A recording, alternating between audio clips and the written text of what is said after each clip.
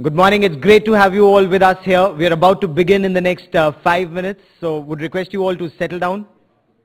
In the next 5 minutes, we're all set to begin.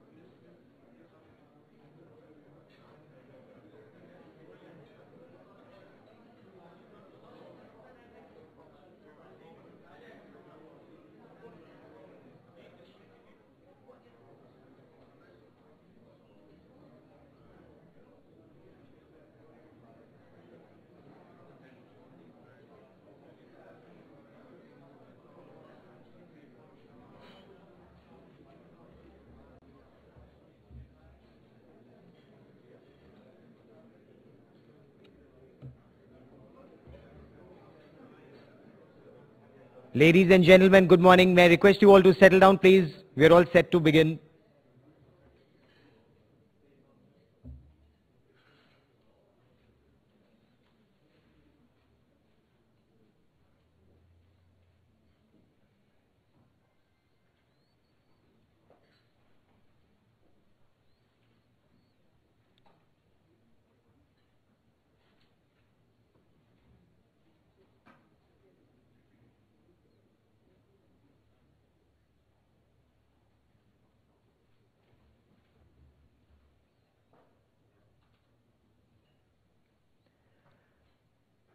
Ladies and gentlemen, good morning.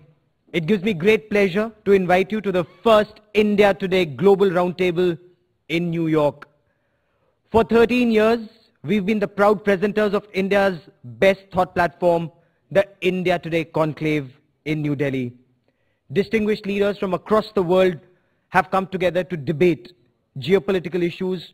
For the first time, India Today Conclave is holding an international conclave to ideate, to debate and celebrate India's growing influence on global economic and political realities. In a few hours from now, Prime Minister Narendra Modi's aircraft will touch down in New York. And as we look forward to this historic event, it is the perfect time to assess India-US relationships so far and the road ahead. Now, before leaving for the United States, the Prime Minister said, and I quote, "Shared values, convergent interests and complementary strengths provide the foundation for natural partnership between the world's oldest and largest democracies." We look forward to an extremely fruitful day. Let me begin by inviting Mr. Arun Puri, Chairman and Editor-in-Chief of the India Today Group, to deliver the welcome address. Mr. Puri, sir.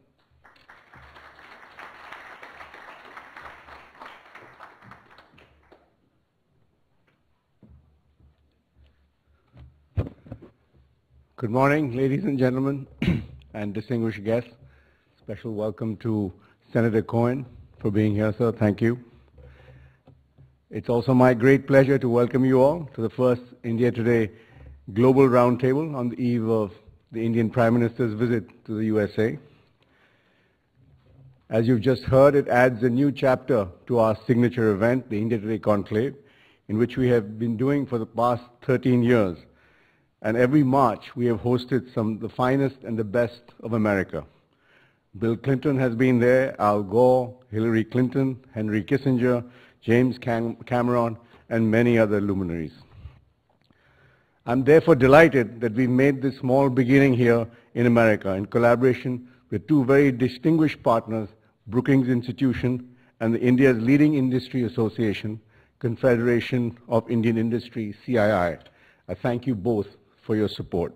We're going to spend the day discussing almost every aspect of the Indo-US relations with leading lights from both countries. There couldn't be a better time. India is on the cusp of great change. After 30 years, we have a single party with an absolute majority and a mandate won on the promise of development. Fortunately, it is headed by a Prime Minister with a clear vision for economic renewal. That too, a vision not held hostage to Nehruvian socialism, but a vision of good governance with minimum government. Probably for the first time since independence, there's been a shift to the right in India's mindset. There is hope now that the Modi government will control our overbearing bureaucracy and release the great entrepreneurial energy of our country and get us on the move again. By all counts, it's a daunting task to streamline an economy full of distortions, an economy which has been a victim of the competitive populism that has been practiced by our politicians for many decades. Meanwhile, Prime Minister Modi is reaching out to the world, as can be seen with his recent engagement with the leaders of China and Japan. In the light of these meetings and his economic vision, his visit to America assumes even greater significance. India-US relations have a long and complex history with many twists and turns. Bring up the subject of India-US relations and there will be as many prescriptions as there are speakers. But everyone is guaranteed to be agreed on one thing. It is a relationship that has consistently failed to realize its potential. India and the US have been variously called estranged democracies, impossible allies, and natural allies, which was coined by our former Prime Minister Atal Bihari Vajpayee. President Obama, while addressing the joint session of Parliament, put it as the interaction between the world's oldest democracy and the largest democracy. The truth is, there's always been an element of ambivalence in India's attitude towards America. This was captured by Jairam Ramesh, former Congress Party minister, who also is a speaker at the Roundtable, in his inimitable style in the title of a paper he wrote in 1999, and the title was, "Yankee, Go Home But Take Me With You." And any which way, it is a relationship that has been better found its potential when it has been guided by politicians. Their more graceful and indeed gracious touch has been needed to get this exceptional engagement out of the diplomats' dreadful adherence to reciprocity. Bill Clinton saw the Jaswant-Talbot dialogue as a way to rescue ties from clumsy diplomacy, and I quote, "If a relationship can be thrown off balance because of a diplomat's domestic arrangements, then surely that relationship needs work." Ashley Tellis, a very well-known and respected commentator on Indo-US affairs, has recently put it quite bluntly, and I quote, "As things stand, the US-Indian strategic partnership is in a rut." It'll be interesting to see how our American guests at this inaugural India Today Global Roundtable see it, and what they'd recommend DC to do to get the relationship back to a good groove. In fact, most of India's other bilateral relationships have been driven by state-determined strategic requirements. In this regard, the relationship with the US stands apart. In many areas, it has been led by non-government popular energies. And once again, over the course of the day, we would like to hear from our participants on how the non-government stakeholders, businessmen, students, academics, the diaspora, can pull the government back on track.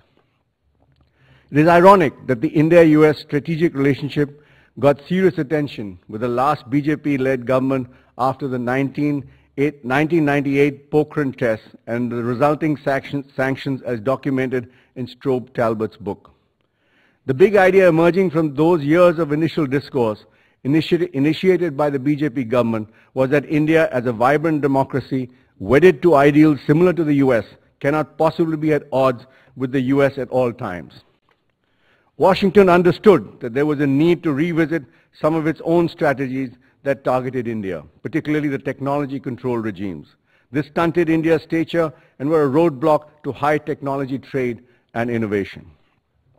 This is how the conversation expanded to include nuclear, space and defense, which led to a framework known as the next steps in the strategic partnership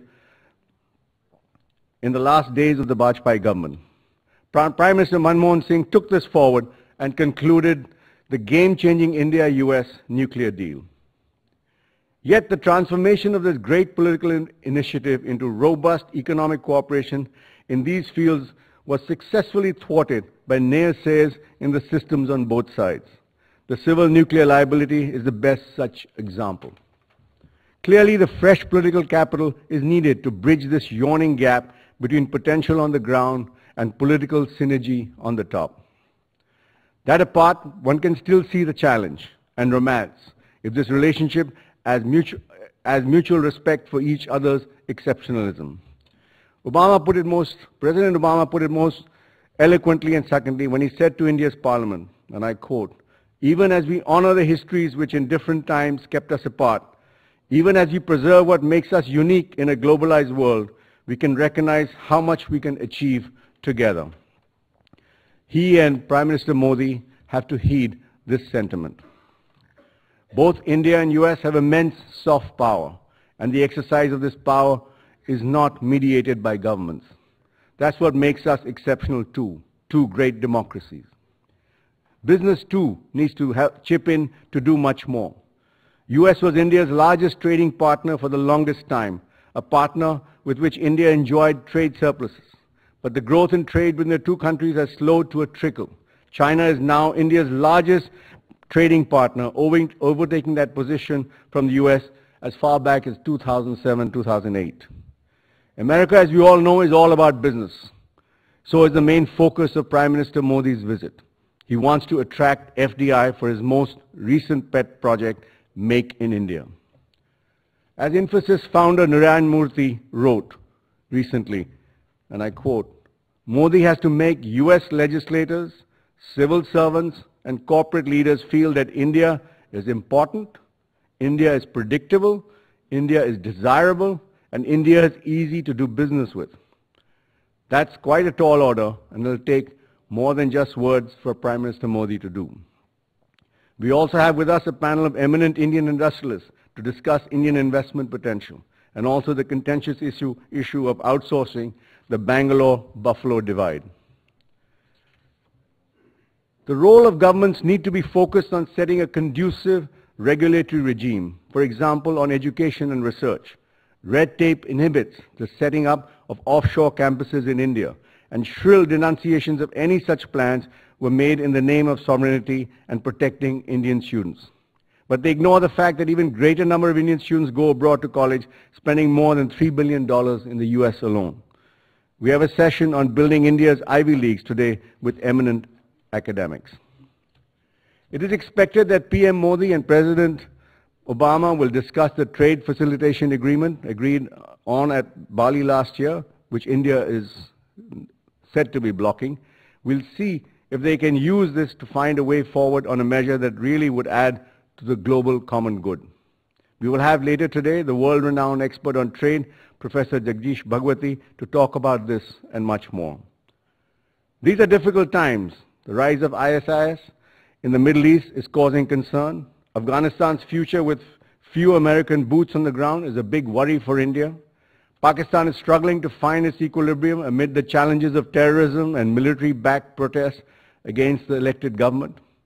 India and the US have simply not cracked the puzzle of how to weigh in with the constituency of progressiveness in Pakistan in a constructive way.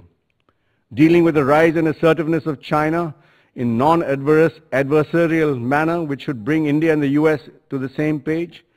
The Indian Ocean is an arena where both countries operate on a shared outlook. We have several sessions dealing with all these issues. Ladies and gentlemen, the tragedy is that in spite of the fact that good India-US relations has bipartisan support in both countries, the progress is halting. Our last 3 prime ministers and America's 3 presidents, which all these 3 include the present ones, have all agreed on one thing, that India and US are natural strategic allies. But in democracies, domestic political compulsions or electoral cycles prevent full consummation of new partnerships. If you look at the current moment, we have an energetic new government in India, and the US has a president approaching the second half of his second term, with somewhat preoccupied with the Middle East. Neither of us, I believe, are ever going to be fully ready. It is pointless, therefore, to search for the perfect timing. This moment is as good as any other as you would get. I leave you with that hopeful thought, and thank you all for coming. And as you say in this country, have a good one. Thank you.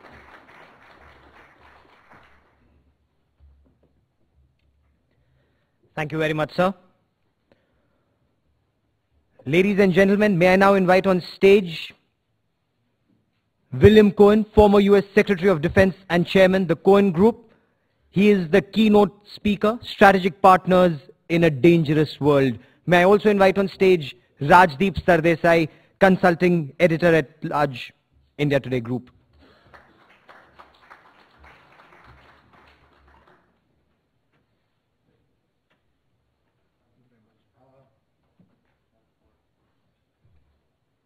Thank you very much, ladies and gentlemen. It's a pleasure to have you all here this morning in New York.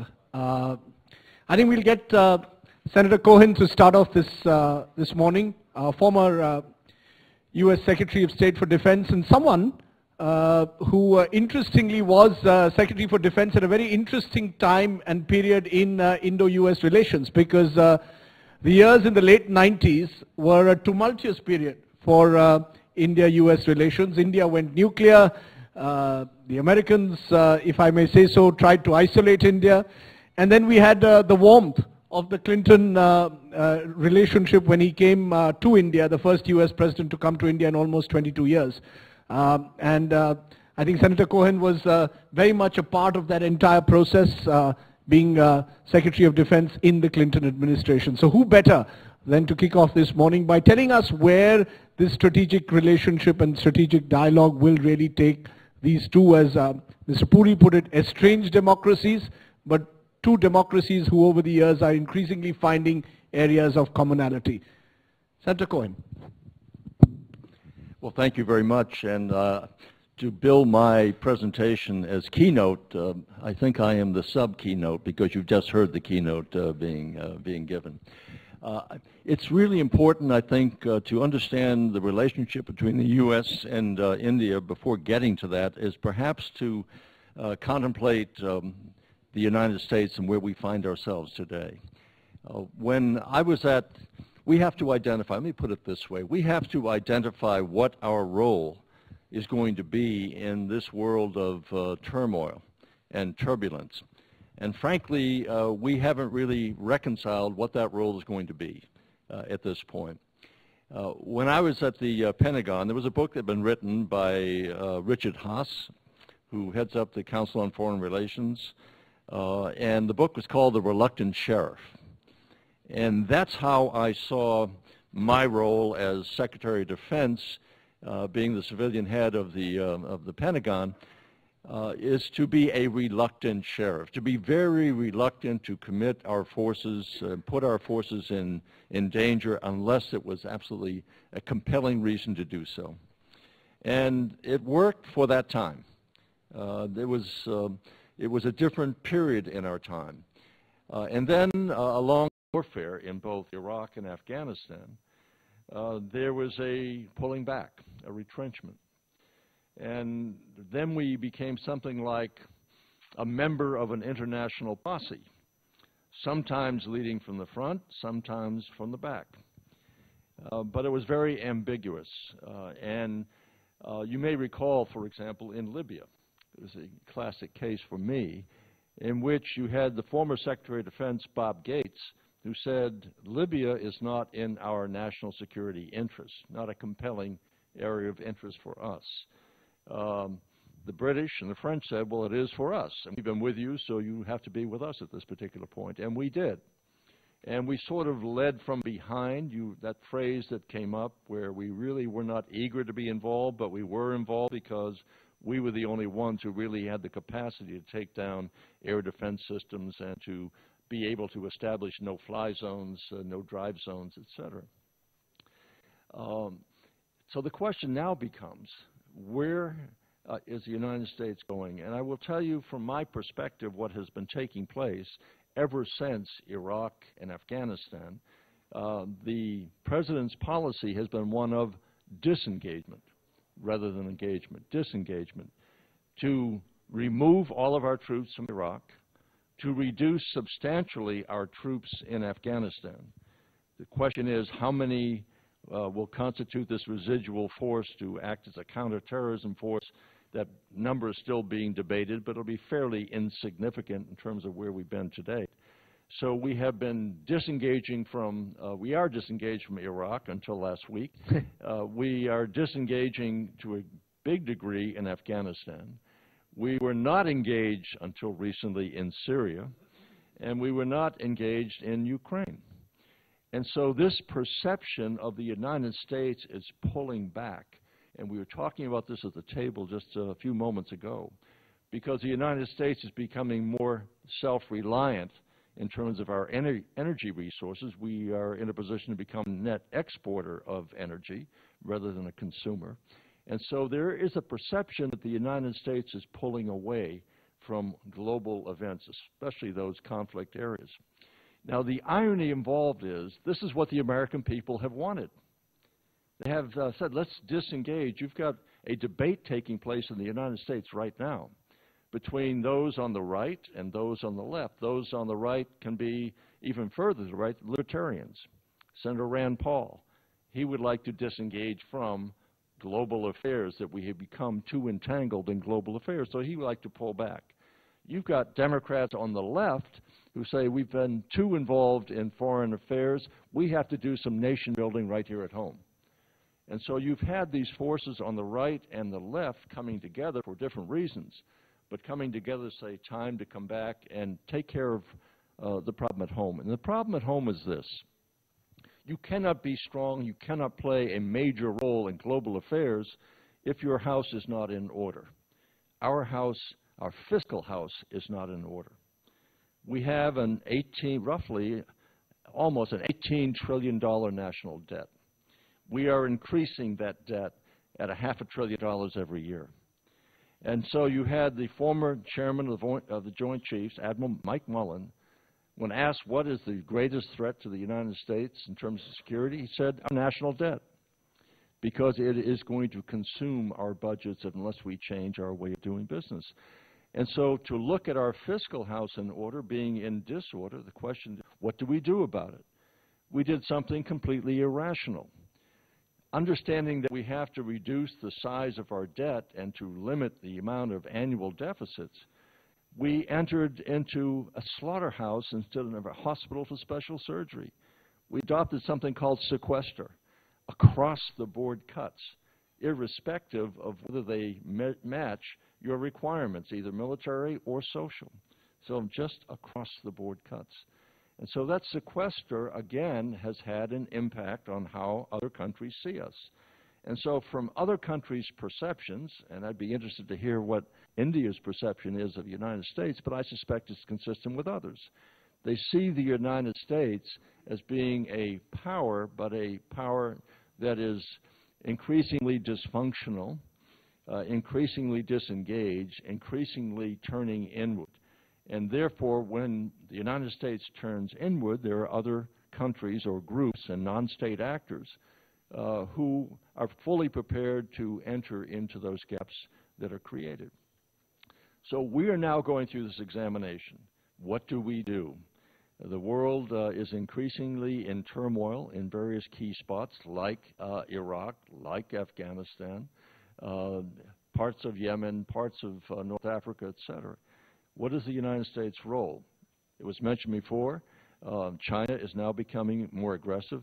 China is certainly an economic superpower. It is a growing military power. Certainly it is determined to be a regional military power, if not beyond. So we have China also to contend with and what is taking place there. And there's Mr. Putin. Mr. Putin has violated all the international norms. He has crossed the threshold of the Westphalia Treaty. In that particular treaty, the notion that you would respect borders, he suddenly seized Crimea. He has threatened to take over all of Ukraine, but certainly to destabilize it as much as possible so that it can't ever join the EU or certainly not NATO. And so we have all of these issues that are currently bubbling, and once again, what is the role of the United States? And I think that's why you saw President Obama give a speech at the United Nations. Actually, I thought it was a very good speech. I thought he was highly energized. I think that that energy, that expression of energy has been much needed, because I think the perception has been that we're sort of coasting, that the President is facing a hostile Congress. It may become even more hostile after November, that he has ceased trying to do business with Congress. He's going to try to do things through executive action, but basically there hasn't been a passionate demonstration on his part that he's committed to resolving some of these problems. So I think we're still in this process, and so the question becomes, what is the role of India? What does India see for itself in terms of its security, in terms of trade and commerce? What role does India seek to play in the near term, long term, and is there any commonality? We've heard expressed earlier that we have the oldest democracy, the newest democracy. We share interests, ideals, and threats. The ideals are pretty clear. We both respect the rule of law. We both respect the trade and commerce. We both celebrate the role of women in our lives, in the business world, as well as personal lives and political lives. We both want to promote greater stability in a peaceful world. So our ideals are comparable, and if not almost identical. We have the same interests. We have an interest in promoting the democracy, yes, but commerce, of energizing our economies, unleashing the private sector, and reducing the burden of bureaucratic heavy-handedness. We have an interest in making sure that we focus on education, particularly in the field of science and technology. I would add arts and humanities. So we have common interests, combating terrorism, and we have common threats. The threats to India are similar to those of the United States.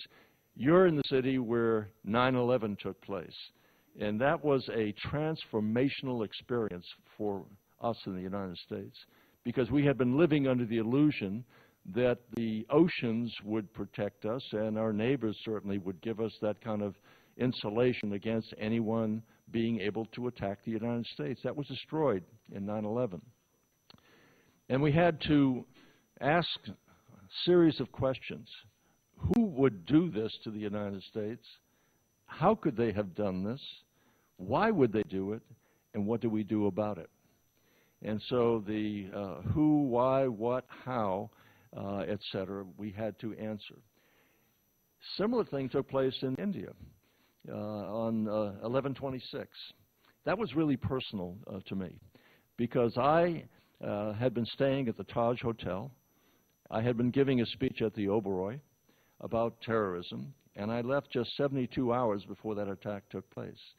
72 hours difference, and I wouldn't be here today. So it was really personal to me in terms of the tremendous damage and horror that was unleashed that day on November 26th.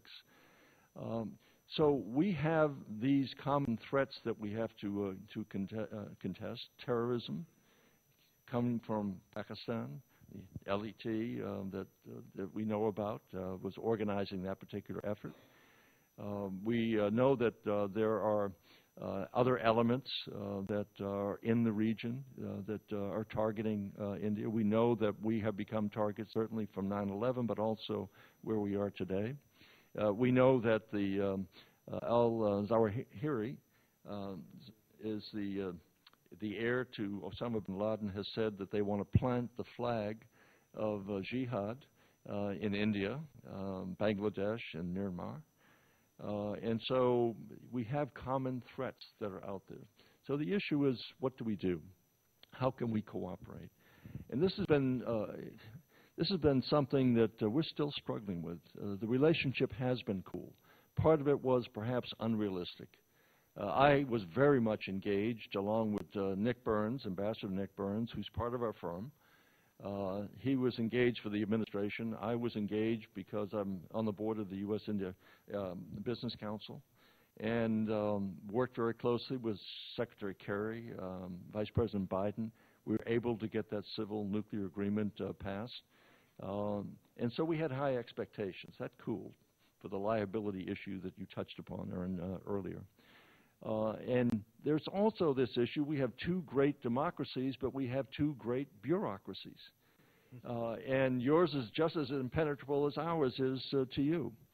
And so the issue then becomes, how do we look at the world and see what is taking place? I mentioned China. I've been going to China since 1978, and I've seen perhaps the most dramatic transformation of a society in the shortest period of time in the history of mankind. When I was there in 1978, pretty primitive in terms of what was available. They had one hotel, they had no cars, they had one store where we could shop at the American Friendship Store. That was it. And I met with Deng Xiaoping in 78, and he laid out his 4 modernizations, and I frankly was skeptical.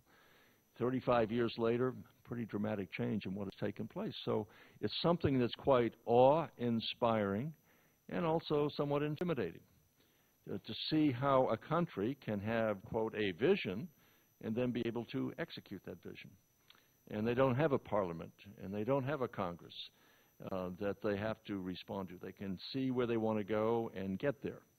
And we may not like the way they get there, but that's their choice, and it has its own limitations, ultimately, long term. But nonetheless, part of it has to do with what are we in the United States doing in terms of our relationship with China. And I would say it's compatible with what India's relationship with China is as well. And what we are doing is we are strengthening. I talked about ideals, interests, and threats. The interests, we also have similar partners in the world. We are strengthening our relationship with Australia. We're going to put a small contingent of Marines in Darwin. Will 2,500 Marines change the balance of power? Maybe our Marines believe that they can do that, but and we want them to think that. But no, it's a small contingent of Marines in Darwin to do training and other exercises there. It's an important symbol. We are running roughly 4 littoral combat ships. They call them LCSs. Running 4 ships. They're not based in Singapore. They're rotating through Singapore. We are reconstituting our relationship with the Philippines, strengthening that. We are certainly have a much different and better relationship with Vietnam. We're not talking about going back to Cam Ranh Bay, but we're being invited to also show a presence there. We are strengthening our relationship with Japan. And Japan is changing as well, relaxing some of their prohibitions against trading their technology with the United States and others. We are also strengthening our relationship with India. It's not well known, but we do more joint exercises and training with India than any other country. So is this designed to contain China? The answer is no. And we have to persuade them that this is the case, because the Chinese will look at what we're doing and saying, look, you're trying to encircle us. You're trying to contain us. And my answer is, we're not trying to contain. You can't be contained. But what we can do is send the signal that we are working with other democratic societies to make sure that this growing power of China is fully integrated into the international community in a peaceful way. And so India plays a major role in that. India wants to have, and does have, you mentioned the trade relationship, your biggest trading partner now. So India has a trade relationship with China that it wants to continue to promote and to protect. You also want to make sure that China's military doesn't become overwhelming in the region. I spend lots of time talking to the ASEAN countries. And the ASEAN countries, they are #1 trading partner with China. They live in the neighborhood. They want to continue to do business with China. But they also don't want to be dominated by China. They don't want to have a hegemon in the region. And so the role of the United States has been to continue to play a role to be a stabilizing factor in the region. And I have mentioned this to the Chinese over the years, because at one point there were articles coming out and white papers coming out saying, time for the Asians to take care of Asia, time for the United States to get out. And I said, do you really believe that? Do you really want to have that happen? And I've lectured at the Chinese Academy of Sciences, saying, if we were to leave tomorrow, who fills the gap? Is China going to fill the gap? Is Japan going to sit on the sidelines while you fill the gap? Will India be indifferent to your filling the gap? We have been responsible for creating stability in the region, and as a result of that stability, we know what? Capital has been flowing in. You have become prosperous, because we all know in the business community, we say, capital is a coward. It takes flight whenever there is instability. So we have been a stabilizing factor. We'd like to continue to be a stabilizing factor, and we don't want to see any one power in the region dominate it in such a way that it upsets that balance. That has been our message, my message, when I meet with them, and I do it frequently. And so our role with respect to India, it's like any other country in terms of what's been wrong. Someone in our office who used to work for Dr. Kissinger, by the way, I would commend his recent book to you.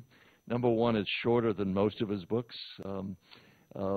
Henry likes to joke. He said, I may not be a good writer, but if you read me, you'll be a good reader. And his books are, 1,000, 1,200 pages long, and every page is profound. This book is manageable.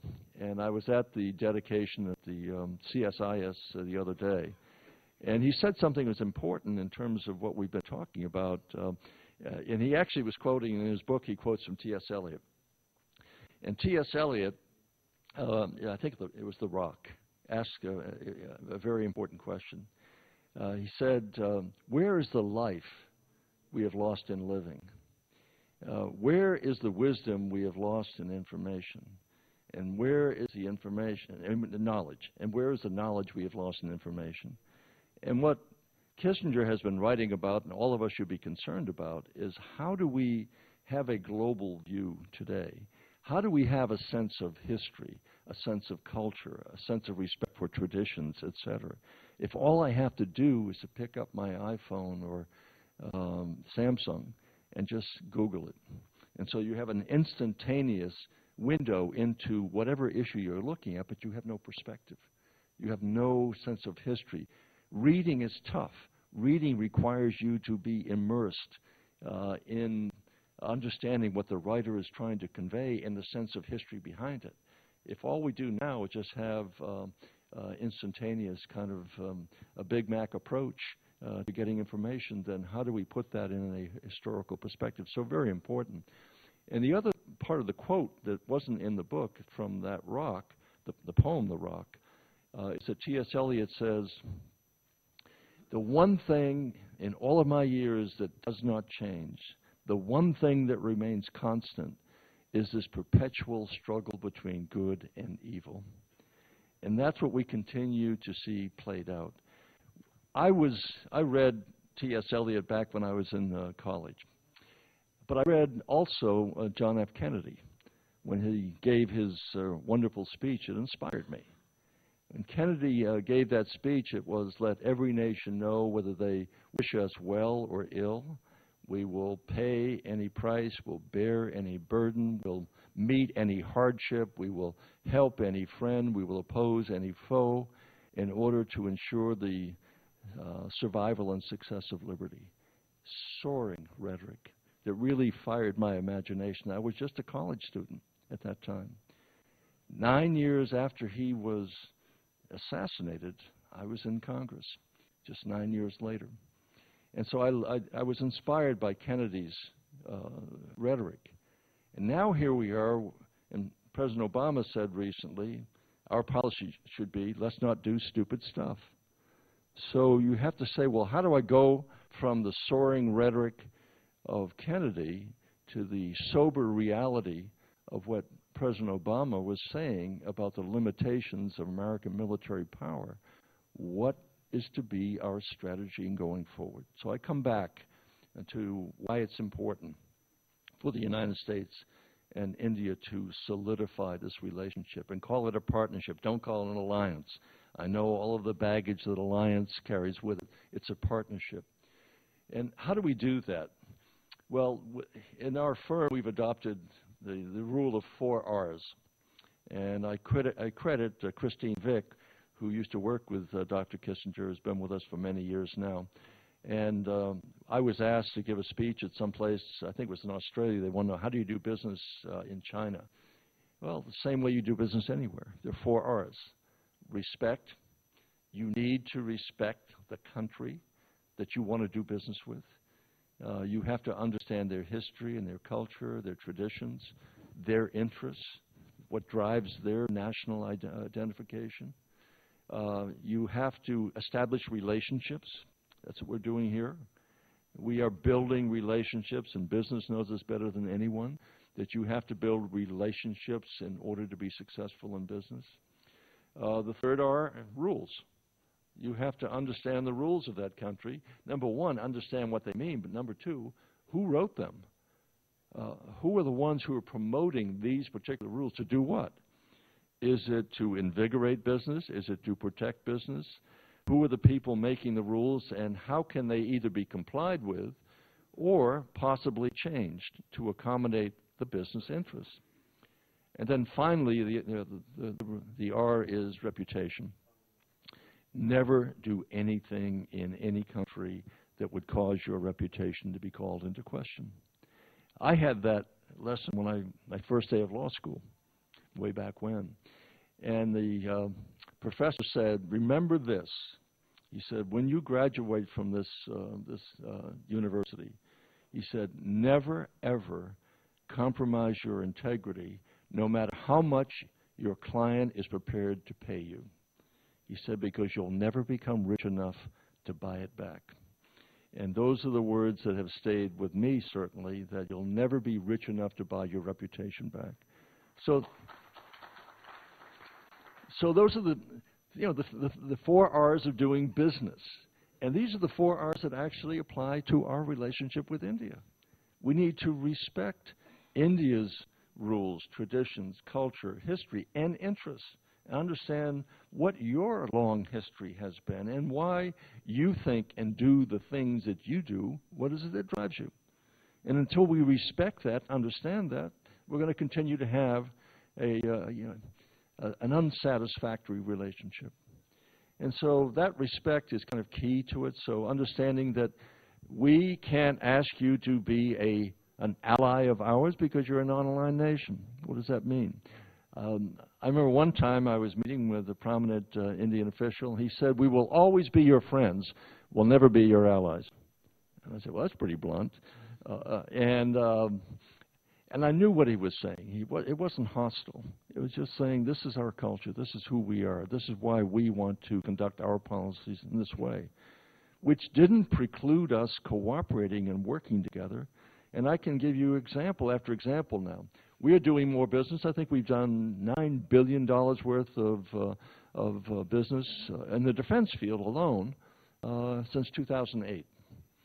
I've been to Hyderabad to see the facility that Tata and Lockheed Martin, they have a joint facility there, building key components of the C-130J, an aircraft that was very helpful during the recent floods that took place. Here, we are now offering India to actually co-develop, co-produce the Javelin, the anti-tank weapon. We haven't offered that to anybody, no other ally, if we offered that to. So there are things that we can do, provided we understand India's history and its needs, and the fact that we can find these ways of cooperation, again, interests. We want clean air. I mean, clean air is key now in India as it is in China. You can't breathe in many parts. On many days in China, you can't breathe. India has a similar problem in terms of pollution. So we want clean water, we want clean air, we want to be able to be free of the poisons going into our lands. We also want to have computer security, because that also is something that we have to cooperate on, and that is we're living in a world in which we're interconnected. And the cyberspace has become perhaps the most dangerous battleground of all. So we now have an initiative that was instituted by Secretary Hagel, talking about a defense security initiative that will deal with cyberspace, cyber crime, cyber theft, cyber identity theft. And also we have to look at not only software protection, but also hardware protection. You have to look at the contracts and subcontracts to find out who's building the components for the hardware, because if you can destroy the hardware or complicate it, make it defective, you don't have to worry about having the malware get into the software. So we have all of these interests, and we have these ideals, and we have opportunities. I just want to close with one comment. One of my favorite poets is a man named Ciardi, an Italian poet, and American Italian poet. But he wrote something, I think it was called The Birds of Pompeii. And he said, how do you, and the women perhaps in the audience, perhaps more than the men, how do you distinguish a real emerald from a synthetic one? And he said, you heat both to a certain temperature and then you tap. The real one will shatter. He said, how do I know this? She said, I don't have any emeralds, but I have talked to a woman who does. And he said, but I have held in my palm the bright breakage of a truth told too late. I know the principle. And we have to think about that image. We don't have to hold in our hands the bright breakage of truths told too late. We know what we have to do, and we have to energize this relationship. Prime Minister Modi coming here is really important. This excitement in Washington is building for his arrival next week.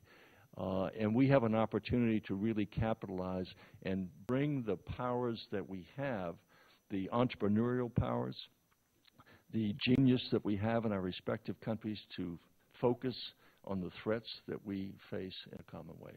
I will cease and desist here. I am a former United States Senator. And in the Senate, there are no limitations on how long you can talk. And so I'm going to cease and desist at this point. Thank you very much, Senator Cohen. I'm going to open it up to questions, but you took away my first question, which was a recent book which suggests what you've suggested, that India and the U.S. can never be allies, but we can always be friends. It seems that is now a settled way of looking at the relationship. But ironically, President Obama just 4 years ago came to India and said that India and the United States will be the defining relationship of the 21st century. Was he engaging in hyperbole? Was that an exaggeration? That at the end of the day, India and the US are perhaps not going to be the defining relationship of the 21st century? Or are they? I don't know.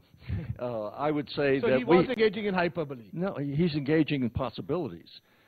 If you take a country of the size and the capability of India, with all that you have, the inherent talent in the Indian people, a 1.3 billion population, a young population, a democratic country that values the contribution of all of the members of its society, then you say long term, this is going to be one of the most powerful countries on the planet, which is true. China will be a powerful country on the planet, but so will the United States. So the question becomes, do we have more in common with India than we do in China in terms of our democratic practices, policies? Do we share the same ideals? We said yes, interests, etc.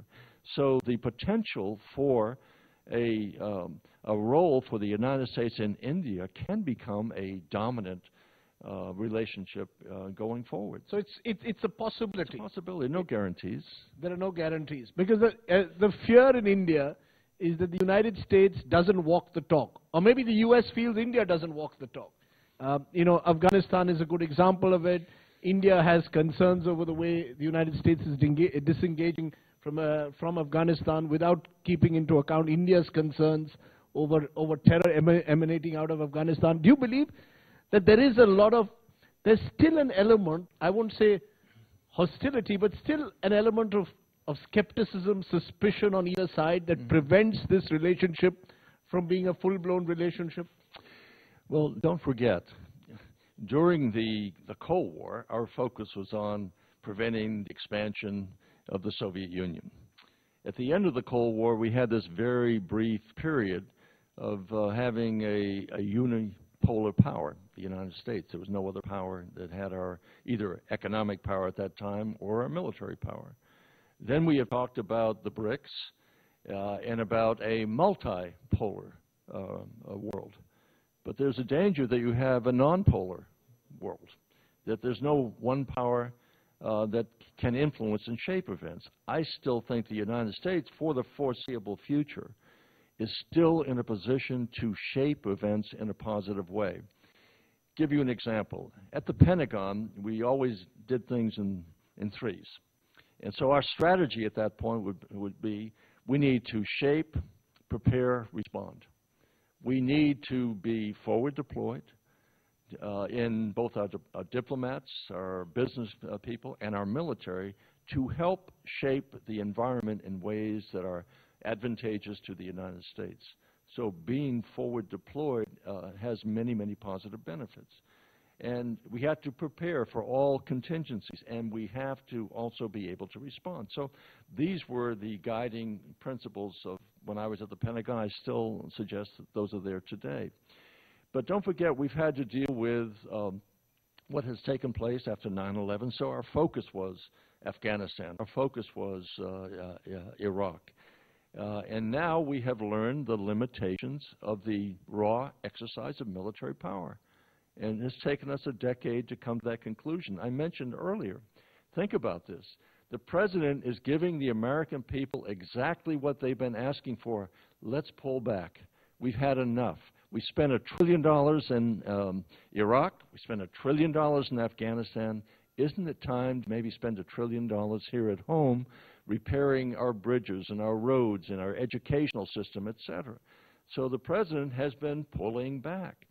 And yet the American people don't give him credit for that. And frankly, they don't like the fact that we're pulling back. Ironically enough, the notion that I'm giving you what you want, but you don't like what I'm giving you.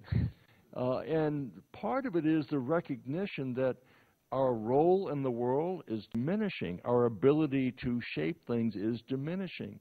The rise of ISIS suddenly has caught our attention, that we're seeing the spread of a radical form of religion in a key area of the universe. Now, as we are, again, becoming more energy self-sufficient, other countries, those in the region and elsewhere, say, you see, they're pulling back. They don't need us anymore. So that is all part of it as well. And now the President reluctantly is being pulled back into Iraq. He's being pulled back into Afghanistan, but I think he also recognizes, even if it hasn't been articulated, and certainly the Congress has to come to the recognition that we can't do it on our own. We can't do it without you. We can't help stabilize those regions. We can't help in Afghanistan without you. You've been very helpful. You spent $2 billion in Afghanistan helping on their infrastructure. You've been training some 15,000 troops in your country and helping in Afghanistan. You have built the Parliament building in Kabul.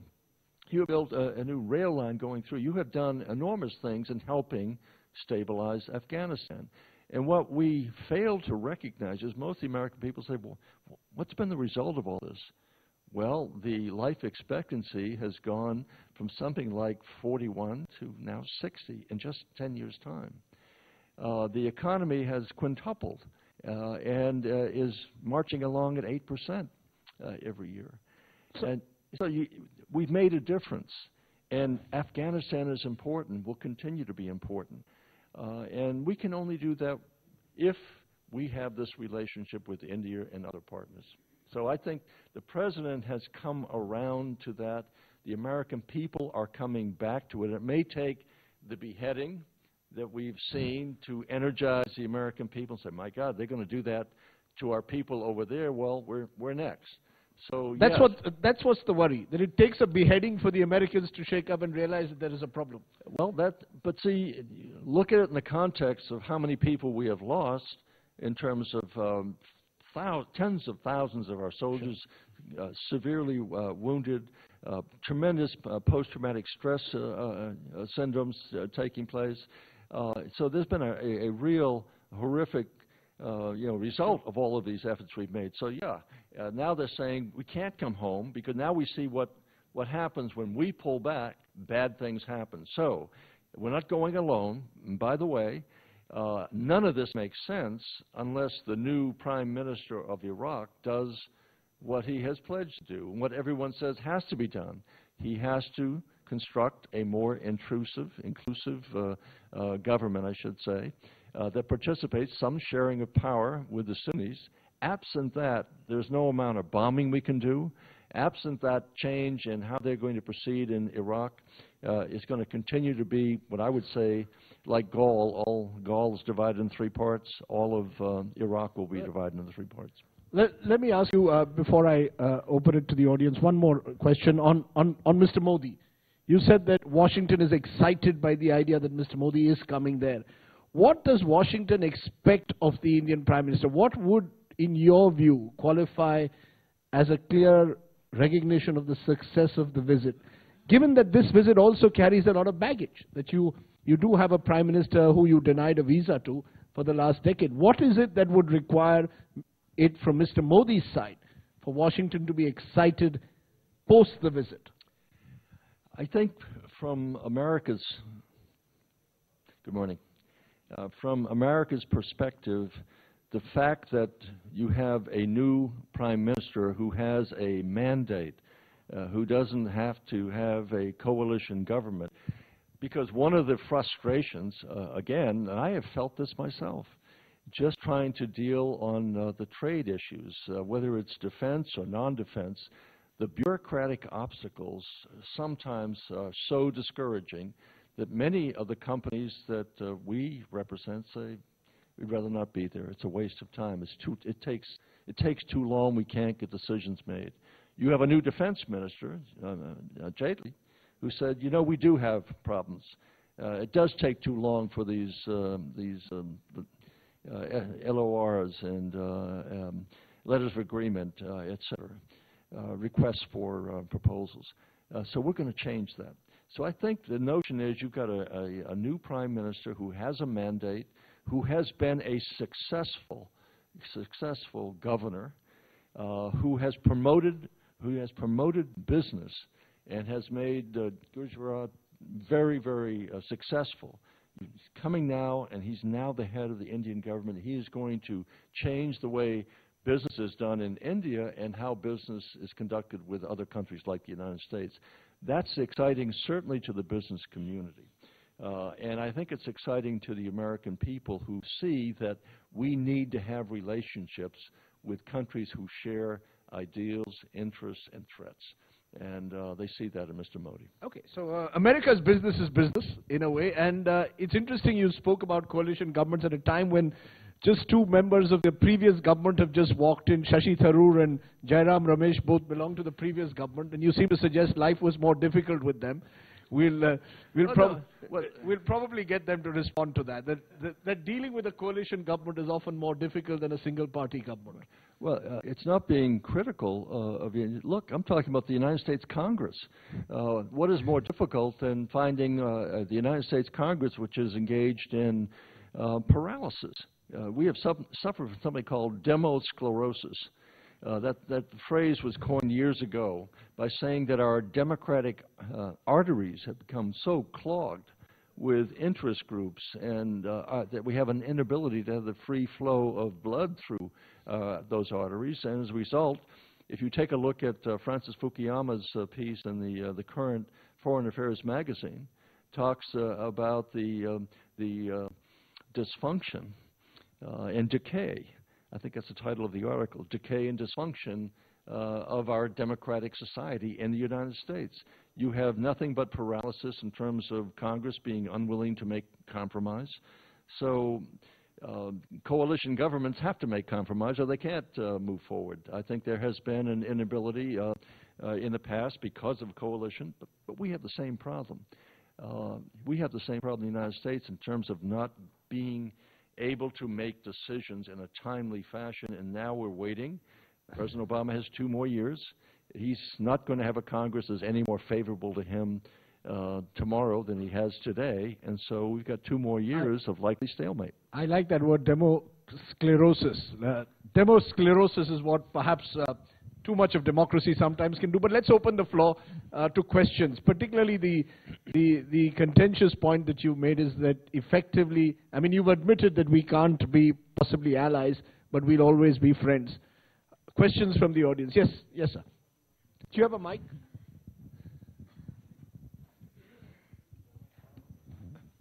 Thank you, William, for a very interesting presentation. And I do agree with you that, see, you brought out very well in your lecture the whole area of common interest between the two nations, the common beliefs, the ideals, the visions that we carry together. I can also tell you that on behalf of the young India, and our demographics is going to be very shortly, I think 50% less than the age of 25.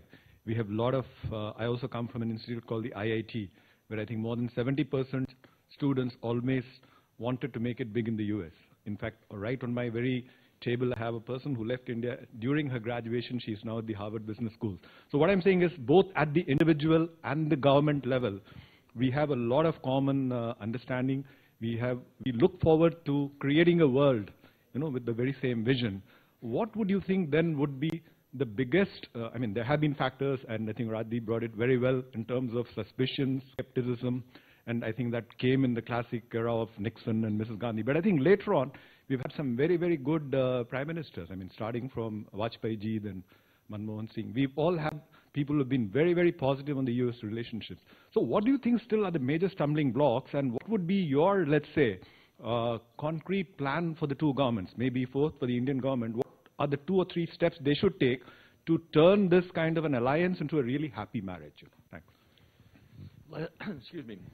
Tell us that one big stumbling block. Let me do a television soundbite on you. What is, do you believe, even today, is the one big stumbling block to prevent a full-blown relationship?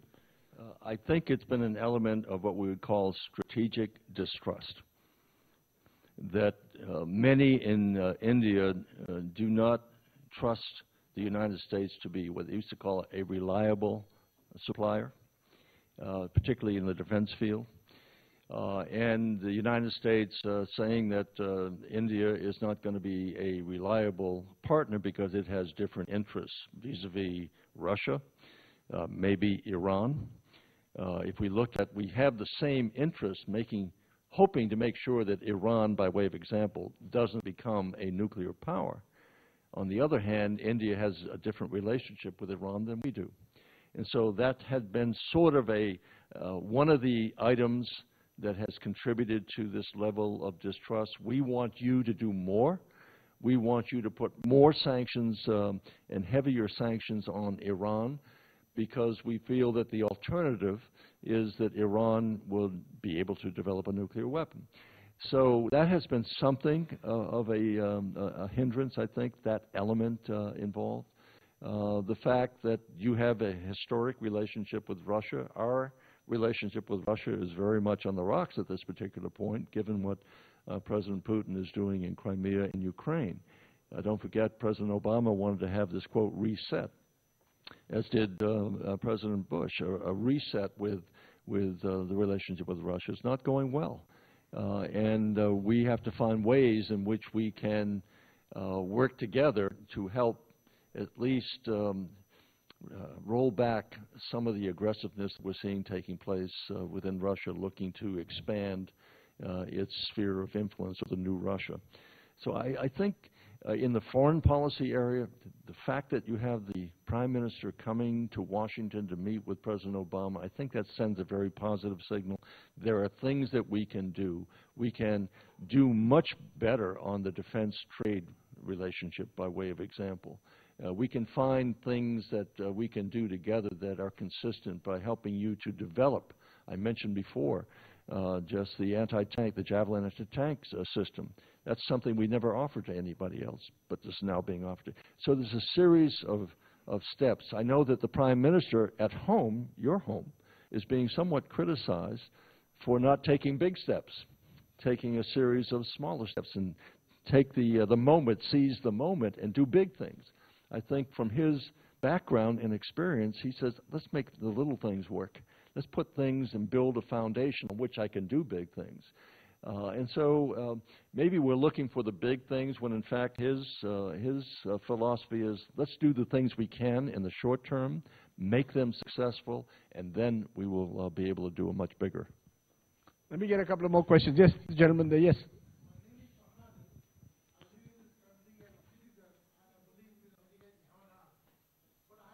Okay, can I just get the mic too, because that might make it easier. Just let me get a mic too. See, I consider America as heaven on earth. My biggest question is, I read in the New York Times, a Muslim writer writes, how America is going to fight this war when from every street corner there will be called Allahu Akbar, where America will put its own bomb on own streets. When it will happen this? I haven't quite understood that. See, there's a writer who wrote an article in New York Times, what America will do when from every street corner they'll be called Allahu Akbar. It means we have two kind of enemies, enemy outside, enemy internal. So this internal enemy, when will call for Allahu Akbar, puts its own bomb on own streets. Will it happen? And when it will happen? Well, isn't that the threat that all of us face going forward, that warfare has been democratized, that now individuals can carry out extensive bombing activities without state-organized efforts? And so that's part of the problem we're all facing. Are we turning the Muslim world against the United States? There's an element of that.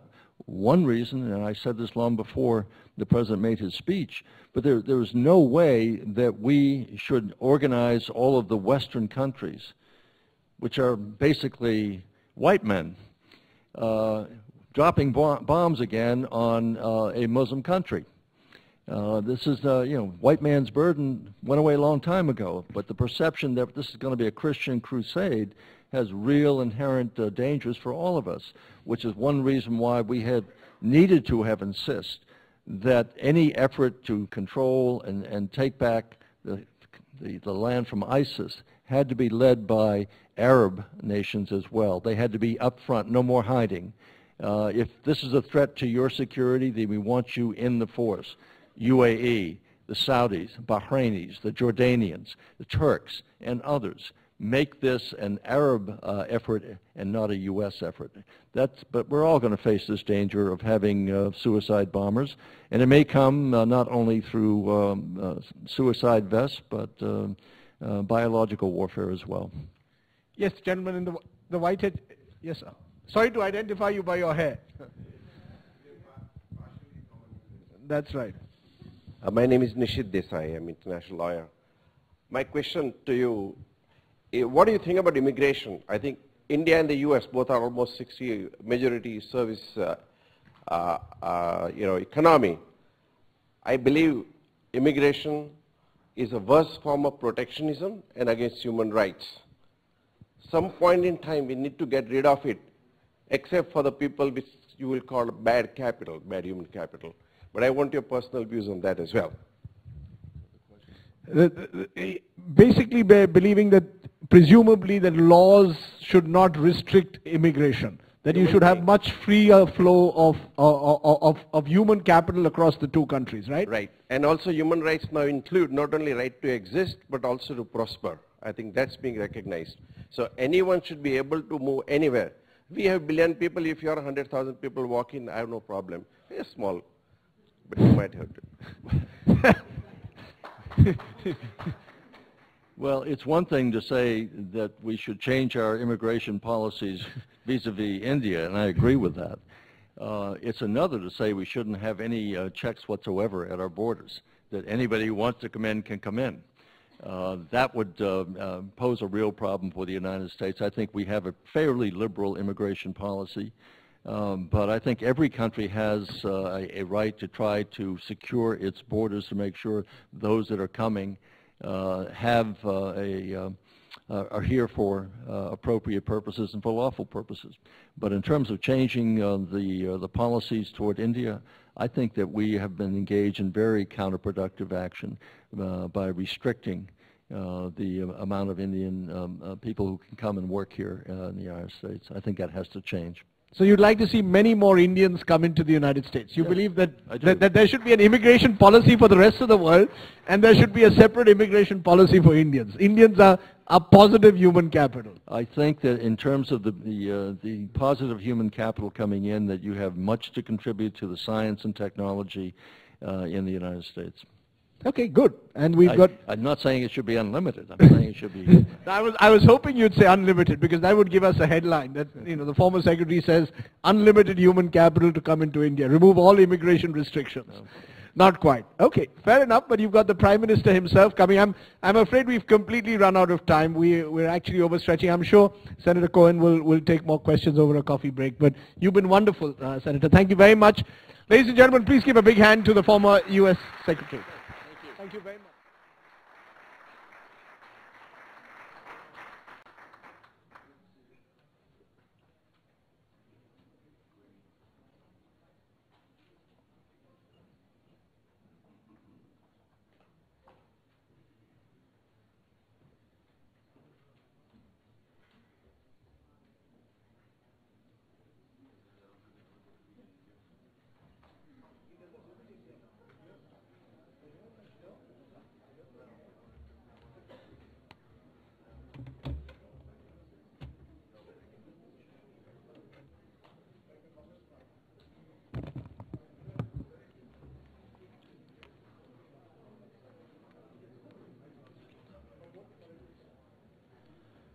Once everyone settles down, we can start.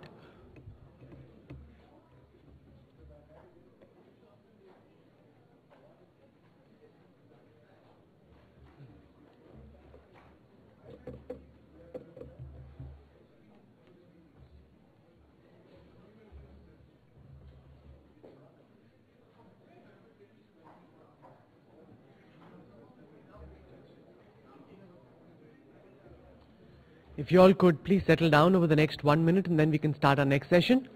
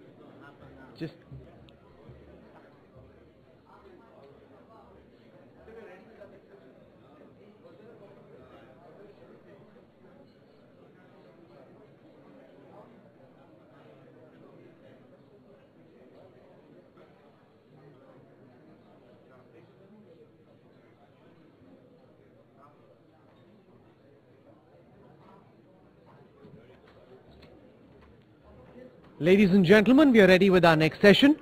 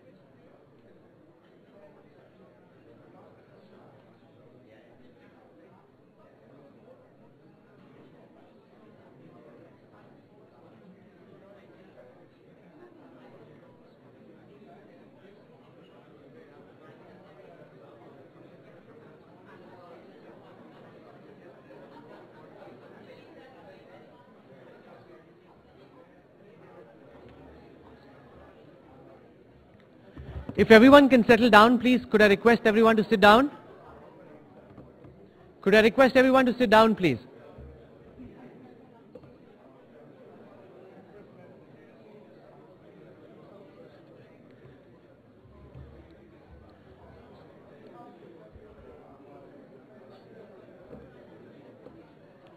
We will have a coffee break soon enough, so if everybody can settle down, otherwise we'll run over.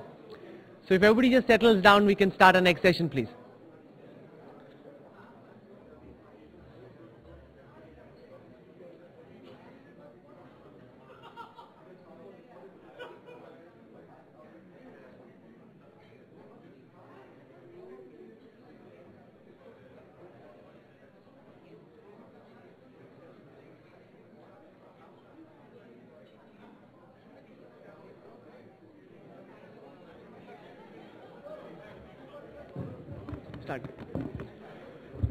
For long the story of India,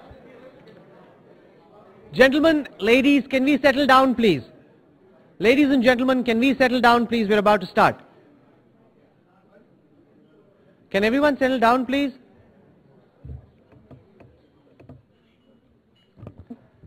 Okay.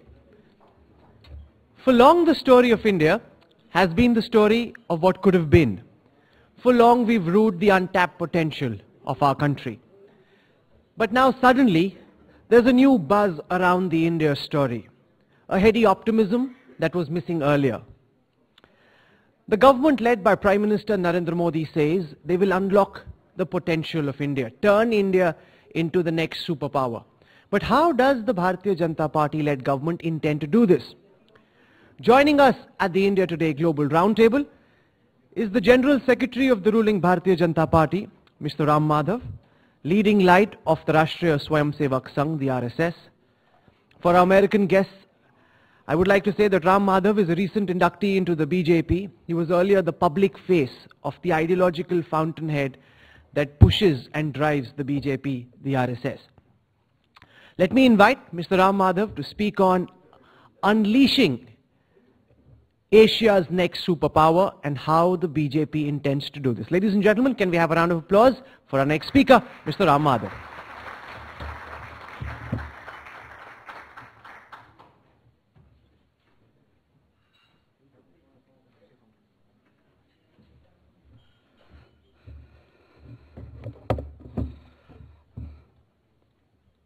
Thank you, Rahul.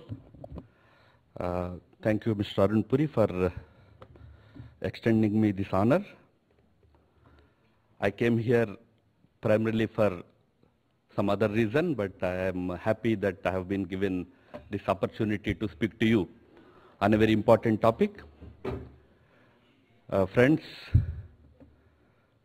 Prime Minister Modi is expected to arrive in India in a few hours from now. And, in US.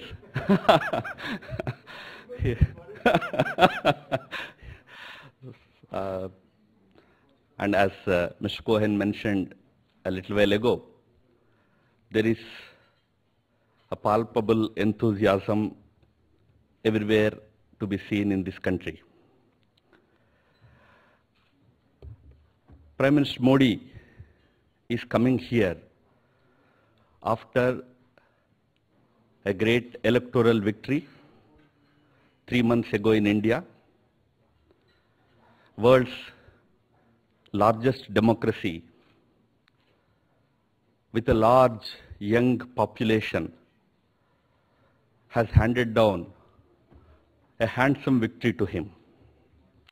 It was a decisive mandate in favor of a stable and secure government, and more importantly, for a change in our country.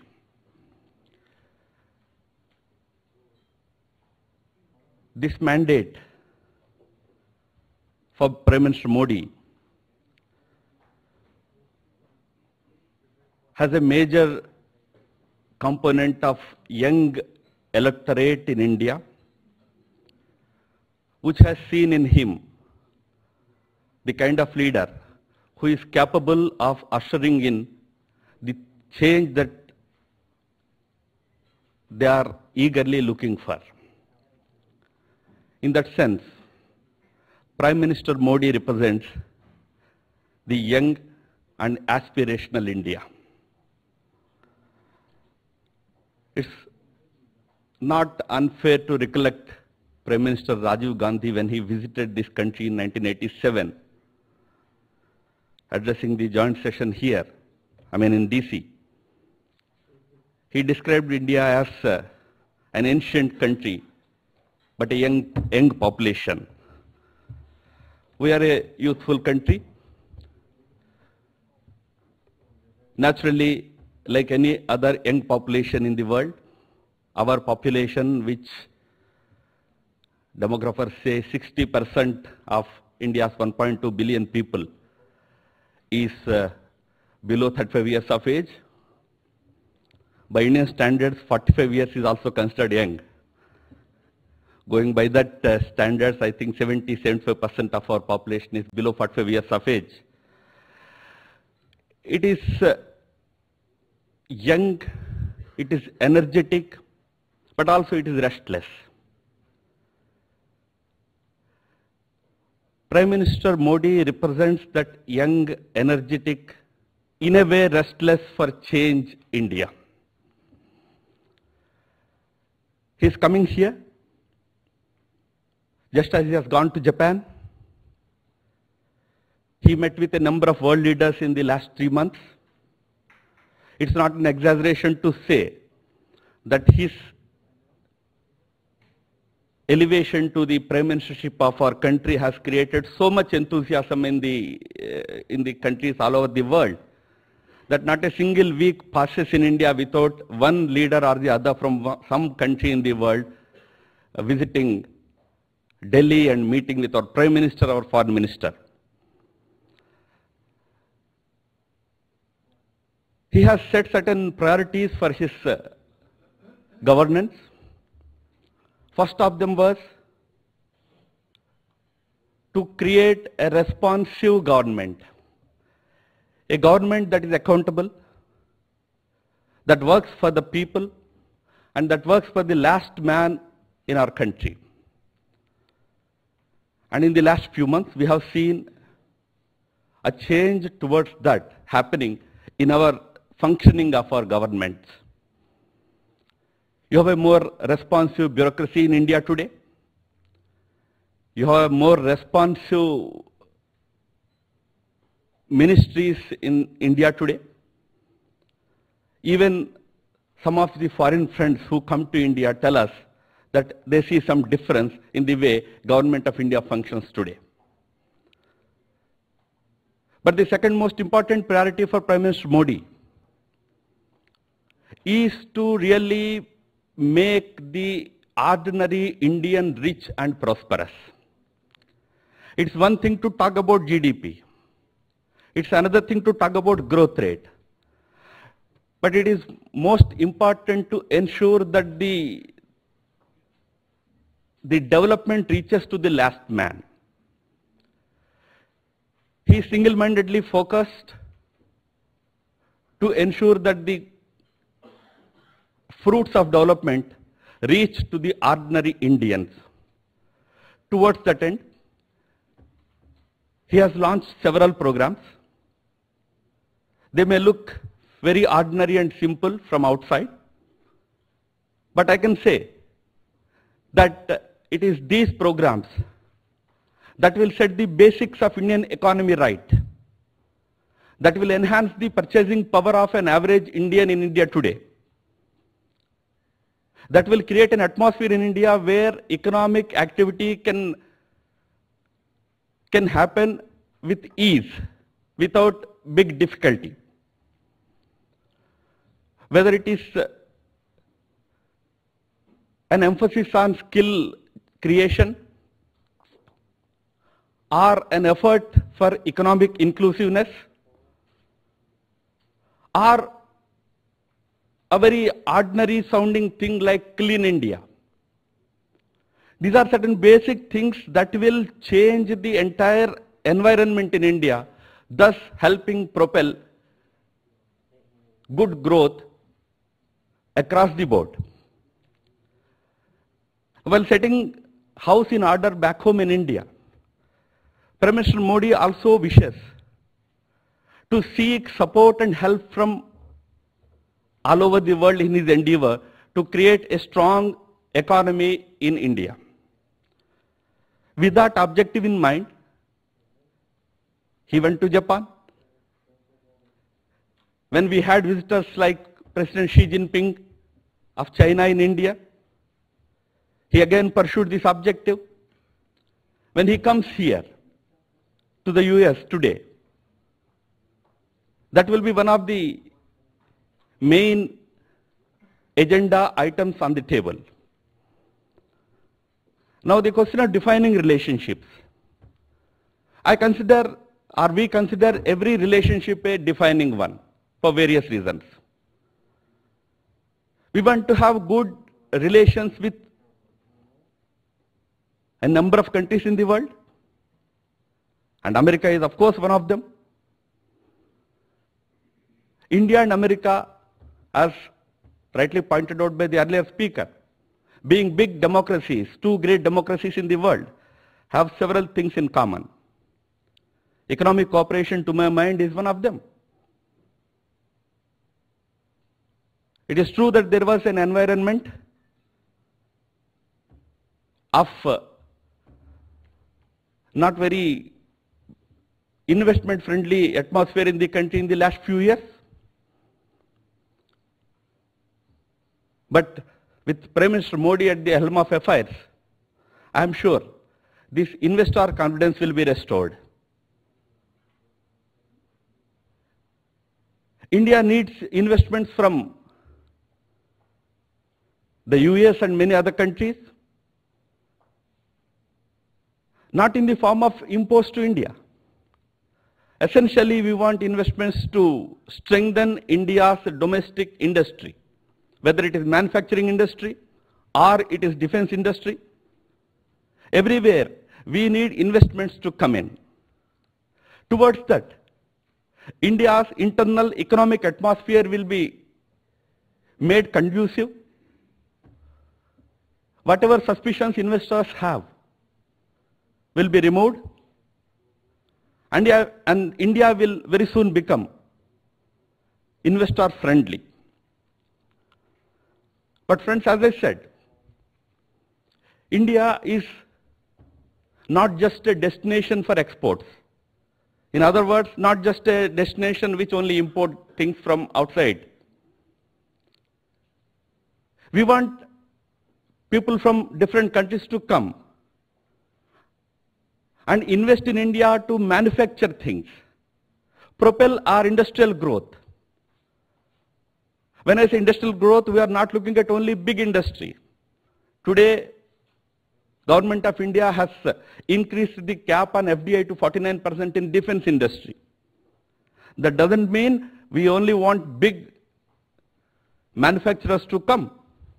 We have any number of small and medium scale industries that exist in India. They need investments. They need support from outside world. And you can help us by transferring technologies. India is on the lookout for latest technologies to be transferred. In the area of energy security, yes, we are looking for technologies. There can be technology transfer in green technology area. Similarly, in defense industry, technology transfer can happen to India. So we expect, when we talk about defining relationship, we expect countries like America to open up a little bit. This kind of cooperation will go a long way in establishing strong relations, and Prime Minister Modi is committed to enhancing this kind of relationship where we will have win-win situation on both sides. India and China again have certain common concerns with regard to homeland security. There was discussion about terrorism. We have been cooperating with each other. And the government wants to take it further. We can cooperate on the issue of terrorism in a more meaningful way. But I have one rider to add. India's neighborhood is the epicenter of global terror. It is for the US to review its policy with regard to the entire region in which India and other countries are situated. This whole idea that your terrorist is my friend but my terrorist should be your enemy, I don't think this can work. Terrorism should be seen as a global menace, global threat. Everybody should come together, and if it is a country which is emanating terror, it has to be seen as one. And the issue of Afghanistan needs to be also taken up seriously. We need to ensure that Afghanistan gets a strong and stable government that does not allow the past situation to recur there. As I said, India also wants to develop its defense preparedness. We live in an area, we are forced to live in a kind of a situation where India has to invest enough on defense related activity. India and US have been cooperating in the area of defense. We have had defense exercises going on a regular basis. But also India wants to grow self-reliant, as I mentioned earlier, in defense production area. There also I think countries like US have an important role to play. India and US have one very important relationship, that is people-to-people relationship. Nobody can downplay this relationship, because in many areas, almost 4 million Indian population here has been a great bond between the two countries. Whether it was few years ago the nuclear deal related discussion, or today the immigration bill, the Indian community here is playing an important role. That's why Prime Minister Modi attaches great importance to meeting with the Indian community here and interacting with them, which he is going to do on this Sunday. Last, I would like to make one final observation. Friends, Prime Minister Modi today represents a confident India of 1.2 billion people. It is a different India that we are seeing today. It's young, energetic, I already said, but it is also self-confident. It doesn't bend backwards nor forwards. Prime Minister Modi represents that self-confident nation. In the next 4 days, the leaders of the world who will be assembling here for the United Nations General Assembly, as well as the American leadership with whom he is going to have different engagements, G2B, G2G, G2P. When I say G2P, government to people engagements, you will see a different Prime Minister who knows how to say no. We say yes also, but we say no also when it comes to protecting India's national interest. So we have a self-confident nation led by a utterly self-confident leader chosen by that self-confident nation of 1.2 billion people.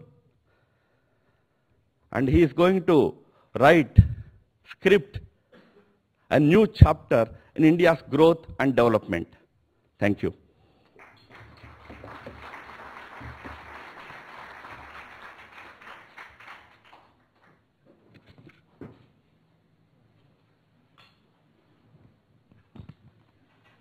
Thank you very much, Mr. Ramadhav, for that keynote address. We've spent the last few days here in New York, and the sense we get by speaking to people from outside the Indian American community, those who invest globally, big American companies looking at what's happening back home, is that while Prime Minister Modi rode on a wave of optimism and got elected to office, things haven't moved quite the way that the global community, especially investors, would have liked to. They haven't seen any big ticket reform yet. So while there's a lot of talk, why are we not seeing that translate into substantial action just yet? This government has been in power for about 100 days or so. And while the expectations were very high, it is expected that the government gets enough time to come up with what you describe as big ticket things. Having said it, let me tell you that the direction in which the government is moving is quite correct. Setting the basics right is the most important thing that the government has to achieve in the first few months. And I'm sure governments are elected for a minimum of 5 years, and we hope to be there for 10-15 years. And you will see big ticket things coming and big changes happening in the coming months, if not years. One of the things that rankles American investors and global investors is the fact that there is regulatory uncertainty in India.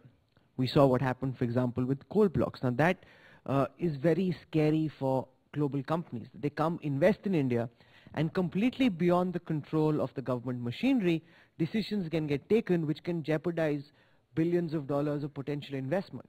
How does your party and your government intend to deal with that? I agree, it is a challenge that we have inherited from the past governments. There's a lesson in it. Our government will be careful to ensure that such a situation does not recur, whereby the investors are put to real difficulty and the very confidence of the investor is shaken.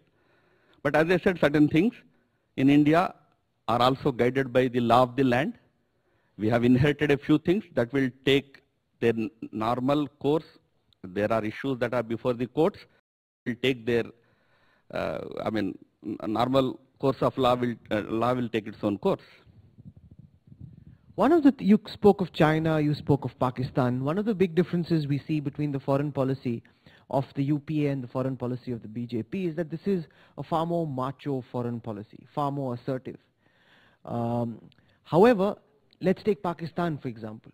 India and Pakistan have currently got boxed into a corner from where there's now an eyeball-to-eyeball confrontation, and each is wondering who will blink first. How do you see India and Pakistan extricate themselves from a corner into which they've been boxed by this new government? To be assertive and to be mature are two different things. Yes, our government is a little more assertive when it comes to India's national interest. It has to be. We are here in power. We are elected to power, not to remain as a duplicate copy of the previous government. We have to be different. We are here to protect India's national interests with full commitment and vigor. But that should not be seen as any machismo or anything. That should not be seen as any provocative gesture towards our neighbors. It is this government's way of protecting its sovereignty, sovereign interests. Don't worry, the neighbors also will learn to live with this government. It's better that they learned it quickly. It will be in the interest of everybody. Having said it, we are committed to maintaining good neighborhood relations with everybody. The President of China was in India, Xi Jinping was in India. Our Prime Minister spoke with him, but spoke with him with frankness. He has not bent forwards. He was firm, but at the same time he was in a way warm personified. I'm coming to China just in a moment, but let's deal with Pakistan. Because I'm saying you're boxed into a corner. Could you shed some light on how you see the India-Pakistan equation move from where we are right now, where each side is saying you didn't invite us, so we're not meeting in New York. The Pakistan Foreign Office is saying you didn't seek an appointment, so we're not meeting, and each is expecting the other to move first. I don't know what happened here in New York. I know this much that Prime Minister Modi is meeting several other heads of countries like Prime Minister of Bangladesh and a few others. I really don't know the reasons for this bilateral meeting with Pakistan not happening. Having said it, as I said, with Pakistan, first of all, with Pakistan, there is always this problem as to deal with which Pakistan you are talking about. You are talking about the elected government Pakistan, or you are talking about unelected, the real power centers in Pakistan. This is not an exaggeration by me. Secretary of State from United States goes to Pakistan, meets with the President, with the Prime Minister or President for 30 minutes, 45 minutes, and spends 3 hours with the Chief of Army there. There are certain realities in dealing with Pakistan. It's a difficult relationship. Having said it, while asserting India's sovereign interests, Indian government will try its best to ensure that we are not boxed into a kind of situation that you are describing. India is too big to be boxed into any situation with just one neighboring country. Don't worry about that. We will certainly ensure that the relationship comes back to a sort of a friendly and normal one. Let's come to China. We saw the Chinese president in India. A lot of attempt was made to ensure that the focus stays on investment, but the border dispute is still a wound that's very alive. How do you see India and China move given the concerns along the border? See, India-China border dispute is a story of more than 5 decades. We have had a number of rounds of talks with China on the issue of, I wouldn't like to call it, because I'm not in the government, I wouldn't like to call it the border at all. For me, the meaning of border is different. But yes, there was an LAC, line of actual control. Government of India, Prime Minister Modi has made it clear that respecting this line of actual control is a prerequisite for any further dialogue on the border question. In the more than 50 rounds of talks that have taken place, a large part of it there was a mutual understanding about a large part of it. I do agree that there are some disagreements over some areas, but new areas are being opened up for dispute. This is a vexing issue between India and China. Good thing is, we are no longer talking about freezing the borders issue.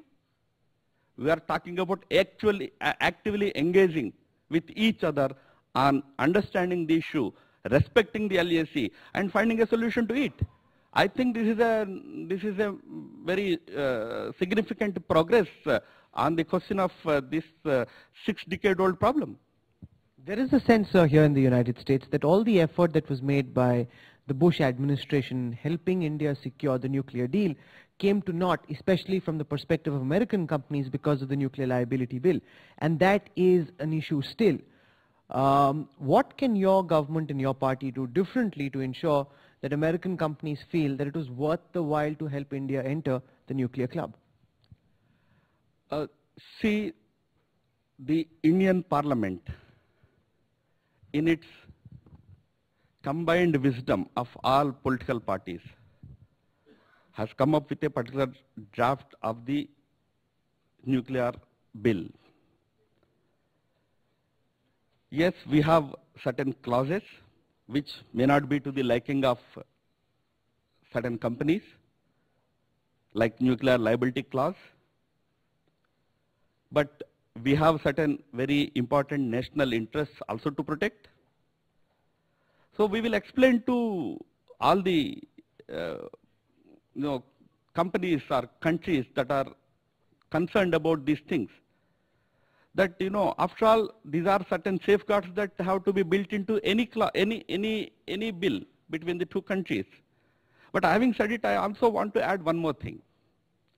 Now today we have to move beyond nuclear bill, etc., because there are umpteen other avenues for energy cooperation are available for us today.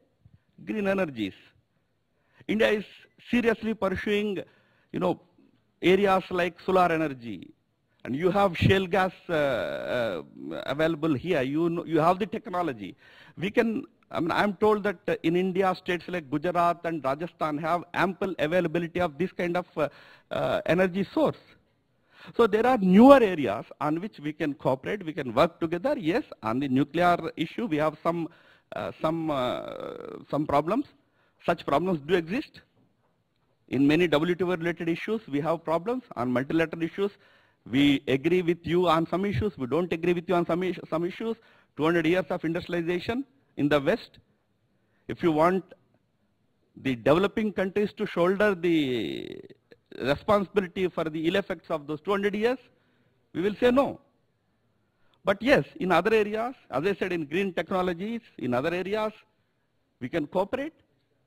So there will be some areas where probably world has to be prepared for hearing no from India. So you were till very recently the public face of the Rashtriya Swayamsevak Sangh. And here in America, there are several concerns about what this body, largely invisible, now more and more visible, highly assertive, means for this government. The government was voted to power on the promise of development, but since the time the government has been voted to power, we've seen the right-wing extremist fringe in India assert itself, unhindered by anyone in the Modi administration, no one willing to put a leash on some of these fringe elements. We've seen radical forces become center stage. How do you deal with the ideological roots that the RSS has? Because you were till very recently the face of the RSS, and the RSS agenda vis-a-vis the BJP's manifesto, the BJP agenda, which got it voted to power. Firstly, I must say I'm surprised that the same misrepresentation of the facts continues from New York also by the media. There is no radical fringe taking over of the matters in India. India is progressing. India is mostly peaceful. There is no right-wing extremism, etc., taking over the government or whatever, the way you are describing. No such thing is happening. Most importantly, the organization to which you referred to just now, the RSS, from which I come, is an organization with nation-first ideology and commitment. For us, the interest of the country is paramount.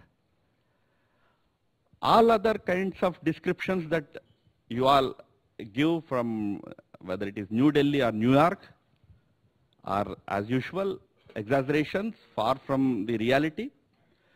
But that is totally different from the government or the party to which I belong. This government, although elected by a section of the electorate, is a government that belongs to and caters to 1.2 billion people of the country. We are for the welfare and well-being of every Indian. In India, we have any number of problems. Yes, the problem that you are referring to, some kind of a communal flare-up, does take place occasionally in some areas. To describe it as though it is the mainstream phenomenon in India is doing gross injustice to India and Indian people. And wherever such extremist tendencies crop up, the governments of the respective states have all the power to deal with them. The government of India will extend all the support to the local governments to tackle any such communal sectarian strife in India.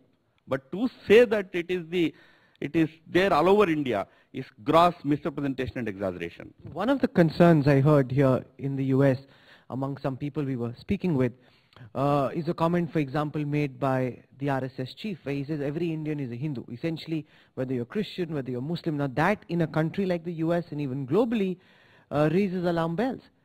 That how is it that the ruling party has an ideological mentor whose chief believes that all the 1.2 billion people in India come from one religion? And it's a purely internal debate to India. When the RSS chief spoke about certain identity of the people of India, he was not referring to the religious identity of people of India. He was only referring to the ancient civilizational and cultural identity, which many described as Hindu or Hindustani. Many called it Bharatiya. Many can call it Indian. To us, all of them mean this one and same thing. If there is any objection to that word in any section, fair enough, they can have that objection. But to say that that is a government policy to be imposed on anybody is again a sort of misrepresentation, sought to be encouraged for certain political reasons. In India, like anybody else has a right to articulate his or her view, the chief of RSS has a right to articulate his view. And I am again repeating, because I come from that organization, that the RSS chief as an individual and RSS as an organization always respected and continues to respect the pluralist soul of India. When we say Hindu, we are referring to that pluralist soul. It is the culture of the country that respects the pluralist soul of our country. He was referring to that culture. But having said it, I do agree that there can be difference of opinion. What is wrong in having a different opinion about that? Okay, let's take some questions from the audience. Who wants to ask the first question? Mr. Puri wants to ask the question.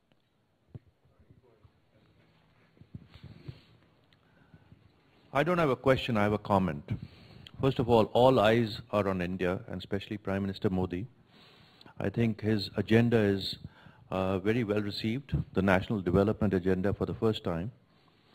The main thing is that we've been always talking about importing technologies and so on, and getting investors to come in and invest in India.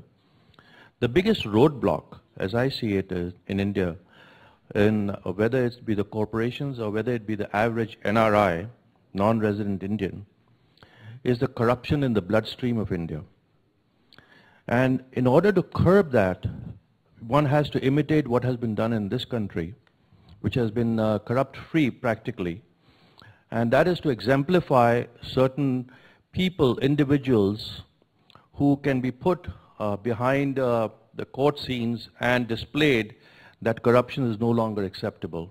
I think if this message is conveyed to Prime Minister Modi, That would really open up a lot of investor enthusiasm, as well as from the corporates and the small individuals who feel thwarted when they basically deal with the bureaucrats, not the bureaucrats, but the officers in India, which are so corrupt. Thank you. Thank you. And I really appreciate your comment. I do agree with you. One of the major challenges before our government is to rid the country of this corruption. I can reassure you that the man at the helm of affairs is not only just not corrupt, but incorruptible. Corruption flows from top to bottom. It doesn't flow from bottom to top. If the top man is clean, then corruption can be contained downwards. So we have a Prime Minister who is utterly clean, who is committed to probity, and under his leadership, I'm sure we will soon get rid of this, one of the national problems of India called corruption. I'm sure we will have a clean India very soon in that sense also. Mr. Puri, Mr. Madhav, you have said that one of the primary objectives of Prime Minister Modi coming here is to attract business back to India. Your mother organization, RSS, has always been suspicious of foreign capital. Right? This is kind of symbolized by your opposition to FDI in retail. And I think that still continues. Now, is that going to change? Even I'd like to bring to your attention that even e-commerce, which is such a booming industry in India, and you've just seen here in the US, Alibaba launching its IPO worth over $280 billion. But we are still stuck with FDI and retail not being allowed into India. What is your view on this? FDI in retail is one area where further discussion is needed, further safeguards are needed, is the view taken not just by the RSS, but you may recall by the BJP itself. The BJP's manifesto also says that while we welcome FDI in almost all other areas, certain safeguards are required in order to safeguard the interests of India's small businessmen, neighborhood shopkeepers, etc. Our real issue with regard to FDI in retail is that in India, almost 30 million people depend for their livelihood on these neighborhood shops, small-time shops. We have to make sure that they do not go jobless by allowing certain big companies into this area of retail. Let things change. Probably once we are able to confidently say that yes, this is no longer an issue for us, probably the party and the government may take a view on that. But that should not be seen as blanket opposition to FDI. The very same government has increased the cap in any number of areas. So the very fact that Prime Minister is going and meeting investors in all the countries that he is traveling to proves the point that we are open to inviting foreign capital into India. But any foreign capital or foreign investment that comes into a particular country, no country allows it without any regulation. There was this talk about immigration laws in US. US does think about certain domestic problems, issues. It does try to impose certain restrictions. Then we raise our issues. We say that, I told some friends, some congressmen friends that, your immigration laws, our problem is you treat us on par with immigration that happens from some of the other countries. And I'm happy that Mr. Cohen has distinguished between immigration from India and from other countries. An employee coming from India to US is not a job stealer, he is a job creator. He creates 4 extra jobs to you in US.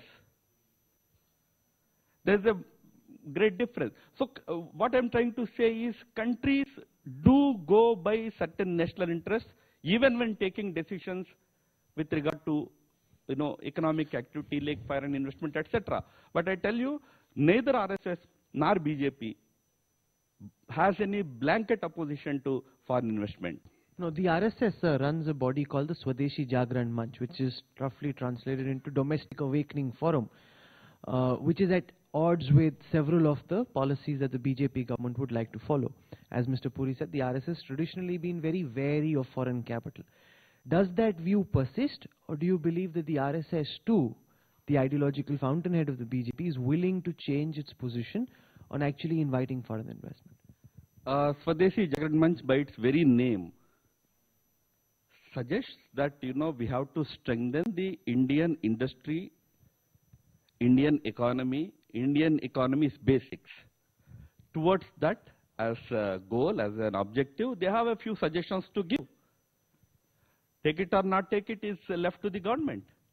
There are certain very good suggestions that government will certainly take them. These are organizations with long long experience in public life. They have a good number of economists as members of those organizations. We may not agree fully with their views. We may agree with many of their suggestions, but don't see them as a threat to any government's policy. No. Like in America, there can be people championing the cause of be American, buy American. If somebody in India says be Indian, buy Indian, don't be scared of them. They are only trying to strengthen India's economy. They are not enemies of Indian economy. Mr. Puri has a follow-up. I just want to add, Mr. Madhav, that you have said that one of the reasons for not allowing FDI retail is the fact that you want to protect the small businesses. But lots of large business houses in India domestically are creating the same retail stores. So where is the protection for those small businesses when these Indian business houses are creating the same retail which foreign retail houses would do? So you're not giving any protection to anybody. Now, that is precisely the reason why I said we needed more discussion. We have already seen the experience with the domestic retail giants opening up big retail malls in India. We have seen the impact of it on neighborhood shopkeepers. Because of that experience, I'm saying probably we need more time to, thoroughly debate this issue of whether to allow it or not. No, so when you're saying you need more time to consider, are you then, Ram Madhav, suggesting that the BJP is open for a debate and the position is not closed?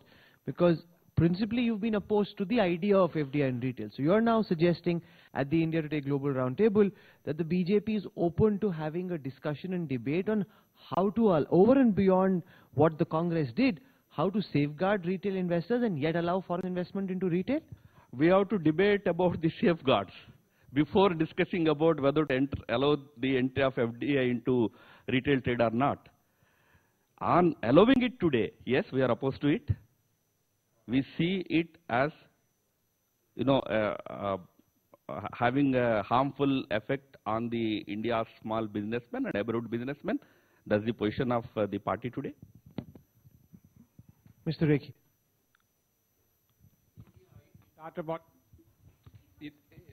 You talked about 30 million shopkeepers, right? That's about 2.5% of India's population. How about the remaining 97.5% of the population? Why should they suffer this inefficient distribution? FDI does not mean money alone. It means technology, management skills that you bring to the party to make it more efficient. 97.5% of Indians are being sold to this shoddy stuff, very inefficient. So if you talk about preserving jobs, you will never progress. You have to force the change. You have to force the competition. You have to force the investment. You have to upgrade the technology and the management. So you can't be a modern nation while stuck in the past. I can say many things about the so-called big retail shops. You have any number of lawsuits against them. It's not that the neighborhood shopkeeper is a burden on the neighborhood. You have to understand India to understand the role that neighborhood shopkeeper plays in India. And 30 million people that I talk about are not at all a burden on 970 million people, other people. They are all an integrated lot. And it's not shoddy supplies. All the basic needs for an ordinary Indian, a rickshaw puller or a labor who earns his daily wage are met by these small-time shopkeepers. I cannot go on describing the situation in India. But I can only request you that please don't have that kind of an opinion about our neighborhood shops, that they are inefficient, they are shoddy, they supply less quality material. No. Okay. So we're running out of time. We'll just take two final questions. The lady in the black sari. I'd like to speak about your education agenda. I work for a private research university in the US, and we've been trying to do something in India for many years. You know, the new government is very exciting for us, but I'm a little bit disappointed in the whole education ministry. I mean, the last 3 months, all that I read about is, you know, protectionism. You know, we shouldn't allow that. We should not allow A, B, C, D, E. But there doesn't seem to be a strategy in place to invest in higher education in India with foreign partnerships. Can you comment on that, please? This is again something that is under active discussion in India for not just 3 months, but for quite some time now, as to how far and how much we should allow foreign investment in higher education area. And as you also said, the ministry, your experience with ministry is encouraging. I hope that more and more people like you go and interact with our ministry, and probably things will improve. But one of the things that the previous government was working on was allowing foreign universities to come here. And one of our sessions this afternoon is on building India's Ivy Leagues. Let me ask you a direct question, sir. Do you see over the next 5 years a Harvard, a Princeton, or Columbia opening a branch or opening a university in India somewhere? Would you allow that?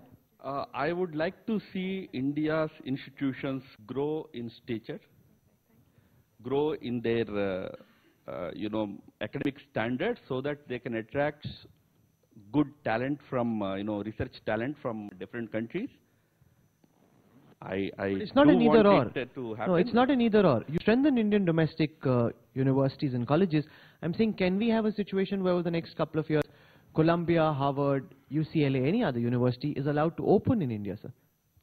I can convey your wish or desire to the people concerned, the minister and her colleagues. There was a bill pending. There was a bill that the previous government had moved. Would you kill it or would you move it? What's your view on that? Because you come from the RSS, and I know RSS's views on education, which would be very different from, say, what a Harvard or Columbia might want to teach. Why can't we have both? Why must it be only a inward-looking worldview? Why can't we have a decision where students decide whether they want to study in an Ekal Vidyalaya, which the RSS runs, for example, or a Harvard?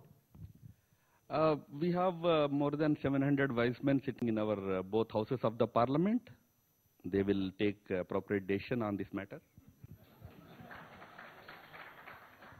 Okay, so we're out of time. Only one final question, the gentleman there. This will be the last question, please.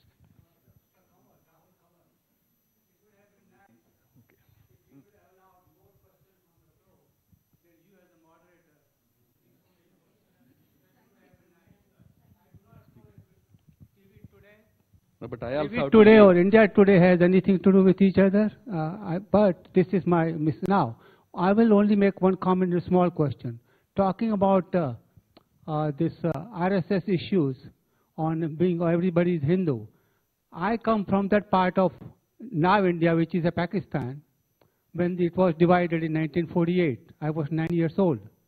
At that time, it was called that civilization, what US call Indus civilization, which is a Sindhu river. So what's your question? Civilization. Because we're running out of time on this session. Yeah, just very quickly. So that Hindu came with the word from the Sindhu. So it's the question of civilization. It has nothing to do that the Hindus or Muslim or The Christian. gentleman had a Now, question, sir, very quickly. Yes. So you made your point. No. Yes. Can you take the mic, please? Yes. Ms. Madhavji, we had sorry. I just wanted to, you mentioned a lot of areas of cooperation between India and US on various areas of technology. Now, the one big ticket item on your agenda, on the Modi government's agenda, was infrastructure. And I happen to be the chief executive of JK Lakshmi Cement, and I'm sure the question I'm going to ask you would be common to many of the people in the sector. Now, the so-called big push is still being awaited very eagerly. We've been in touch as an industry with many people in the Delhi-Mumbai industrial corridor. I think your manifesto had also talked about the 100 smart cities. There are a lot of expectations are there around the corner. We haven't seen too much of concrete action. But anyway, that's a question more for in-house. What I'm really wanting to ask you is, I think recently after the Modi government's visit in China and Japan, a lot of tie-ups we've heard about bullet trains and so many other things. Do you think that could be another major agenda for the Indo-US strategic areas of cooperation? Your question itself has a part of the answer to your previous comment. The agreements that have been reached out in the last few months between countries like Japan and China with India did have major areas of infrastructure involved. The $35 billion investment that Japan has promised, or $20 billion investment that China has promised to make in India, are mostly with regard to infrastructure areas. So when Prime Minister Modi comes here, although I must underscore one point, that this is not an exclusive bilateral visit for Prime Minister Modi. He's coming here to speak at the United Nations General Assembly. We are all looking forward to his speech there to the world community. And yes, there is a 1 day or 1.5 day bilateral component added to it. And I think there will be a good beginning here. And in the coming days, you will see a lot of progress. But yes, India is already opening up this infrastructure area for investments from abroad. Mr. Ram Madhav, for sharing the BJP's worldview on how you intend to move the India story forward. Thank you very much. Ladies and gentlemen, can we have a round of applause for Mr. Ram Madhav?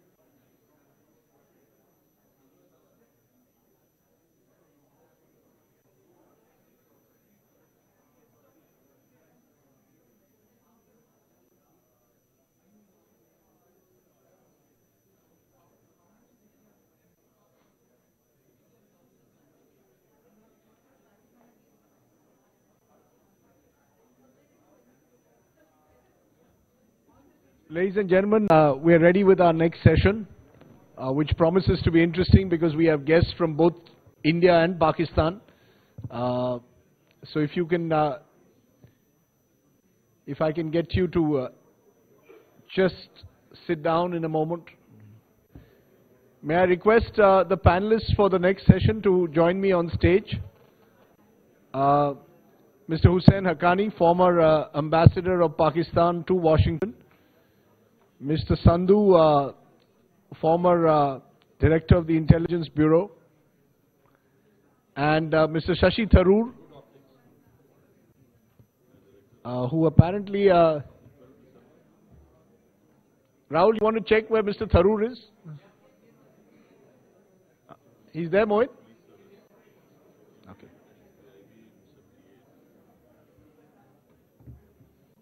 Yeah. Thank you very much. Ladies and gentlemen, if you can just gather around and sit where all our panelists are here on the stage. And we're ready to start in a moment.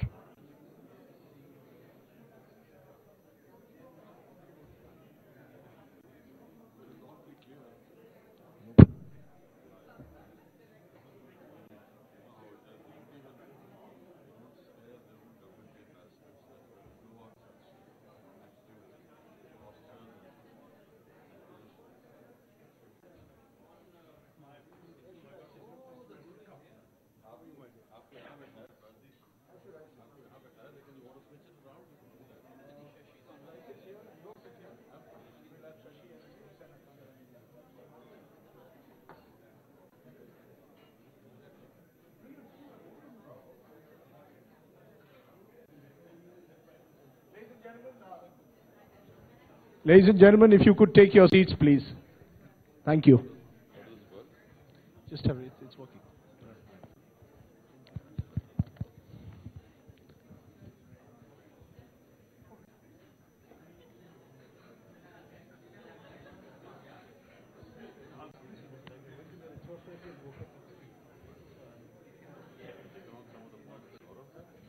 Sorry?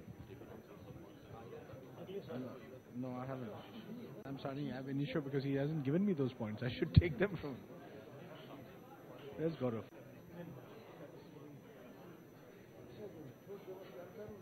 Ladies and gentlemen, if I can request you one final time to take your seats, please.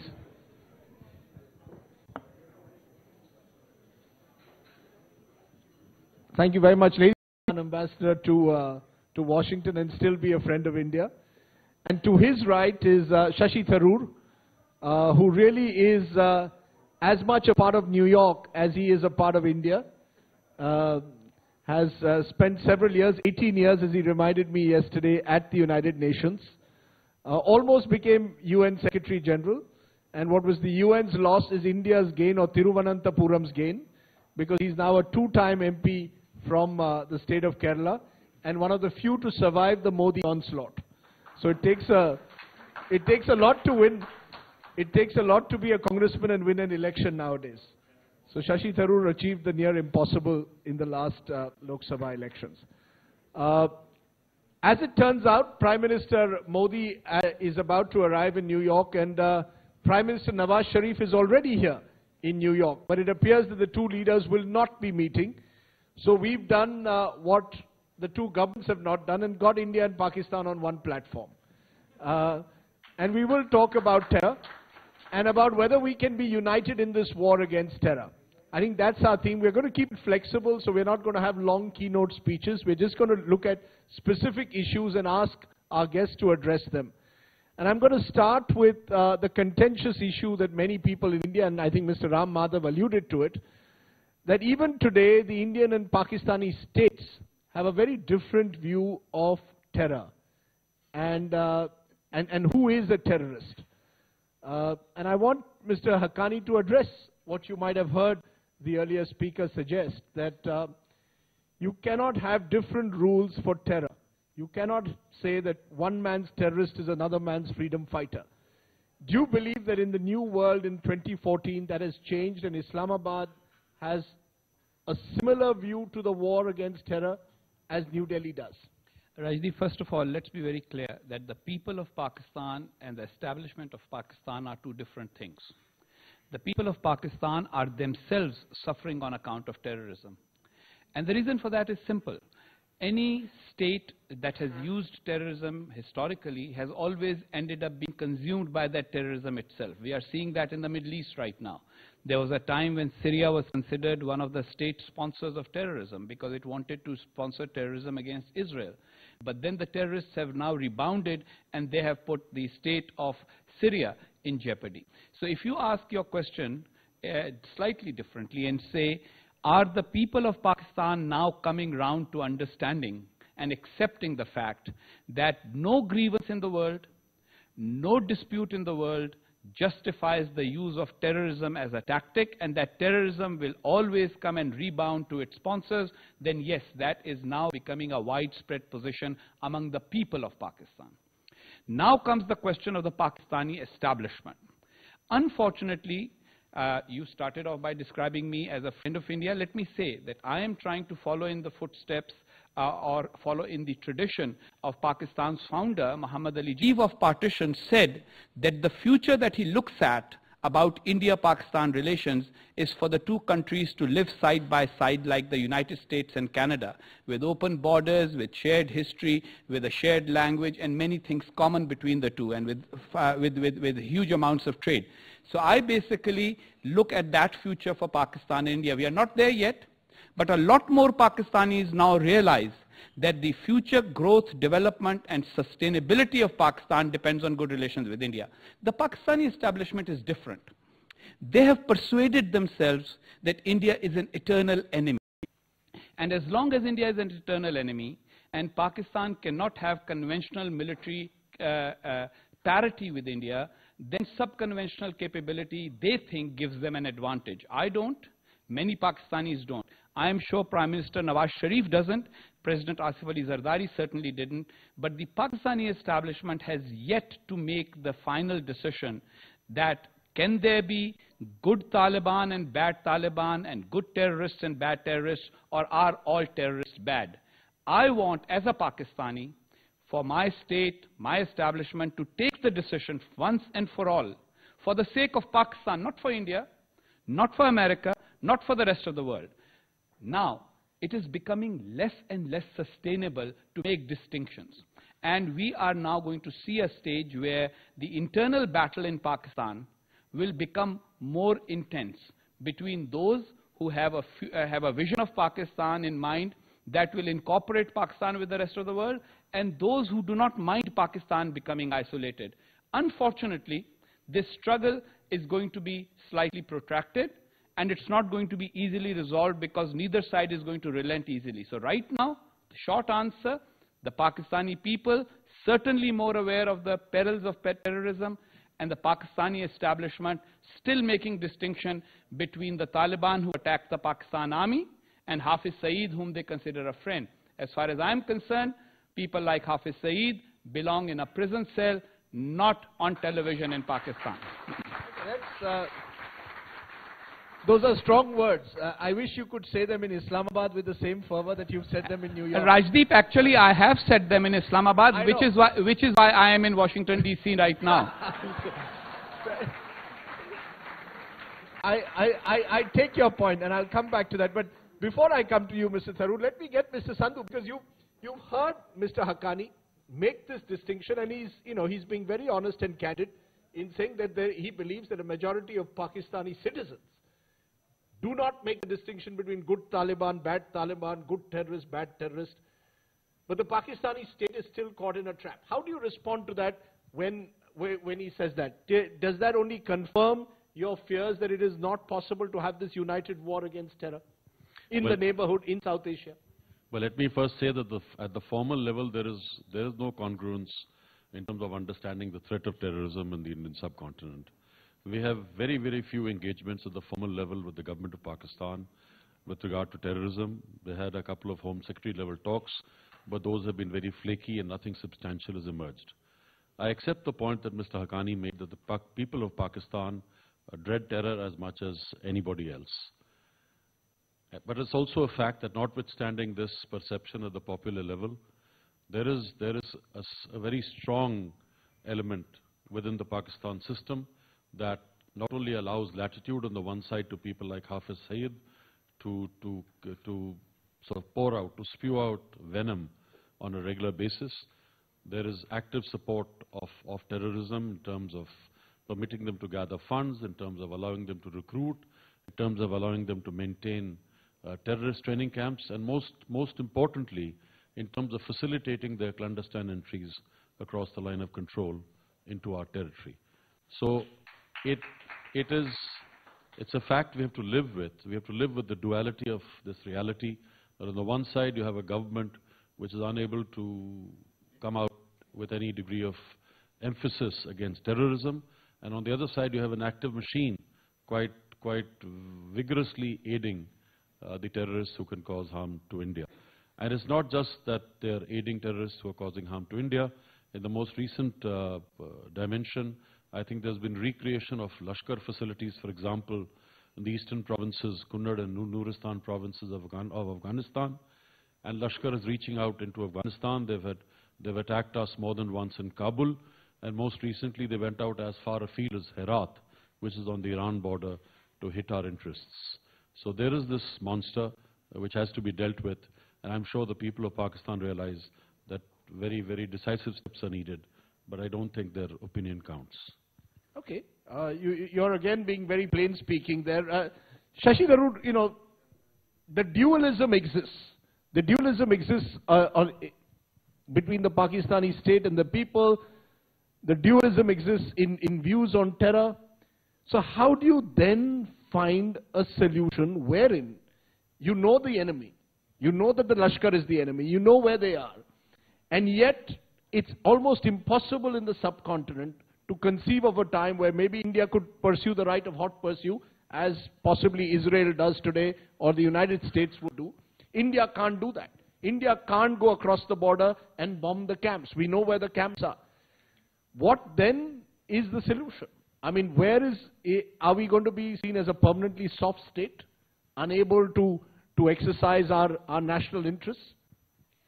No. I think that a couple of things to be said right away. First of all, there is a genuine challenge here in terms of policy making, because there is no question that we understand, as Nechal was pretty much clearly implying, that there are elements within that senior establishment, not so much in Islamabad perhaps as in Rawalpindi, in GHQ, who are consciously using terrorism as an instrument of their policy.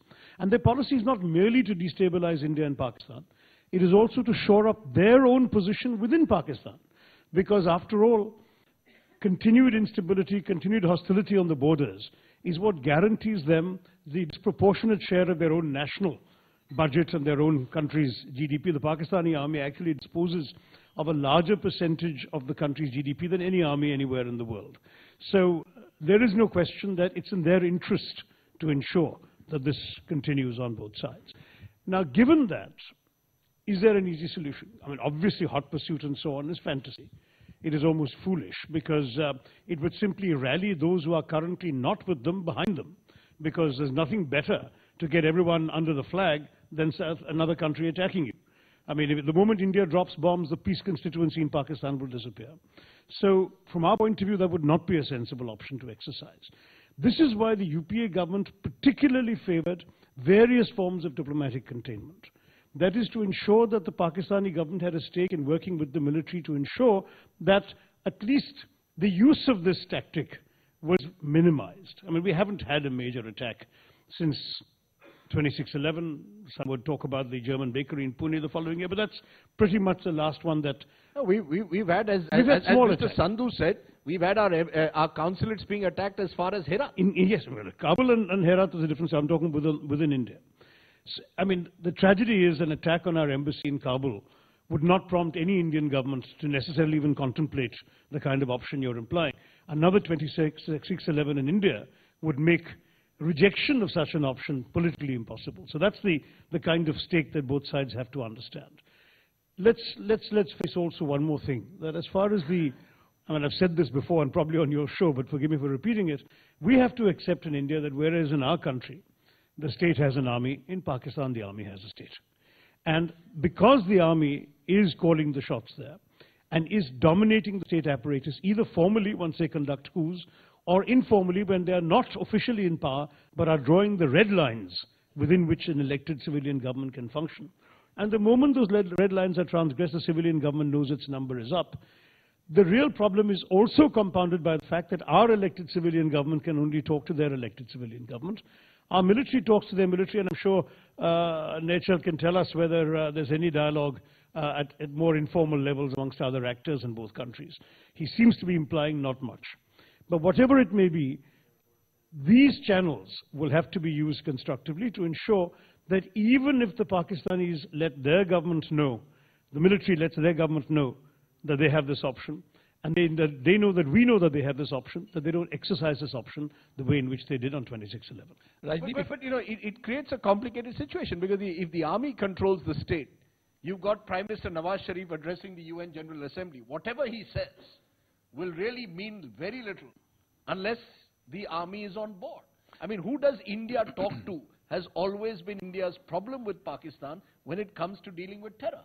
But Rajdeep, you have to understand that there are such situations, especially in the modern era that we have seen before. After the Second World War, the United States had a very small window before the Soviet Union acquired nuclear weapons when it could actually take on the Soviet Union militarily. Then there was a prolonged period when there was nuclear deterrence, and the United States was bothered by communist practices, it was bothered by the Soviet state, but there were a set of measures, as Shashi said, that were put which actually slowly brought things to a logical conclusion. Let me say something here. Why do I feel slightly different from the average Pakistani pro-establishment person who comes on Indian TV channels, and many of them do, by the way, to rattle sabers? Why am I different? It's only because I can see the writing on the wall. Look, Pakistan has nuclear weapons. It has one of the largest armies in the world, but 1/3 of its school-going age children don't go to school. Its economy is not growing as fast as its population.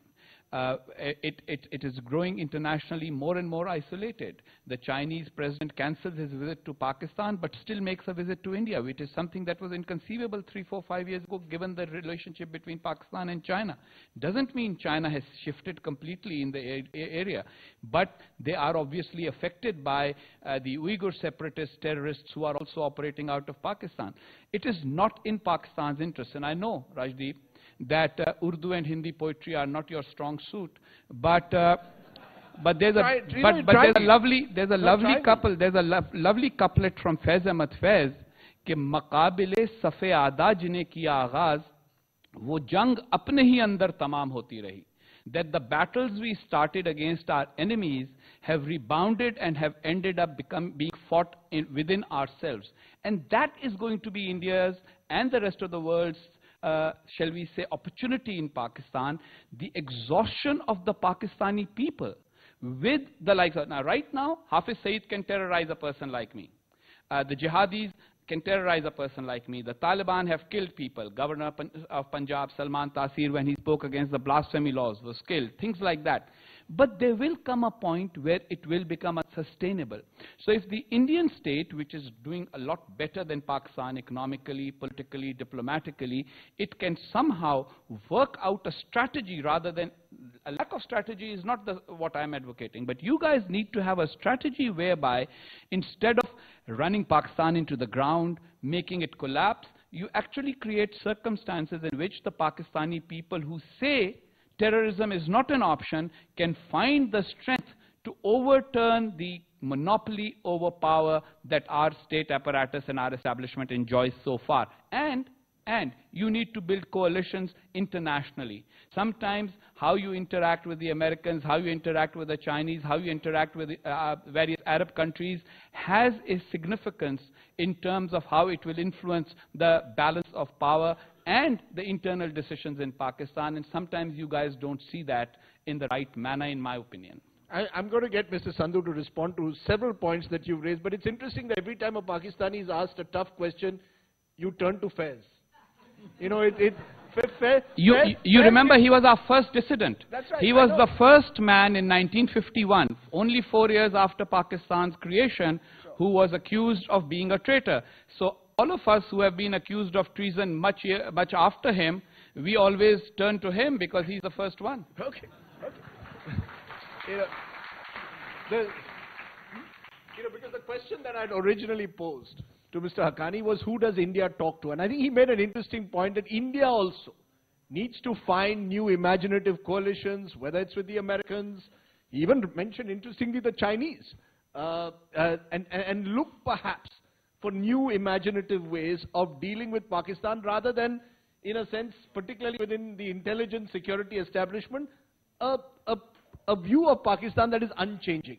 That you are not going to also change your views to look for new imaginative ways of maybe dealing with the Pakistani civilian leadership or civil society. Should India also be changing its way of dealing with Pakistan?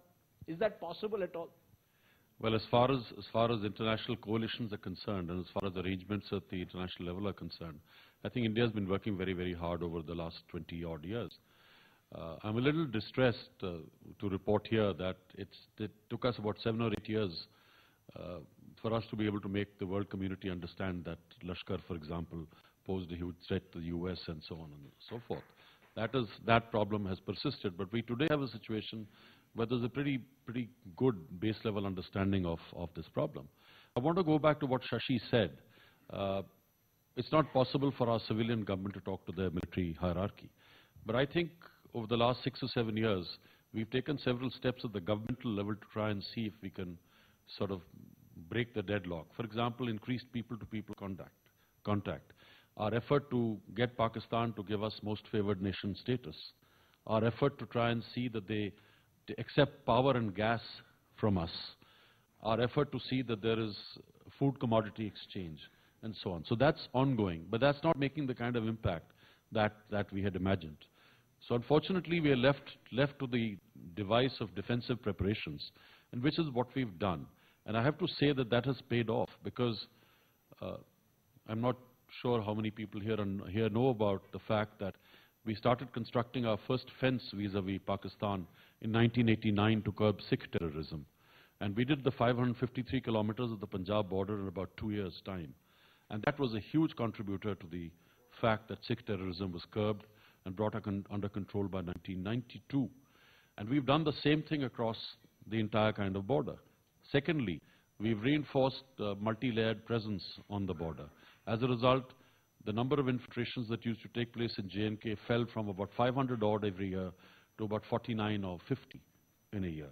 And that has resulted in a situation where from 2000, let's say, in the late 90s, you would have 3,500 incidents of violence and 1,500 odd killed in Kashmir in 1 year. We're down to a point where we have 118 incidents and 15 people killed in a year. This testifies to the fact that the effective implementation of a defensive strategy has paid off. And I don't see any situation, as Shashi said, wherein we are going to contemplate any across-the-border ventures to try and kill the terrorists on their own ground in Pakistan. But Sandhuji, you would agree with me if I say that in the cleaning out of the Sikh terrorism between 89 and 92, you did have the advantage of having civilian governments in Pakistan that were less, shall we say, obstructionist in your ability to do that than the Ziaul-Haq government was before then. That is true, sir, but we've relapsed into a situation where, despite the flagging morale of the few Sikh terrorist leaders that exist in Pakistan, there's every assiduous attempt being made to recreate Sikh terrorism back in India. And they managed to create platforms in North America, in Europe, and so on. And this route is now being used under Pak sponsorship to try and recreate terrorism in India. And we've had our number of troubles on that account. You almost seem to be suggesting as if civilian governments are more capable of reining in terrorists than the military. Not really. Because Pakistan's experience is very mixed in that regard. Look, it isn't as if every civilian government has been successful in curbing Rajdeep, I'm nothing if not nuanced. My point is that you are much better off with civilian governments in Pakistan with their weakness and their flaws than you are with a clearly controlled, directed dictatorial state. That's the point I was making. Let me disagree with my friend. Shashi, before I come to you, the reason I was asking this is many in India believe, and Mr. Sandhu will bear me out, that the closest we came to resolving Kashmir in the last 20 years or last 50 years was when Musharraf was in power. That he actually had this 4-point plan with Manmohan Singh that almost came to fruition till he was undermined. Is that true? Very frankly, soon after the civilian government was elected, I went to the Ministry of Foreign Affairs and I said, can you pass on the file of these talks that Prime Minister Manmohan Singh and General Musharraf were ostensibly having? There was no file. So basically, was General Musharraf doing a lone operation of keeping engaged and having an agreement that was never going to mature into a full-fledged agreement and a treaty? We don't know. We do know that the one treaty that was signed that paved the way for normalization of relations after a disastrous war like 1971, in which Pakistan lost half of its territory and more than half of its population, was the Simla Accord. And I know the irritation it causes, because talking to somebody who's weak is far more difficult. Because the strong man can promise something and deliver on certain elements of it. But the deep down issue is that the weak people really want to be your friends and the strong man doesn't. And that is why his deceptions are going to keep you occupied far longer and will have greater disastrous consequences. For example, every account I have read of Mumbai, and I am not privy to any intelligence on the subject, I should clarify that, was that if the practice runs for Mumbai, that was done in 2004. Even if the plot was executed when the civilian government took place, the preparations were done under Musharraf. So that's the point I'm making, that with the weakness in Pakistan of civilian governments, you still have people who may be weak in the negotiation. Right. But their intentions are much closer to yours than they are of the dictatorial regimes that only reinforce the mechanisms that will keep our conflict going on for longer and even for generations. Shashi, you wanted to respond? No, I just want to disagree with Hussain for once. We agree a lot of the time on a lot of things. But on this, Hussain, the problem is precisely that when you have a weak civilian government, even if their intentions are good, since they don't have the power to deliver, in the kind of present context where the military is stronger than the civilians are not an asset for India to negotiate with. Better to have a dictatorial government of military people who, at least like Nixon in China, as it were, can take risks that politically no weak civilian government can take. By definition, a civilian government cannot make peace with India because they can't sell it to the military. A strong military government, if for tactical reasons or cynical reasons wanted to make peace, only has to sell it to themselves. That is basically the difference. But let me agree with you in the long term. My very, very long-term vision, perhaps beyond the lifetime of anybody on this stage, is that the only way in which we will genuinely relationship like the US-Canada relationship can only be when Pakistan internally has evolved to a point where the military does not have the kind of significant dominance that it has enjoyed since independence, or since the 1950s at any rate. And that situation means we have to work in slow incremental steps towards enlarging the space for the civilian option in civil society. I've advocated this in my book, Pax Indica, a couple of years ago. More people-to-people relations, more trade, more investment, and if necessary, we should be one-sided. The problem is no government in India has so far been willing to give the Pakistanis more than they're willing to give us. But I believe it's more in our interest to create a constituency for good relations with India in Pakistan than it would be in the interest of the Pakistani establishment. And therefore, I would open up that space and keep sustaining that space, even while taking a tough line with the military establishment, while being as hard and sharp and effective on the security, defense issues, intelligence issues, as we have been, while using diplomacy to contain Pakistan and to limit their options, while strengthening relationships with sponsors and supporters of Pakistan like the US and China and Saudi Arabia. Do all of that, but open up the civic society, because even if it takes 3 or 4 decades, in the long term, that's the only way we're going to have peace with Pakistan. So we can't. So there's no point in just having a high-level sort of summit meeting here in New York between Nawaz Sharif and Prime Minister. Total waste of time. Total waste of time. At this point, there's no point doing it.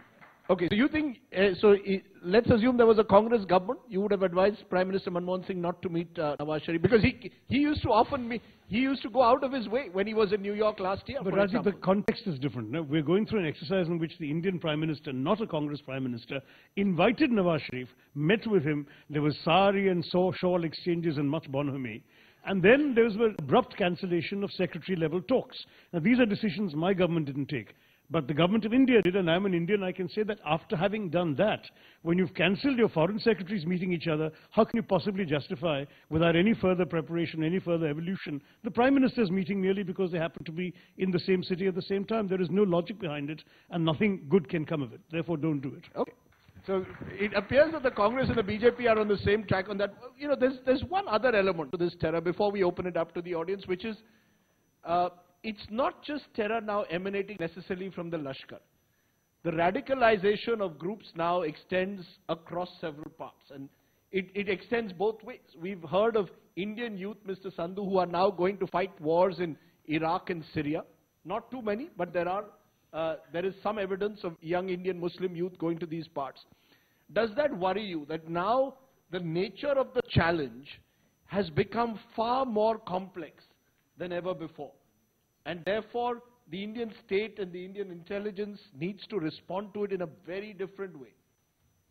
Let me first respond to what Hussain Saab said a little while back. I'm not surprised that you didn't find the India file in the Foreign Office. It's never been there. The Army's never ever given up charge of that file. And it's a fact that substantial progress was made. So the file does exist, but it's in the Army headquarters. Absolutely. So that's why Mr. Haqqani wasn't given access to the file. So the file does exist, but he wasn't given access. Okay. And did we come very close, because you were very close to resolving it? Absolutely. We came very close to resolving Kashmir when Dr. Manmohan Singh and Musharraf met. Absolutely. Absolutely. Of course, coming back to the other point about radicalization of Indian youth, it's not a new phenomenon. We've known for a long time that we've had our radical fringes. You've had the Students' Islamic Movement of India. Within that, there was an ultra-radical fringe called the Kafila-e-Sakht Jan, and so on and so forth. This is something that's persisted with us for the last 30 or 35 years. It's only that the opening up of the world has created opportunities for people to travel across borders. It's a fact that many of our youth who go for employment, who are part of the diaspora in the Middle East, have been subverted in the Middle East and taken across to Pakistan for training. And among them were semi-activists. Many of them came back and formed what's now popularly known as the Indian Mujahideen, which has basic Lashkar linkages. But the fact is that we have a radical fringe. We have youth who are estranged, and we have not yet been able to construct an effective enough counter-radicalization program. And that's something that nations in the world worry about. We are now engaged in discussions with more than one country, but we don't have an effective and a wide enough and a deep enough counter-radicalization program. Therefore, the emergence of this global jihadi, you know, it no longer matters what your nationality is. You could be located anywhere in the world, and you're part of this sort of amorphous terror group, which one day could be called ISIL, operating in Syria and Iraq, in the Levant, and then another day could be operating in another part of the world. Does that not worry you, and does that change the nature in which states now need to tackle the challenge of terror? Mr. Haqqani? Do you want me to address that? Yeah, yes, absolutely. I mean, how to tackle the global jihadi now? Look, the global jihadi, of course, needs to be deprived of safe havens, training facilities, organizing facilities, because let us be honest, there have been other occasions in the world when people have tried to change the world through terrorism. There are historic examples. They never controlled territories sufficiently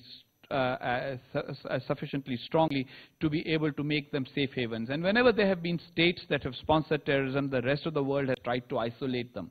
And that is the manner in which the world has dealt with state-sponsored terrorism. So the global jihadi is a phenomenon. One needs to counter the ideology. I think that both India and Pakistan have an interest in countering the ideology of global jihad. So do all of the Middle Eastern countries. And there can be a grand international coalition. But unfortunately, the role of certain states, which parses the definition of terrorist, is not going to make it easy for a grand global coalition against terrorism. After 9/11, there was an attempt to do that. There is an attempt to do that now after the rise of ISIL. But eventually, this will have to be a much longer war, and it won't just have to be a war. It will have to be an ideological war. And while I have the mic, let me just make one little observation. Anybody who thinks that we were on the cusp of an agreement, but just because one individual left his position, that agreement was not possible, is deluding himself. If the army had really come on board with Musharraf's agreement or a deal with India, then after he left, General Kiani would have told the civilian government, go ahead and sign this agreement with our blessing. They did not, which is the reason why I say be very, very skeptical of talks that look like being on the verge of agreement and do not let you come to the agreement. That basically is usually a way of long-term engagement. It's very convenient that General Musharraf disappears, and if the file does exist in the GHQ, which I'm sure it does, according to you, then they should have moved forward. The fact they didn't move forward is because of the reasons that Shashi and I listed out in the beginning. Interests, desire to control Pakistan a certain way, and an obsession with what is known as the ideology of Pakistan instead of focusing on the prosperity of Pakistan and the people of Pakistan. I know that your troubles with General Musharraf are far from over, so I can see where you're coming from, and you still remain skeptical of Musharraf. But let's get a couple of questions from the audience. Yes, the lady there. Yes, ma'am. Thank you very much. This is a question for Mr. Sandhu. If you could hold the mic. Oh, sorry. This is a question for Mr. Sandhu. The previous moderator mentioned that the BJP government is a macho government, which implied, of course, that the previous government was, very emasculated, effete, weak, spineless government. And for the last 65 years, the government either looked the other way or actively encouraged terrorism. And Mr. Shashi Tharoor, who was part of that particular government, said India cannot go into Pakistan and take action. But you are the only person who has actual experience with intelligence, whereas the rest are just speakers. I would like to know your view on the matter. Your view about whether the BJP is going to change that? Yes, can they do it, and will they just keep talking? Because you're the person who actually has worked in the field of intelligence, whereas the rest of them have not. So you, as a person in that particular field and as a specialist, is the BJP in a position to do so, and will they do so? What do you think? Let me just say that I've been in this business since the early 80s. I've seen governments of different parties. There's been consistency in the way in which we've approached terrorism, and there's been a steady incremental in the way in which we've handled it. I don't see the new government doing anything very, very different, such as crossing borders and so on, because that's not what you can do in this day and age. Because now you have an intelligence bureau chief who's the national security advisor. I mean, I've often wondered whether that means that we could finally take out a Dawood Ibrahim who's apparently sitting in Karachi. We know exactly where he's sitting. I think the issue is never taking somebody out. The issue is dealing with the morning after. And that's really the issue in this case. This is an oversimplification. And very frankly, look... But certain countries do. Certain countries do. Yes, but let's be honest. Let us try and visualize a situation in which Syria, for example, under Hafiz al-Assad, had nuclear weapons. Do you think Israel would have been able to act the way it did with Syria? So let us be realistic. There are constraints. One is not saying that those constraints are desirable, but they are the reality. And I very frankly get a little upset with all of us. We are part of the same DNA. We are all part of the South Asian milieu of subcontinent. We all have this tendency for the rhetorical flourish. We like talking about usko ulta latka denge, usko seedha kar denge. But the truth is that these are complex issues. There are reasons why previous Indian governments, for whom I hold no brief, that they haven't done certain things, and I think it is good that they haven't, because we do not want to climb the escalatory ladder. We want to resolve these issues, but we do not want our region, our world, to actually go up in flames. Okay, let me just get a couple of quick questions. Someone who's not asked a question before, please. Yes. My name is Surinder Verma. I have a question for Honorable Mr. Hakini. As you know, you were talking about mutual understanding and everything. We do agree. But this is the only one country in whole world, United States is supporting Pakistan financially lot, and still they are burning their American flag. India is welcoming Pakistan lot, but they are betraying with India. How come every single president of Pakistan is in murder or left the country while you think things are very normal? और आपका जो आपने एक श्लोक बोला उसके लिए ये है कि बहुत दूर है इंडिया के पार्लियामेंट से पाकिस्तान के घर का किनारा, इंटेलिजेंस ब्यूरो इंडिया की छान लेती है हवा से, क्या रुख है तुम्हारा? Thank you.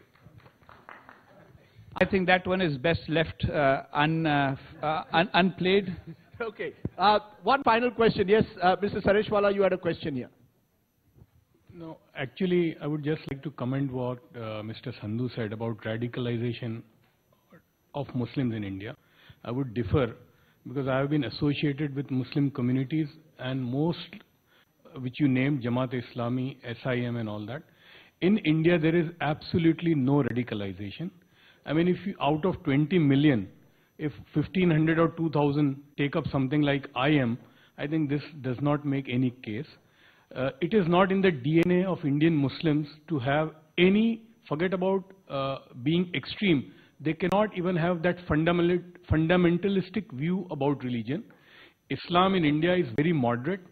So I also, till I didn't go to USA and UK in 95, I didn't know what extreme Islam is. Right. So that Islam which we have in India is absolutely moderate. And I have not yet in my life of 30 years since I've been out, I have not found any IM guy or somebody who has these kind of views. So they must be 1,500, 2,000, but you cannot make case out of that. So I just wanted to make that I think that's comment. a strong point to make. I'm going to end with you, Shashi, as a final word. Do you believe that we will come back to this very forum 10 years from now and be perhaps still stuck in this quagmire of either blame game or, or still being accusatory? Do you really believe that India and Pakistan are capable of rising above this, above themselves almost, and finding a way forward? Are you hopeful about the future or pessimistic? Because many in America believe Pakistan remains the most dangerous place in the world, and it will be impossible, it will become even more difficult to deal with an unstable Pakistan in the future. Look, I'm a chronic optimist. I've been accused rightly of that in many contexts. But I think that ultimately this can only change if the Pakistani military establishment perceives it to be in its self-interest for change to come. Now, there are various ways in which that might occur. I mean, one of the problems right now is that they continue to get an enormous amount of international support because of their fight against one kind of terrorism. So the Americans are pumping money into them in order to fight the so-called Pakistani Taliban, while they continue to encourage the other Taliban that attacks us and attacks Afghanistan. I mean, the notion that the terrorists who attack the Marriott in Islamabad are bad, but the ones who attack the Taj in Mumbai are good, has not completely left significant elements of the Pakistani military establishment. But if, for example, some of that funding starts drying up, if the world's stake in Afghanistan and India increases to a point where they actually start producing powerful disincentives for this sort of action, if the space within civic society in Pakistan enlarges to a point where the constituency for relations with India becomes more irresistible than it now is, there's so many big ifs, then yes, I think we can see some movement, because the Pakistani military will want, of course, a certain place in their own society, but they won't want to jeopardize that place by being completely out of sync with the rest of their society. These are straws in the wind. These are one is clutching at, but it's the best we can hope for. 10 years ago, if you had asked the question, would we be back in 10 years saying the same things, we wouldn't have said anything very different. I mean, I actually came across a couple of things I wrote in 2007, 2008, and it was before 26/11. I realized that, one is saying precisely the same thing since. So I don't really believe right now that we have enough elements for grounding a conclusion that things will be different in 10 years. But we have to keep chipping away at it, and that's what our government did for 10 years. How close we came is a matter of dispute. Certainly the perception in Pakistan is that we didn't come very close. But I know the Prime Minister acted with tremendous good faith. He really, really believed in this. It didn't work out, not for lack of effort on our part. We'll continue chipping away with it, but above all, we'll keep India safe. And I'm sure that the new government, as Mr. Sandhu said, the new government will not be doing anything very different. We've seen governments of 4 different political persuasions in the time that he's been in intelligence. And we've basically seen a pretty consistent line. So I think we can expect some continuity with the present government also. Okay. On that note, which is only partly hopeful, I'm afraid, because it suggests that we may well be back here in New York in a few years' time, perhaps looking at it as a zero-sum game, which would be worrying. Let's still hope that there can be more imaginative solutions in the war against terror. Shashi Tharoor, Hussain Haqqani, Nishchal Sandhu, thank you very much, and to the audience, thank you very much.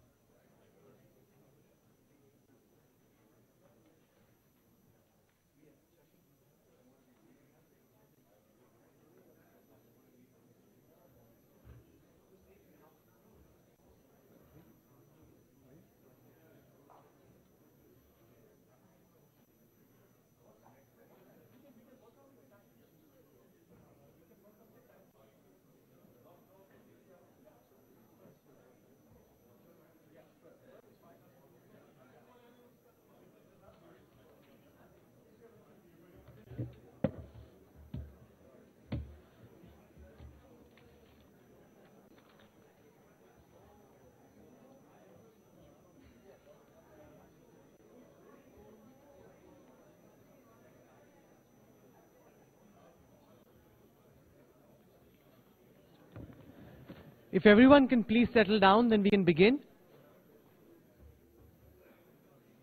Could I please request everyone to take their seats so that we can start the next session? Our speakers are all here.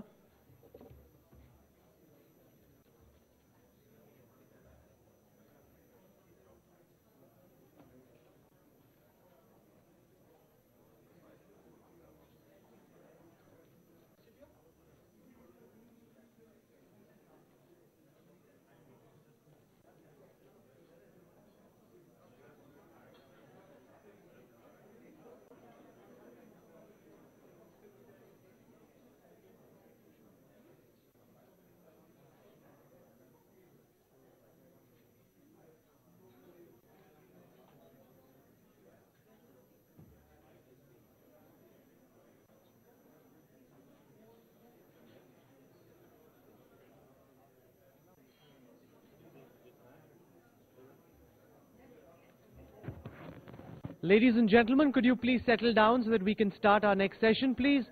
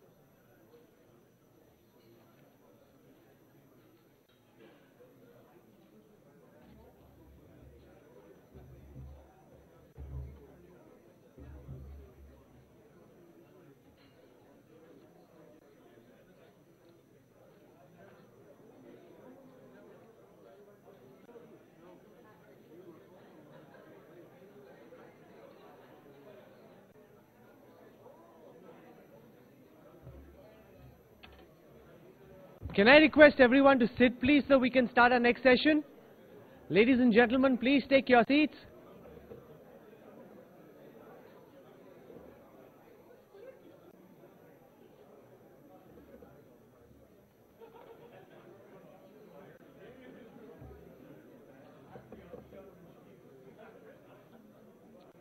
Ladies and gentlemen, we'll have lunch and everybody will have an opportunity to speak to each other. If everybody could sit, we'll start our next session, please.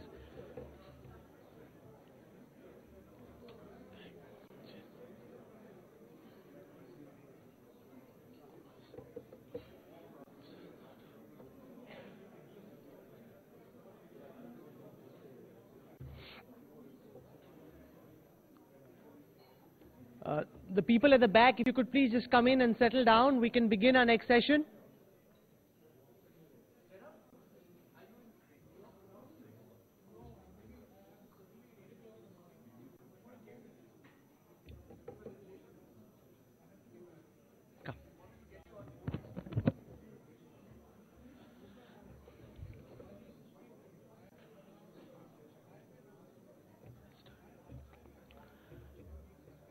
The Indian-American strategic relationship is in a rut. The visit by the Indian Prime Minister provides a historic opportunity to reboot India-America ties. But many wounds still linger. How can Delhi and Washington use the opportunity provided by the Prime Minister's first visit to New York and Washington to try and realize the full potential of the ties between India and the United States?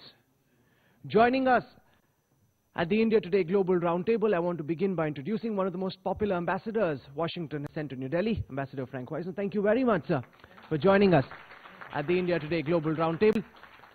Also with us here in New York, one of the sharpest minds in Indian politics, former UPA Minister, Mr. Jairam Ramesh. To give us a perspective from Capitol Hill, Director of the all-important India Caucus in the US Senate, Mark Bruner, and National Secretary and emerging light of the ruling Bharatiya Janata Party in Delhi, Siddharth Nath Singh. Thank you all very much for joining us.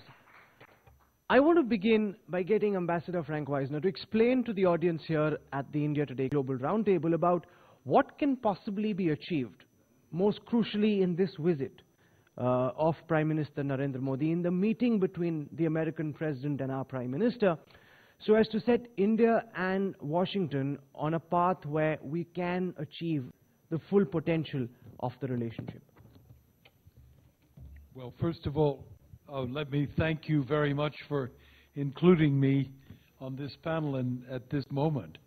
I'm delighted to be here, in this case with three very good friends, and delighted to have the chance to meet and talk to all of you. I'm enormously excited about the prospect of the Prime Minister's visit and his first face-to-face meeting with President Obama. I believe it's vital as an American that this visit be a success, and I am absolutely confident that it will be. But measuring the success is a slightly different question. I believe at base point the visit is a success because it's occurred, because the two chiefs of government and state have met and have reset a relationship that is of deep strategic significance to both our countries. They need, in this meeting, to set a path that will carry us beyond the end of the Obama presidency and for however many terms in office the Prime Minister will serve. But that means years out. We have the chance, therefore, of fixing strategic relations between the United States and India, not for 1, 2, or 3 years, 1, 2, or 3 crises, but for up to a decade. So getting our minds together, understanding one another, realizing each other's potential is absolutely critical. That's the core accomplishment. When the two men come together, it also means that two societies are talking at many levels. So let me be more specific.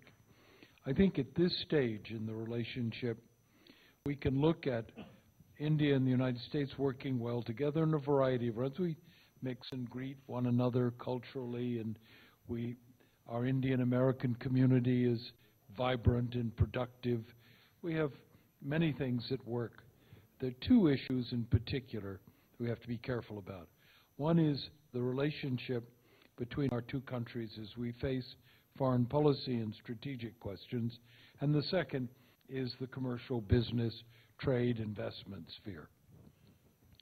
I hope these two men will sit down on this visit and fix their minds around the major foreign policy and national security issues of the age, and understand how each other looks at those questions. What is the other man's constraints, his perspectives, his ambitions, his goals, and why? How we will both live with the rise of Chinese power. How we both will manage and cope with Afghanistan as the American troops complete their assigned role in that country. How to deal with the vexing issue we just listened to, Pakistan, the decline of the authority of the Pakistani state and the continued disruptions in your relations with Pakistan. These are huge issues. And from the American perspective, the crisis in the region to your west, the Middle East, in its many dimensions. How each of us see one another, understand one another. On the economic side, I hope they will also agree on two essential facts, and that is each will do his best to solve problems that impede the natural development of trade and investment between our two countries. And there are a variety of issues, many of them you know well, I won't dwell in, but there are American issues as well. There are issues related to immigration reform, issues related to outsourcing. President and the Prime Minister need to agree that we are about problem solving. But I'd like to think that they will also set their sights on long-term goals and believe that our two countries will work better together in the interests of our respective populations, provided that we have we are part of open trading regimes. That free trade, freer trade, and one day free trade is a reasonable objective. To reduce the barriers that impede the flow of goods and services around the world is the surest way I know to reach the 15 million jobs that Narendra Modi wants for India and to help contribute to the prosperity that Americans seek to sustain, not only for our own interests, but for the health of the global economy. The offshoot to India-America strategic ties at this time, so being in a rut, as Ashley Tellis put it, is that the UPA government, of which you were a crucial part, allowed the New Delhi-Washington relationship to drift to a point where Prime Minister Modi has to now land in New York and try and fix it along with President Obama. Why did your government, in your view, what's your defense of the fact that the sense is that over the past few years, New Delhi and Washington haven't been able to realize the full potential of this relationship and things have been allowed to drift? Well, Rahul, first of all, I'm here in a professional capacity, and I'm not going to be here defending or criticizing anybody.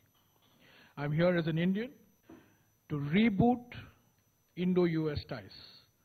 I'm not going to defend myself, I'm not going to criticize anybody, but I'm going to adopt a professional approach to addressing, which is the theme of our conference. How do you reboot? And this is a relationship that needs constant rebooting. And you really have to ask the question, why does the relationship require constant rebooting? And I think the biggest problem in our relationship is exaggerated expectations from each other. We expect many things from the US that the US can't deliver, and the US expects many things from India that India cannot deliver. And the reason for that, in my view, goes back to what a very famous American politician, Tip O'Neill, once said, that all politics is local. That the two open democracies, the United States doesn't recognize the political framework in which decisions get taken in India, and India very often does not appreciate the political framework in which decisions get taken in the United States.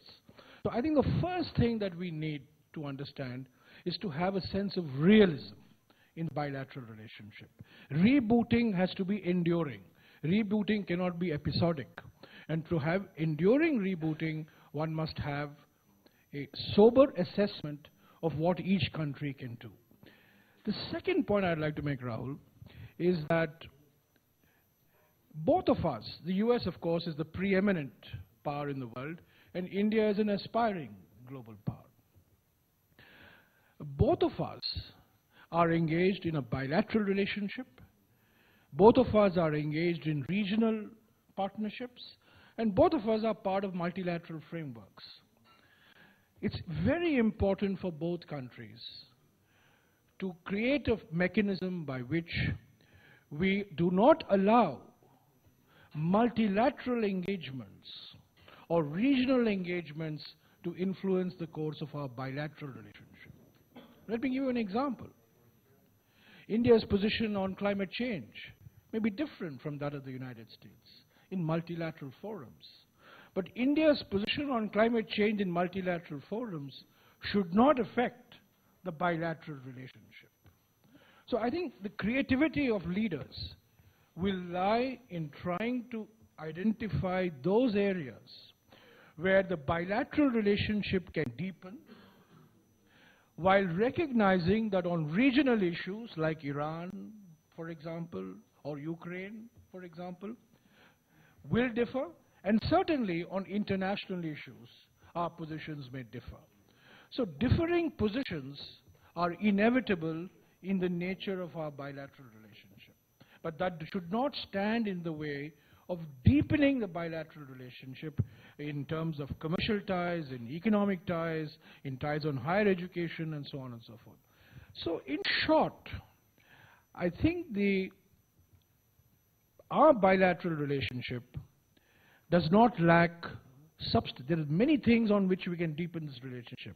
What it desperately needs is a style of engagement that enables both sides to be realistic about each other, both sides not to have a sense of exaggerated expectations from each other, and for both sides to engage in bilateral dialogue while maintaining different positions on regional and international issues. Mr. Brunner, Prime Minister Modi had a very successful visit to Japan, where $35 billion of investment were promised in India. The Chinese president was in Delhi and Gujarat. He promised $20 billion of investment. Now, dealing with Tokyo and Beijing is very different from dealing with America, because here it's not just the American president who matters, the Senate matters, the Congress matters, and carrying them along is important as well. As we build up to Prime Minister Modi's visit, what's your sense, being in the India caucus in the US Senate, of how Washington and the senators you work with very closely view the relationship with India? Where does it fit in? Is it a question of having to compete for attention and a whole host of other priorities, and does India get lost out in that crowd? That's a good question. What I would say is that when you talk about the commitment of the U.S. Senate to the U.S.-India relationship, since Senator Warner took over the chair about 3 years ago, we've doubled the size of the U.S. Senate India caucus, and we just reached 42 senators, which has now made it the largest caucus in the entire U.S. Senate. So right there, again, because I often believe people's actions speak louder than their words, senators are busy people, and to sign their name up and to devote time to the India caucus is significant. Where does it fit in the broader spectrum of what we're doing on Capitol Hill right now? We're actually all gearing up for the elections on November 4th, so that's going to draw a lot of the attention.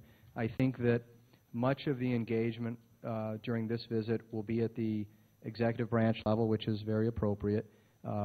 My boss, Senator Mark Warner, will be involved in several interactions with the Prime Minister. And some areas that I would think we could move the ball would be on, again, translating the relationship from just dialogues to action. Many of you here have been involved in, we've got hundreds of dialogues between U.S. and India, but that not all of them have actually been used to their full extent. So our message since the Prime Minister took office was, how do we move from dialogue to action and have deliverables? And one of the areas that we proposed was a plan in May called the First 100 Days, which was 12 concrete actions that were all low-hanging fruit, as we would say, that we thought if you even got one or two of these done, it would restore confidence that India and the U.S. can actually work together, can get things done.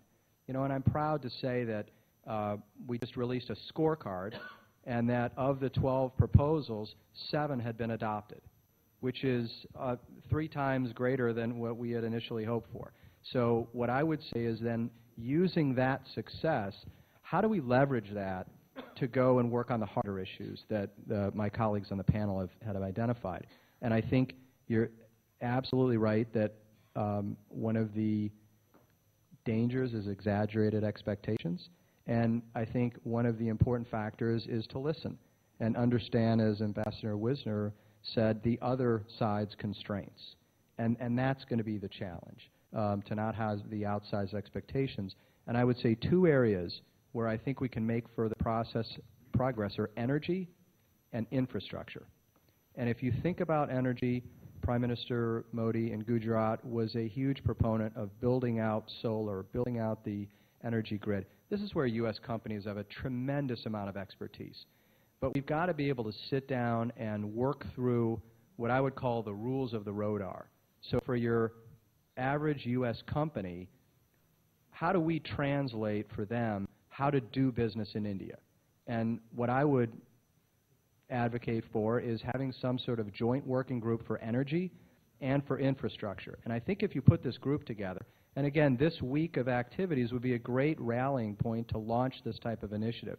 You could create was what I would call a how-to guide on how to do business in India, so that U.S. companies that have interest in investing, you're able to help them take that leap, to jump into the pool, and the how-to guide could illustrate things as important as a catalog of which ministers you need to work with in India, what state officials, how the financing works, and other regulatory issues that would be important for U.S. companies to know before they take that plunge. And I think if you are able to change the narrative that investing in India is really a fantastic opportunity where you can do good, but you can actually make money, I think we have an ability to turn that narrative. So that would be what I would look for. Siddharth, how does the BJP government intend to reboot the India-America relationship, and how will your approach to Washington be different from that of the Manmohan Singh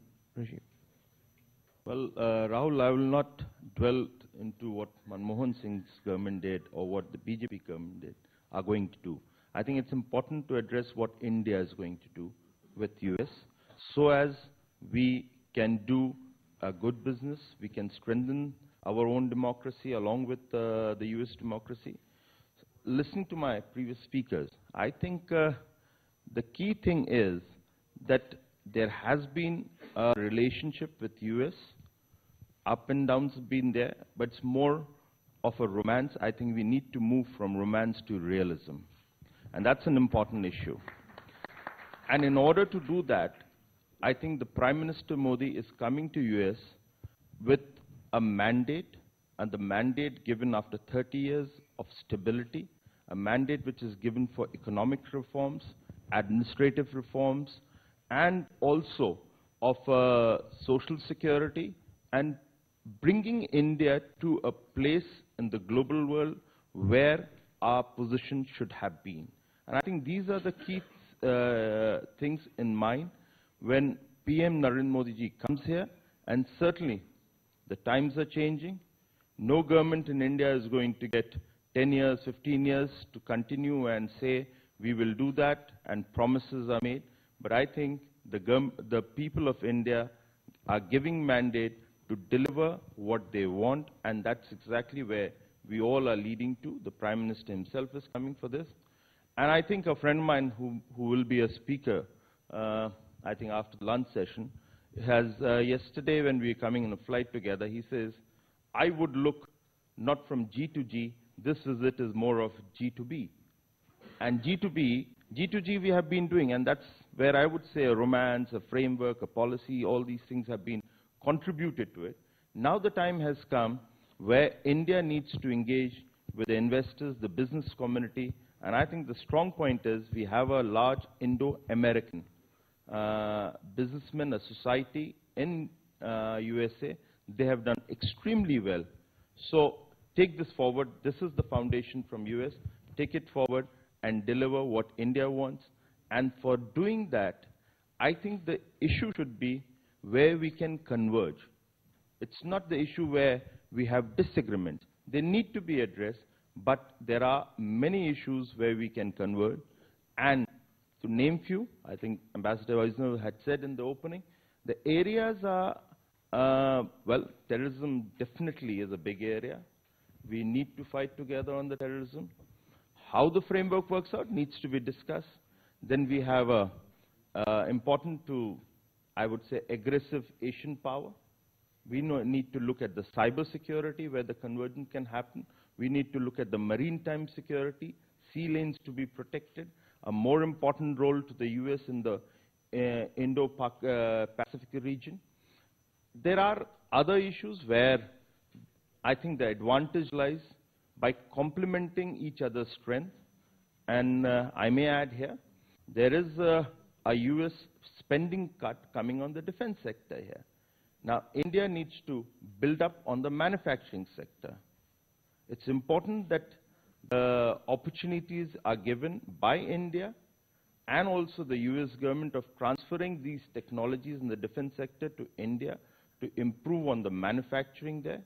And I believe that the US manufacturing sector in the defense, for example, if I may name, is Westinghouse, GE, and many others, they are looking at investment in India. But let's take that question to the All right, ambassador. okay.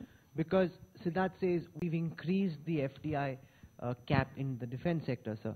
Do you believe that 49% is enough to get American defense manufacturers interested in manufacturing and taking their technology and their dollars to India, or do you think that they'd rather that this be more than 50%, 49% in your view? Is it a non-starter, sir? I look forward to answering that, but let me make a short comment on what I've just heard from my three panelists. I really like the tone of the discussion, that we have to be realistic about each other, understand one another, so that we don't make mistakes of overreaching and then being disappointed. At the same time, I'd make an appeal to the three of you and to everyone in the audience today that I believe India and the United States do better if we also have a vision of where we want to go, and that be ambitious. I cited one, and that is really making India and the United States partners in moving toward a freer trade regime. I believe that's very tough, but if we don't know where we're headed, any road will make sure we don't get there. So let's also set some dreams. Now, coming back to defense cooperation. Defense cooperation is a critical feature of our strategic relationship. The deeper we involve ourselves in defense trade, technology, in defense exercises, the deeper will be our understanding of each other's capabilities, our understanding of each other's perspectives. So I'm a great advocate of defense trade and technology exchanges. Is 49% enough or not enough? That is a great question, and it depends. Let me say the obvious point. I, as an American and a devout believer in the free flow and trade of commerce, I believe the fewer investment ceilings that are imposed, the better our respective business communities can plan their future, make their decisions, and engage one another in a constructive and mutually profitable manner. Whether it's defense or insurance or retail, I really wish we could let the markets decide in a much more robust manner where we're headed than trying to impose political decisions. Defense is sensitive. You have to protect certain national capabilities. You have to protect state secrets. All of this is true. But is there a particular percentage? I don't believe so. What I do believe is that we must build into our mind the need to encourage our defense suppliers to find counterparts in India and make the best deals they can and work on this percentage business. Different companies can find different models. We're finding them today. 49% is not the main impediment. It is an impediment, but it is not the principal one. A more important impediment is the free entry on the Indian side of Indian companies to do and produce defense goods and services for the entirety of your defense structure, and not try to have a mixed performance in which state-owned companies have a piece of the market and the rest of the market is fought over by private companies. I would argue for a freer and more open regime will be good for defense. But see, that what the BJP government hasn't been able to fully explain is that when we are prepared to buy from foreign manufacturers at 100% ownership by foreign companies, which is completely out of our control, why is it that when they come into India, you want to impose an artificial cap? When you buy from Israel, when we buy from the United States, when we buy from Russia, it's 100% Russian, Israeli or American owned. Why not allow that to be 51%, especially given the sensitive nature of the technology involved? This is a major sticking point. Ambassador is being very diplomatic about it. But the reality is American companies are very unhappy with the fact that you've taken a decision, yet not gone the whole hog. Well, Rahul, I may not, I will not agree what you're saying. And I'll give you some examples also. Defense, it's always the circumstances under which you create an FDI or circumstances under which you buy from any country. Maybe it's Israel, Russia, or US. I think the time has come that India needs to manufacture defense goods. They can be critical items also in India. And you have to look vis-a-vis what is happening in the other country with whom you're engaging. Now, the truth is, which I was trying to stress in the beginning, that there is a cut which is coming in the US spending. There are private companies in US who would like to But that doesn't explain the cap. You must explain the cap. I'm explaining the cap also. Just let me. So they're willing to come to India. And I may quote, for example, just to give you two examples. There is a javelin which needs to be manufactured in India. There is a TOT which the US government is willing to give, but they're holding back on certain things. For example, there is a seeker software which is the core to the guidance missiles. So we need to have the 100% TOT in that case. Similar thing we can talk about the fighter aircraft. Having said that, I don't think the message that the Indian government is getting in joint ventures with the Indian partners, private, that we are not willing to come to India because of 49%. The message is coming that there has been a DTTI, which is called Defense Trade and, I think, Technology Initiative. Under that, there is, which was decided in the US in 2012, it needs a boost. John Kerry and the Defense State Secretary was in India. There's an Indian delegation here. We are trying to work around that. There is the issue of 49% is not the impediment. The issue is the US government to release these technologies because of the circumstances. India is becoming an important player in manufacturing. Okay, let me ask that question to the just ambassador. you must understand, when you're talking about two countries, every country talks business through a kind of the circumstances or the environment which exists. The US market is not for the EU. The US market needs to find India, and the business sentiments is pushing that. So therefore I said the 49% is not the impediment.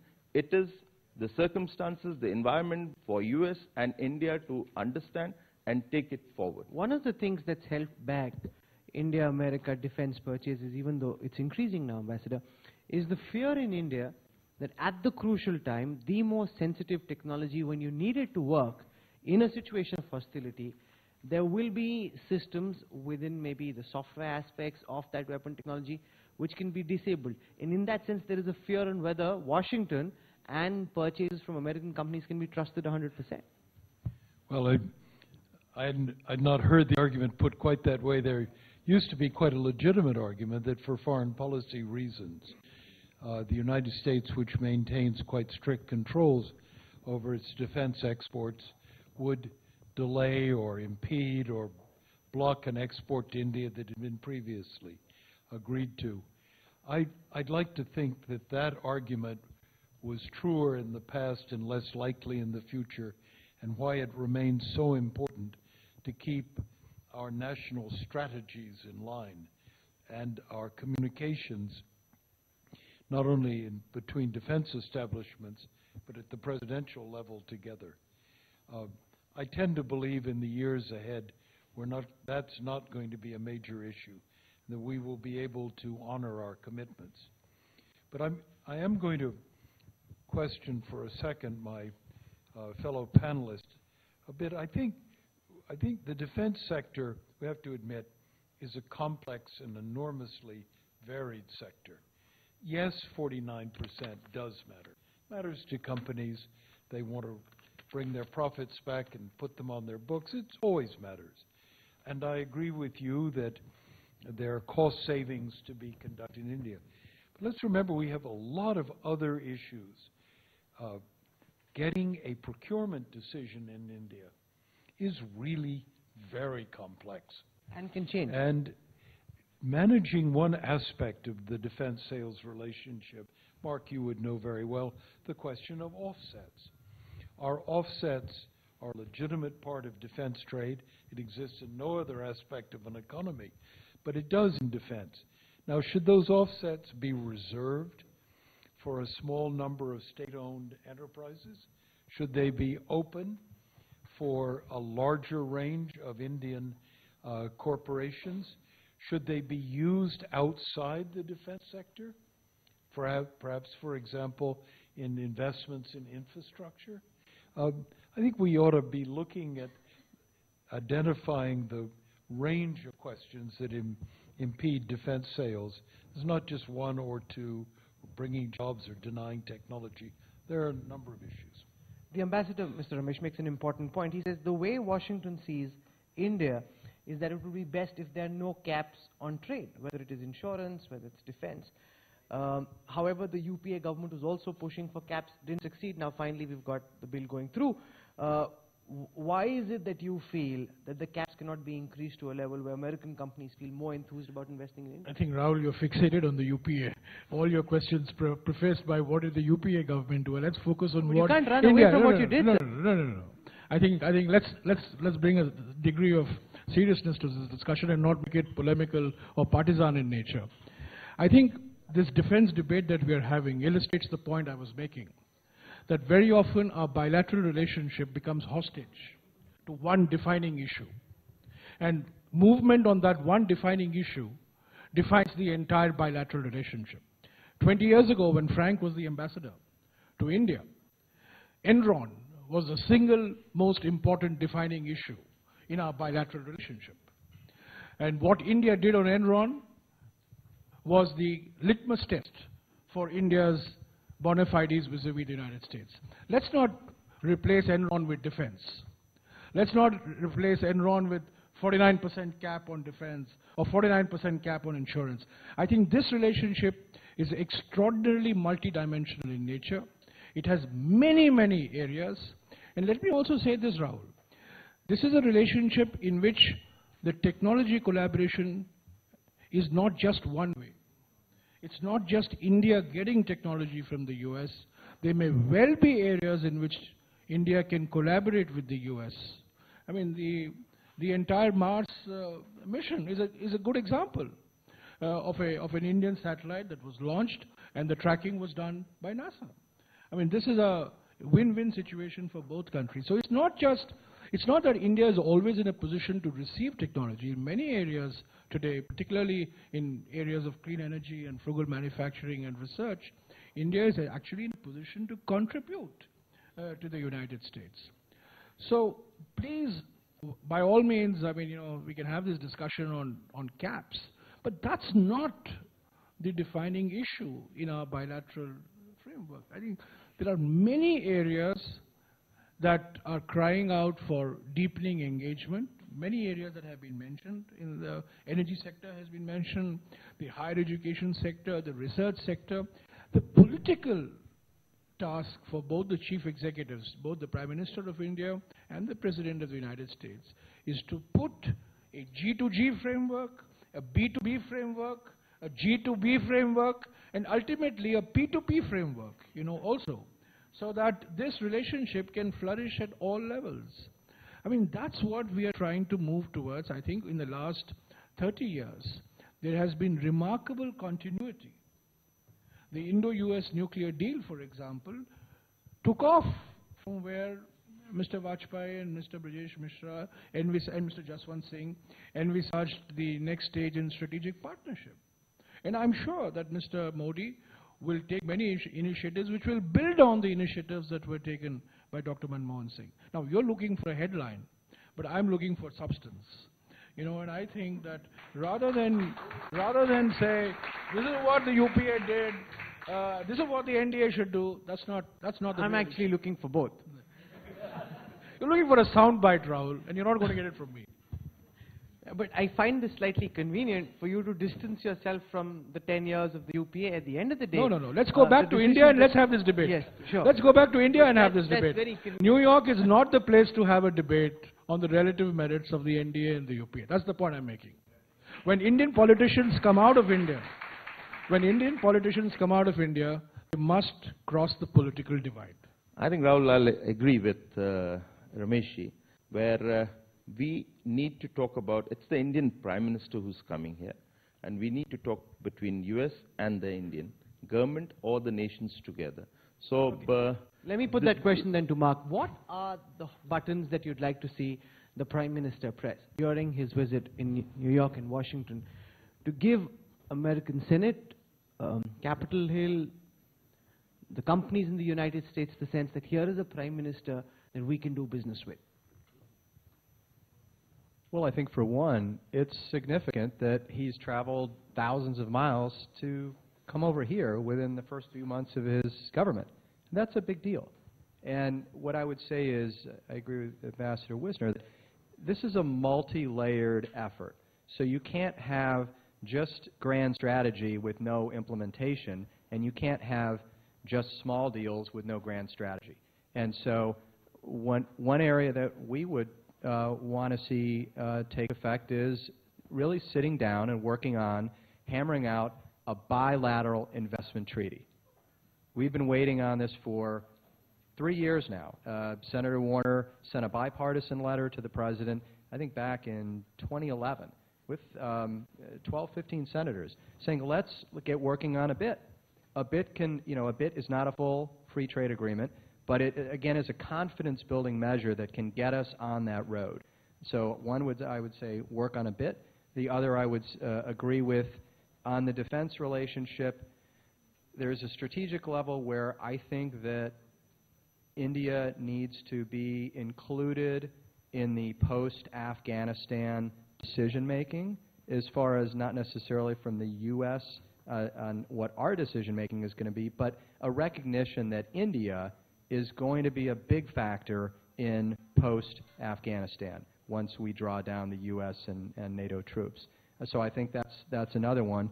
And then on the offsets, as Ambassador Wisner talked about, this has been another area where I think that I hear constantly from U.S. companies that the offset regime, again, where 30% of the contract has to be invested in a small group of companies, is so difficult that some U.S. defense companies say, you know what, it's just too hard. I think I can't work in this environment anymore. And so what we've called for is a two-tier system.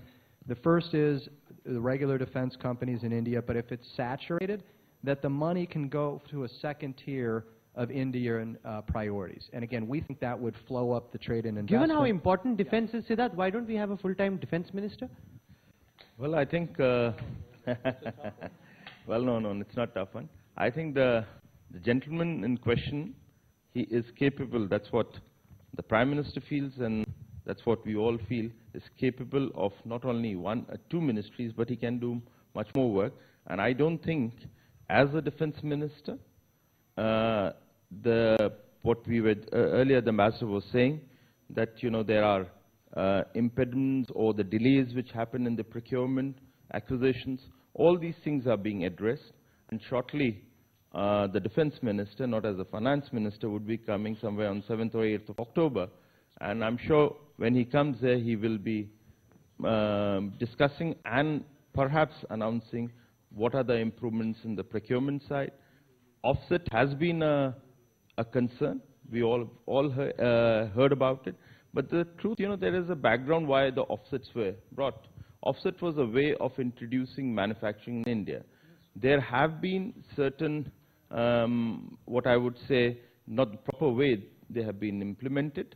But just to say that offset needs to be taken away, I think what we need to discuss with our partners in the US is how this manufacturing can really happen. And there are issues related to it which are being addressed. So I don't think offset should bother, or to Rahul, that the gentleman in question, Mr. Jaitley, is holding two portfolios. Let's take a couple of questions from the audience. Who wants to ask the first question? Yes, Puneet.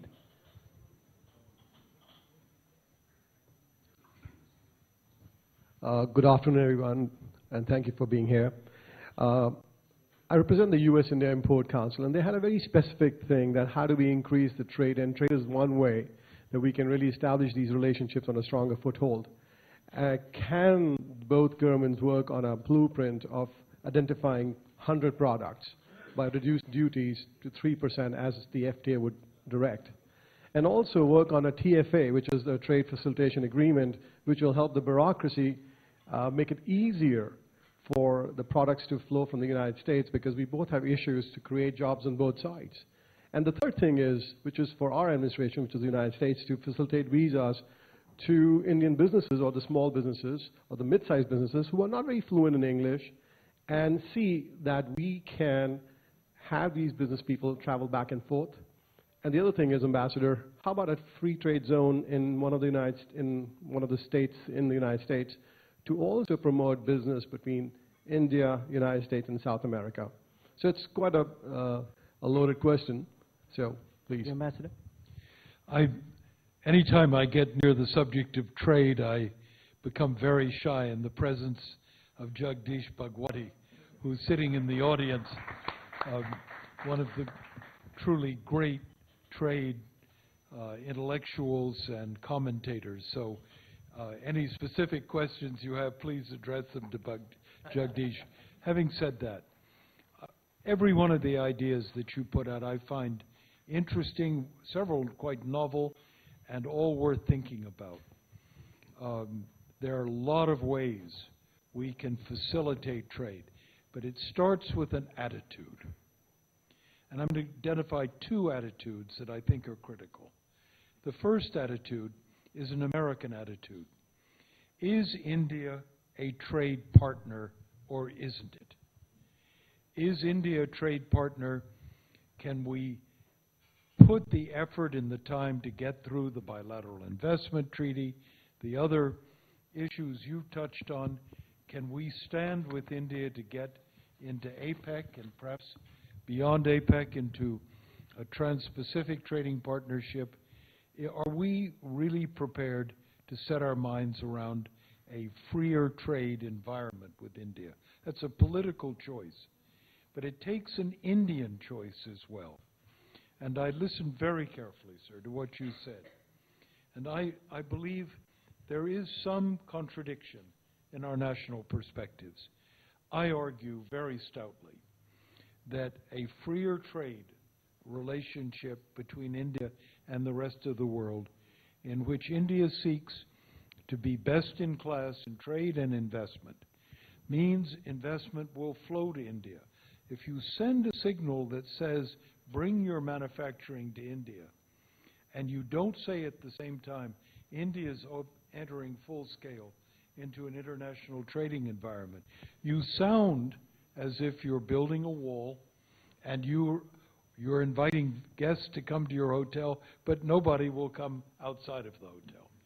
And I urge you to send the other signal, and that is that India has rolled her sleeves up and she's going to be a full-scale, open, internationally competitive trading partner.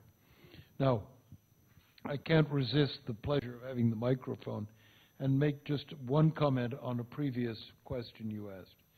If I look today at a signal the Modi visit could give to the American business community, there are going to be 40 or 50 ideas. Some will be particularistic, some will be, but the trade idea will be one, that India's really opening up. India's open for business. Two, that India is going to talk to business before it writes its rules, so that rules are written to protect the public, but also to make them consensual. That three, that India's tax regimes will be carried forward in a manner that is fair and transparent and subject to dialogue and not only with imposition. Four, that the fruits of a labor of an individual, intellectual labor, will be protected, that there will be strong IPR protection in a Modi India. Those four messages will strike, I would suggest, a clarion call in the ears of American business. And I'm bold enough to say it wouldn't be unwelcome in the ears of Indian business. That's very interesting. Let's take a question from there. The gentleman in the blue tie. Yeah, this is a question again addressed to Frank and Mark. I'll just give you a context. I think we've been trying to, I think our Prime Minister has been talking of developing India as a manufacturing hub. You know. And let me take a specific example of the auto industry where I happen to be there. I worked for the Toyota Motor Corporation for a long number of years. See, we have talked for very many years about developing India as a manufacturing hub for cars.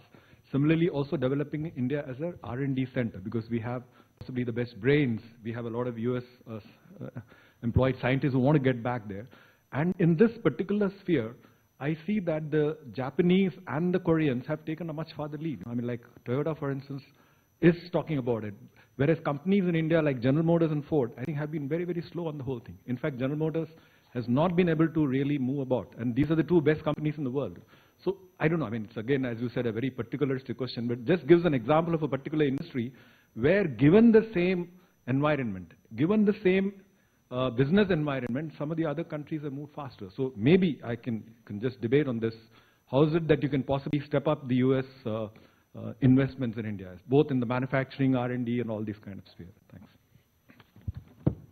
Sure, thanks. I'll take the first shot at that. Well, I'd say two things. The first is that we all know that in India, there's a huge challenge with skills training. You know, as 1 million folks enter the job market each month, one of the areas where the Indian government has identified to us that they need help is skills training. I think a good answer to that is a partnership on community colleges, which is a structure we have here that really doesn't exist in that format in India. We signed an agreement with Capital Civil a couple of years ago in Delhi to enable that. And I would say let's take that idea and really put it into action now and work with the private sector and firms like yours, sir, where we could partner private sector with these skills development or community colleges and really work on the workforce component. The other thing I would say is infrastructure. I hear from US businesses all the time that the idea of putting a plant into India and operating it is quite difficult. And again, we get into land rights, we get into environmental reviews, and then we also get into infrastructure where the infrastructure over in India can be quite challenging to operate a plant like that at the level you would in a place like the US. Yeah, I think if you add Mark's thoughts to other business impediments, you get to closer to an answer about what it will take to move manufacturing in a serious way to India. I just add one thought, though, because I find some confusion in the debate. I personally believe that manufacturing in India is a great objective on its own merits. Whether it is correct to say that manufacturing will lead to job expansion, that's another question. And I think we all need to be clear and careful that manufacturing in the modern world is moving towards less and less labor content. It's moving towards higher and higher capital and technology content. Robotics make automobiles, not robots make automobiles. Not so many people do that.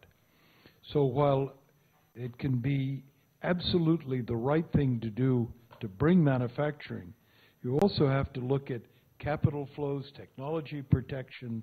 Those are going to be even bigger demands on our creativity to make sure they're smooth and contribute to manufacturing. Well, you know, I just want to respond to what Frank has said. It's true that the nature of manufacturing has changed and is changing. But we are talking of labor-intensive manufacturing. And there are still many frontiers in labor-intensive manufacturing that India can capture.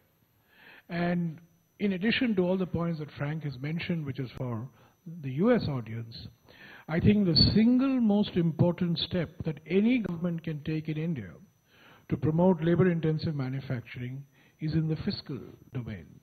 And the integrated goods and services tax, the GST, has been on the agenda for the last couple of years.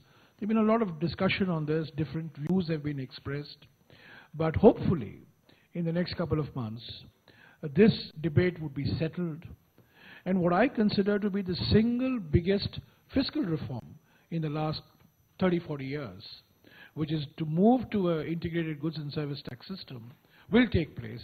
And that would remove at least 15 to 20% cost disadvantage faced by Indian firms in the labor-intensive manufacturing sector, where the jobs will be created, and where China, for example, has created jobs in the millions.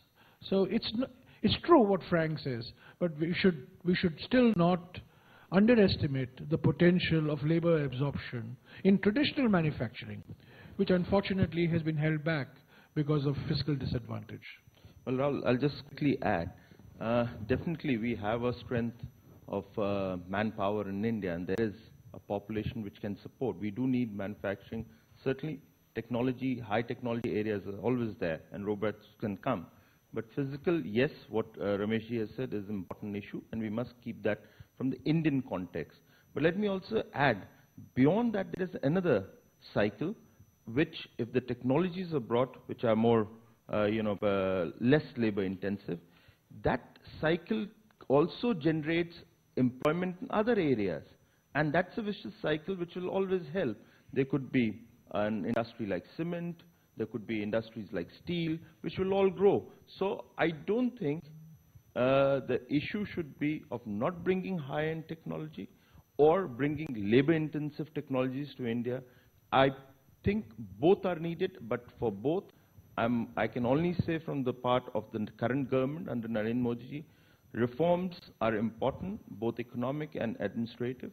There are certain outdated reforms, all are being looked in, and we are going to step by step remove them. GST certainly is going to happen, which will ease the business. So realizing what maybe the Americans or anywhere else, any other country which wants to come and invest, environment needs to be created. They must get that confidence that India is a place where you can do business. We have to grow from the World Bank rating us 134th nation in doing business. We are conscious of that. Can you set a target from 134? Well, all I can say, India in the next 5 years? I can only say, Rahul, that the mandate is certainly for delivering it in the 5 years' time. It cannot be to deliver in 10 years or 15 years. We need to move, and I think our government, or let me say the Indian government, the new Indian government, is being judged not on the basis of honeymoon period, but the day he was swearing in. That is the day we are being judged, and I'm extremely happy to our adversaries and to the media, political adversaries and to the media, they are not letting us sit idle from the day one, and we are pushing media ourselves. in the same breath. That's interesting. But Indians are considered amongst the sharpest computer programmers in the world, and Americans have been pioneers in high technology. There's no reason why the India-America computer should keep hanging. So hopefully Prime Minister Modi and the American President are able to reboot Indian-American ties in a way that we don't need to come back 5 years later and discuss how we can reboot ties. The control and alter button has been pressed. When the Prime Minister goes back to India, I'm sure everybody sitting here on their screen will see that the reboot had started. Now the screen will give them a clear picture what India-US relationship means. Thank you all, gentlemen, for joining us. Lunch has been served in the Regency Hall right next door, and we'll reconvene in 40 minutes from now. Thank you so much.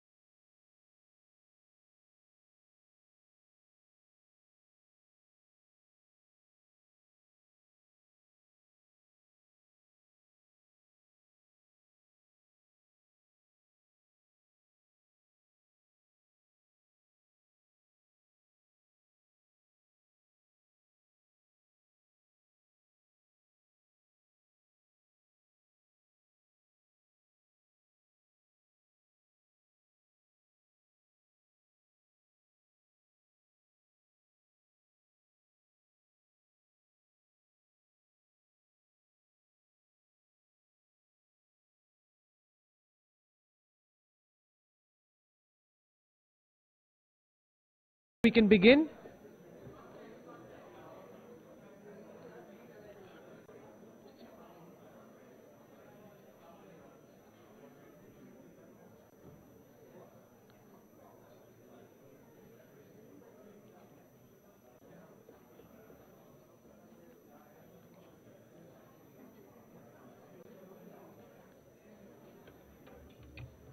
Could I request those standing at the back to come take their seats, and then we can begin, please.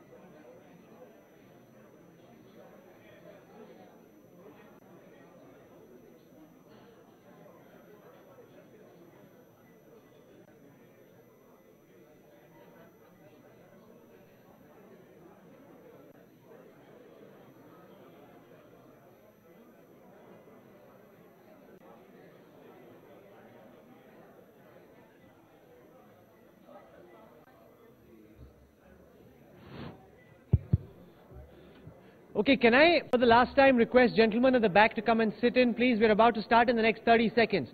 So everyone at the back, if you could just come in front and settle down, we're about to start.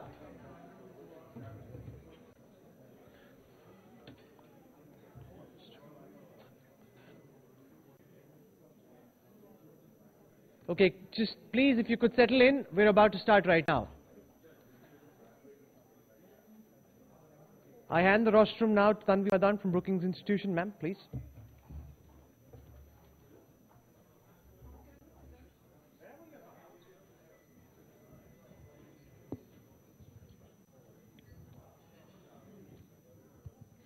Good afternoon. I'm Tanvi Madan. I'm the director of the India project at the Brookings Institution in Washington, D.C., and a fellow in the Foreign Policy Program today.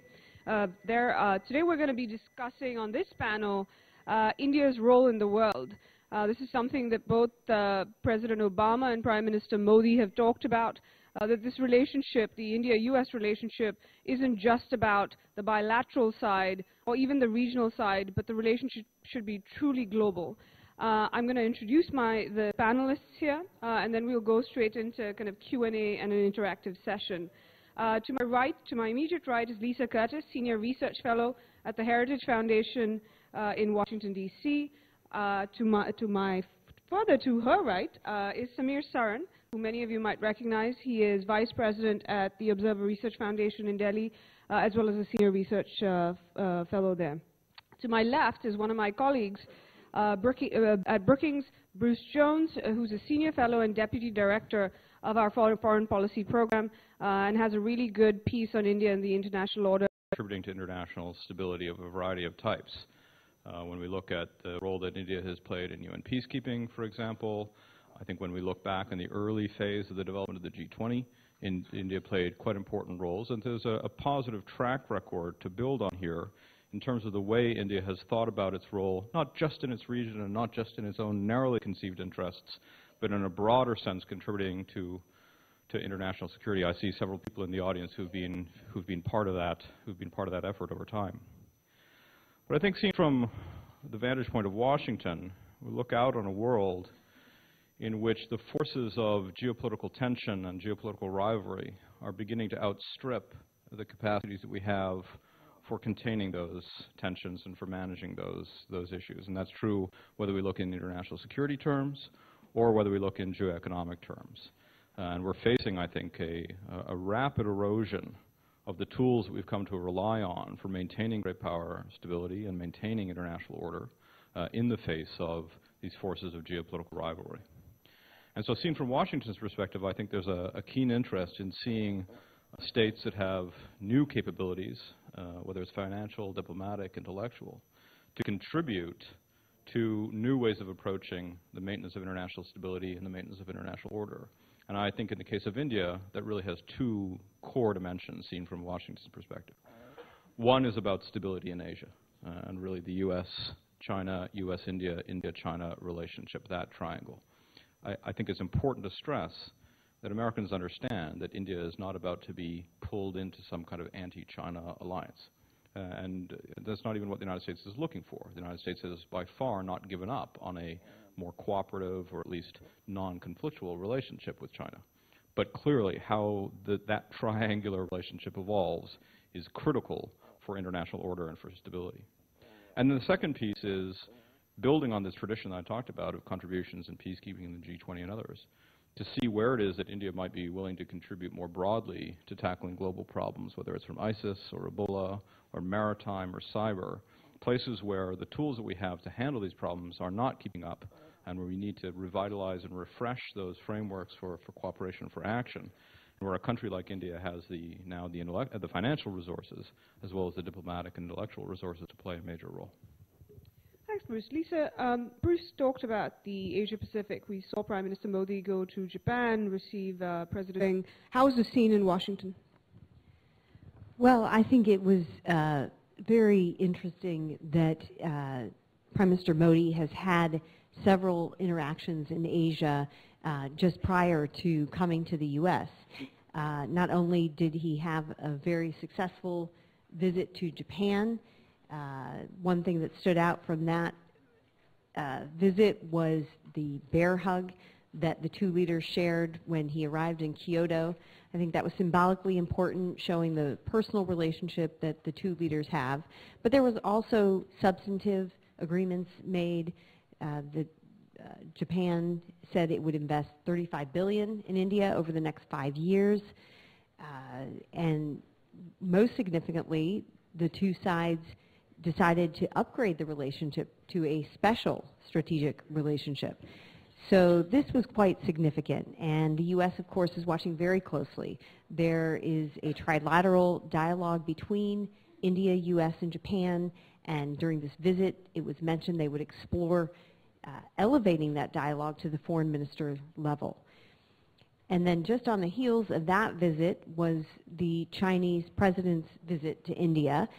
That visit did not go so well, and I think it was largely overshadowed by border tensions up in the Ladakh region.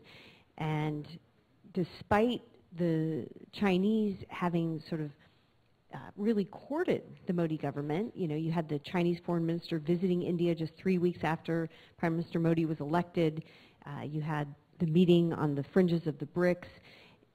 Despite that courting of India initially, what we saw was that these border tensions really did end up overshadowing the visit.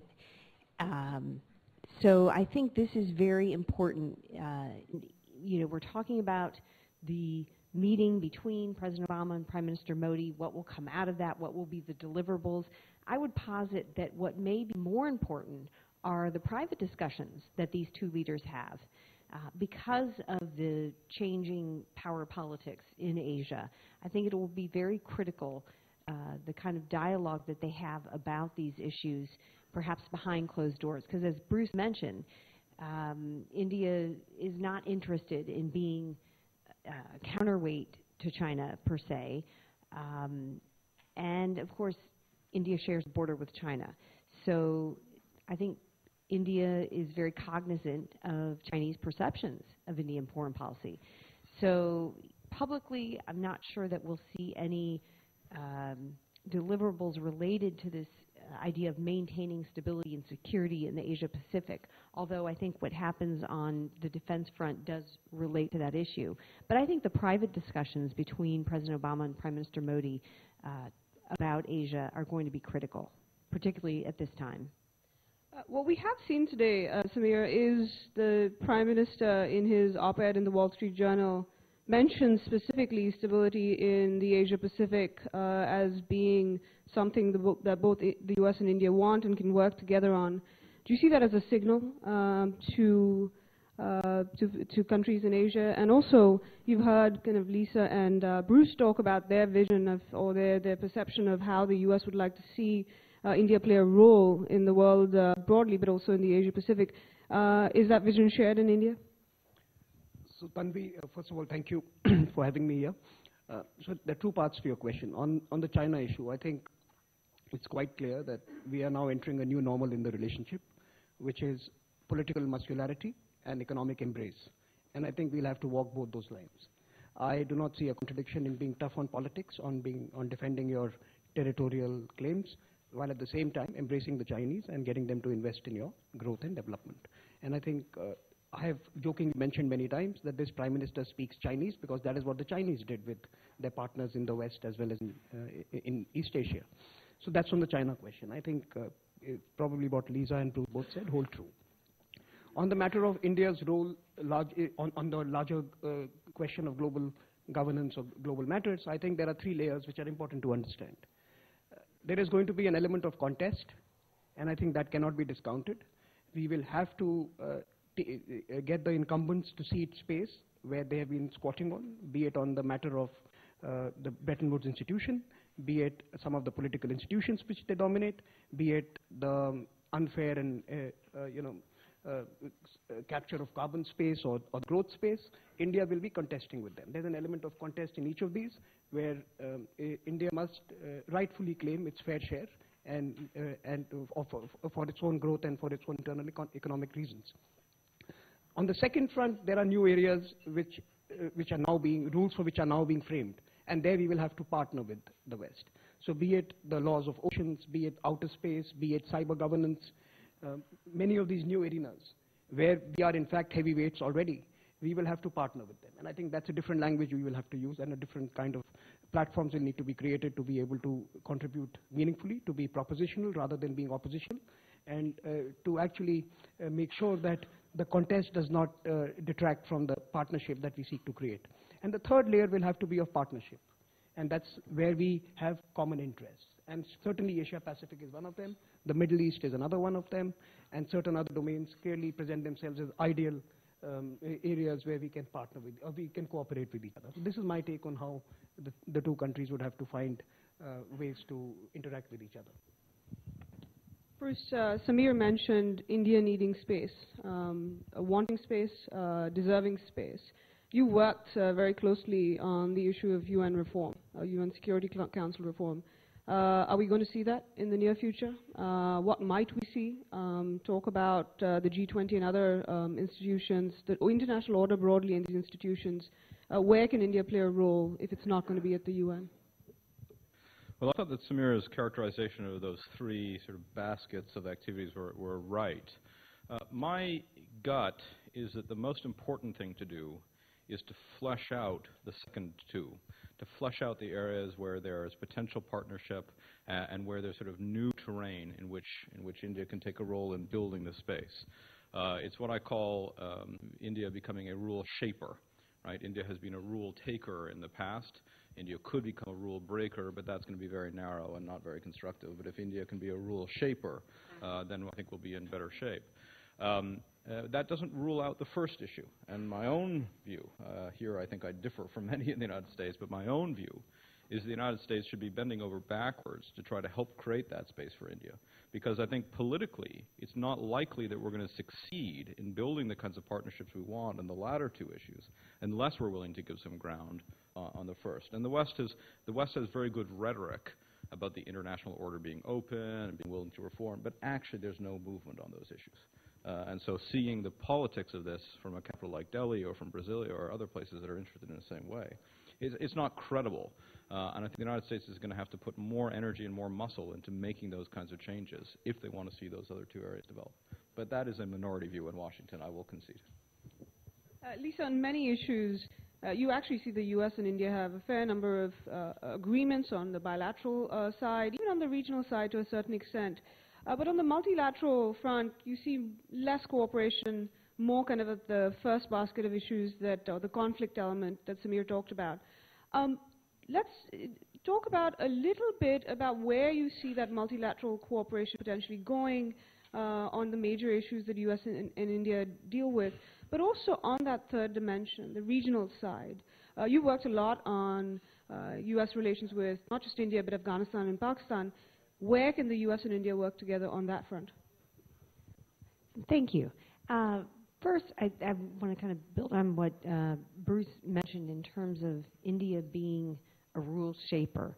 And I think one area that we need to talk about this issue is on the issue of nonproliferation, not just nuclear nonproliferation, but nonproliferation writ large. And part of this effort is to bring India into the main nonproliferation groupings, whether this is the Nuclear Suppliers Group, the Missile Control Technology Regime, the Wassenaar Group, the Australia Group. These are the four main groupings that I think we need to work to bring India to be a part of those, to bring India in the tent, as it were, in order to help shape those rules of nonproliferation. So hopefully we'll see some movement on that going forward. In terms of the region, I think the U.S. is looking to India to be, a stable force to contribute to the economic growth, trade, and be basically a promoter of stability in the region. I think this is the role that the U.S. sees India playing not only in South Asia, but in the larger Asia Pacific. And I think that, Prime Minister Modi, his reaching out to the South Asian leaders by inviting them to attend his swearing-in ceremony was something that was very welcome from the U.S. perspective. And of course, even inviting the Pakistani Prime Minister Nawaz Sharif, even though there's been tensions there. And then, of course, Nawaz Sharif accepting the invitation, despite the Pakistan military raising their eyebrows, I think showed some courage on Nawaz Sharif's part as well. Now, of course, there was some disappointment when the foreign secretary level talks were canceled.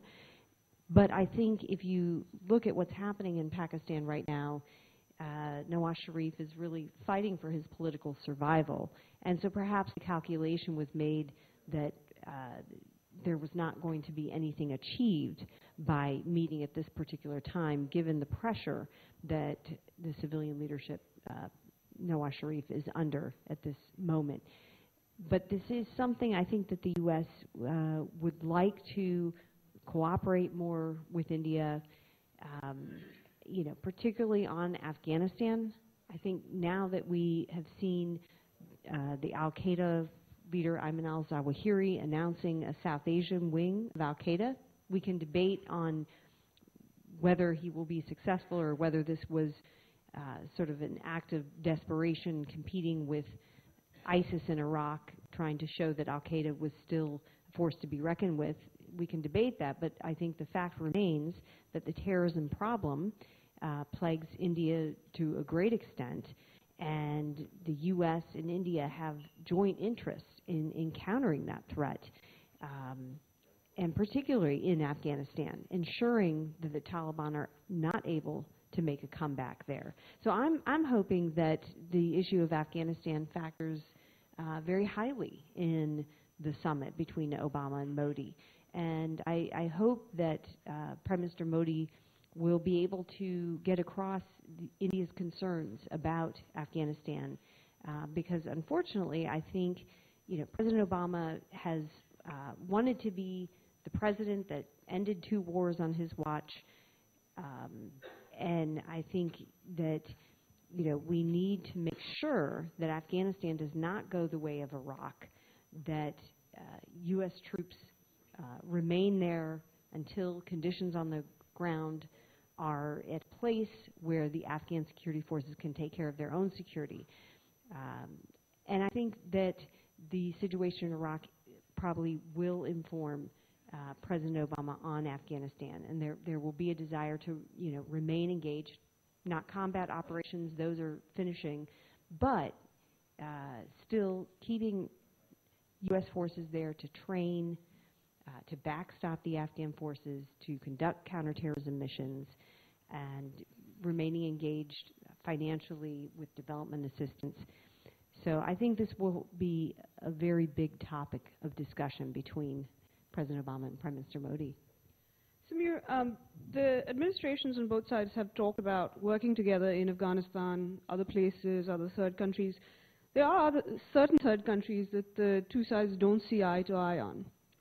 Let's take Russia. And the BRICS broadly. Talk about how you see India's relationship with Russia play out, not just in the BRICS context, but that as well, and potentially where it might set up some of that, maybe not contest, but at least certain not complementary elements. So Russia is actually an interesting point of discussion, because it represents, in some sense, one of our oldest and trusted partnerships. Russia literally, virtually offered us a veto at the UNSC, and we could always count on that Russian veto to protect our interests. I do not see any other country having given us that same privilege. So in some ways, our relationship with Russia will always be predicated on the fact that we can count on them when we want them to support us at the United Nations. On the other hand, we also have a very deep defense and technology relationship with Russia. And you hear all sorts of literature, but you read all sorts of literature, and you hear stories that they have helped India build up capacities in a number of sectors.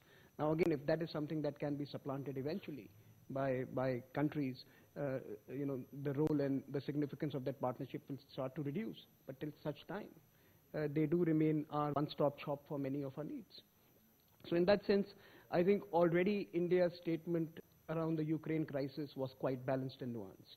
I think India did move away from the traditional, wholehearted support to a more balanced position, which I'm sure the experts in Washington didn't find sufficient, but many in India found to be fair and balanced. But within the BRICS context, I think BRICS is again a very interesting forum for India. On the one hand, you remove the edge from your bilaterals with China. You meet them every year, you discuss positive cooperative arrangements with them. You are building a camaraderie with the leadership and the bureaucracy, and it helps the overall partnership.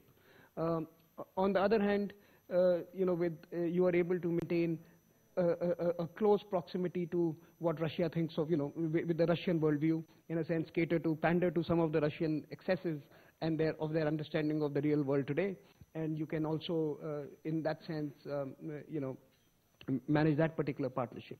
But to me, I think these groups such as the BRICS offer India a flexibility mechanism.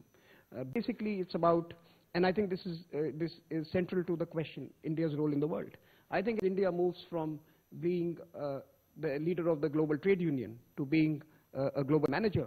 It needs a vehicle to make that transition.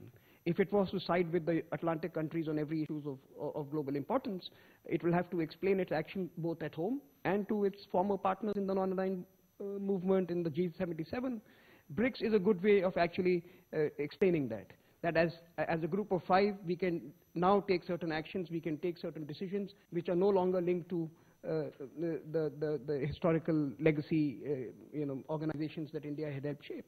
So BRICS for me is a move which is a vehicle that takes India from being global opposition to part of the global establishment. It will also explain some of India's contradictory foreign policy decisions. It will also help India play a bigger role when it comes to development funding through the BRICS Bank, when it comes to taking more vigorous political positions on certain issues. It is helping India get into the habit of being propositional. For me, BRICS is important in that sense. Bruce, do you have the same, do you agree with that vision? And since you're an expert in Washington, how was the Indian response on the situation in Ukraine seen there? Not well. I think this is actually surprisingly going to be one of the trickiest areas in the relationship, because Washington has a very hard time understanding things that have nuance in them. Washington is very good at seeing things in black or white, or with us or against us. Nuance is tricky. So I understand the perspective you have on the BRICS, and I think there are many places where the United States should be completely relaxed about it. For example, in the BRICS Development Bank, people were getting all hot and heavy about, ooh, it's going to be a competitor to the World Bank. Well, the World Bank needs competition desperately. And frankly, the Western model of development has been pretty poor in terms of its success, and if the BRICS can do better, let them. We want India to take a greater role. That's a place where they're going to take a greater role. We should get out of the way. On the other hand, I think when, for example, India chose to caucus with the BRICS in the Security Council on issues of human rights and intervention, that sent kind of a chill in Washington about what kind of role India would envisage for itself on the world stage. And the Russia decision was sort of in that same vein. One thing to not want to side with the United States on Russia, another thing to be seen sort of publicly embracing Putin at that moment in time. So I do think that this is one where we're going to need a much better dialogue between the United States and Delhi if those kinds of issues are going to be understood well and are not going to throw sand into the relationship, which they otherwise will, I think. Is it harder to have kind of the Indian Prime Minister hanging out with Putin? After all, Chancellor Merkel was also hanging out with Putin at the World Cup. Nobody ever said that U.S. allies were reliable. So, yeah, and look, I think that it's true with China as it is with India, that I think virtually every country out there is going to want to have these kind of diversified relationships and not going to simply choose to cut off ties or et cetera when the United States pushes. And that's going to be a difficult framework for the United States to get its head around. And there are going to be times and places where an unwillingness to at least put some distance with Russia is going to complicate the relationship with the United States, no question. Can I just add a point here? Yeah, I think that's right. I think, clearly India has a multi-directional foreign policy, and the U.S. needs to accept that. But I think when the U.S. might become concerned is when, core issues, for instance, democracy and the importance of that, system of governance, which of course both the U.S. and India share.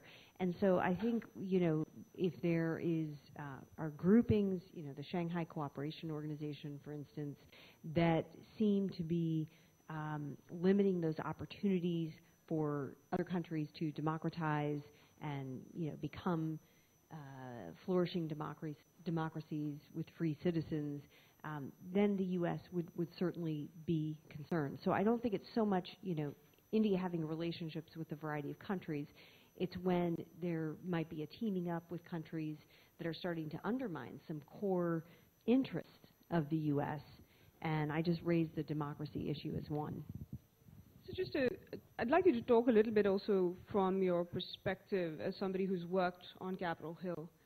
You were a professional staff member on the Senate Foreign Relations Committee staff. Something like whether the Indian standpoint on Russia and Ukraine, or something that created a little bit of tension in the last few years, Iran.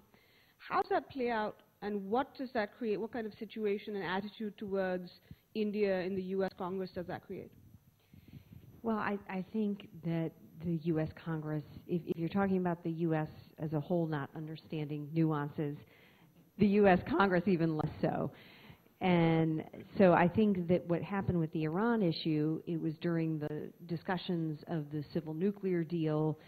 This is going, way back to 2006, 2007, and somebody raised the issue of India's relationship with Iran, which of course India has had a relationship with Iran for many, many years. Economic reasons, energy imports are part of it. But there's also a geostrategic element in terms of Iran sharing a border with Pakistan and Afghanistan. And so there are many elements to India's relationship with Iran. But I do think it did become a stumbling block for many congressional members because they couldn't get their head around the idea, well, if we're going to have this strategic relationship with India and we're going to move forward in incorporating India into the nuclear nonproliferation regime, even though they have not signed the NPT, then, how can we have such divergent policies when it comes to something as important to the U.S. as Iran?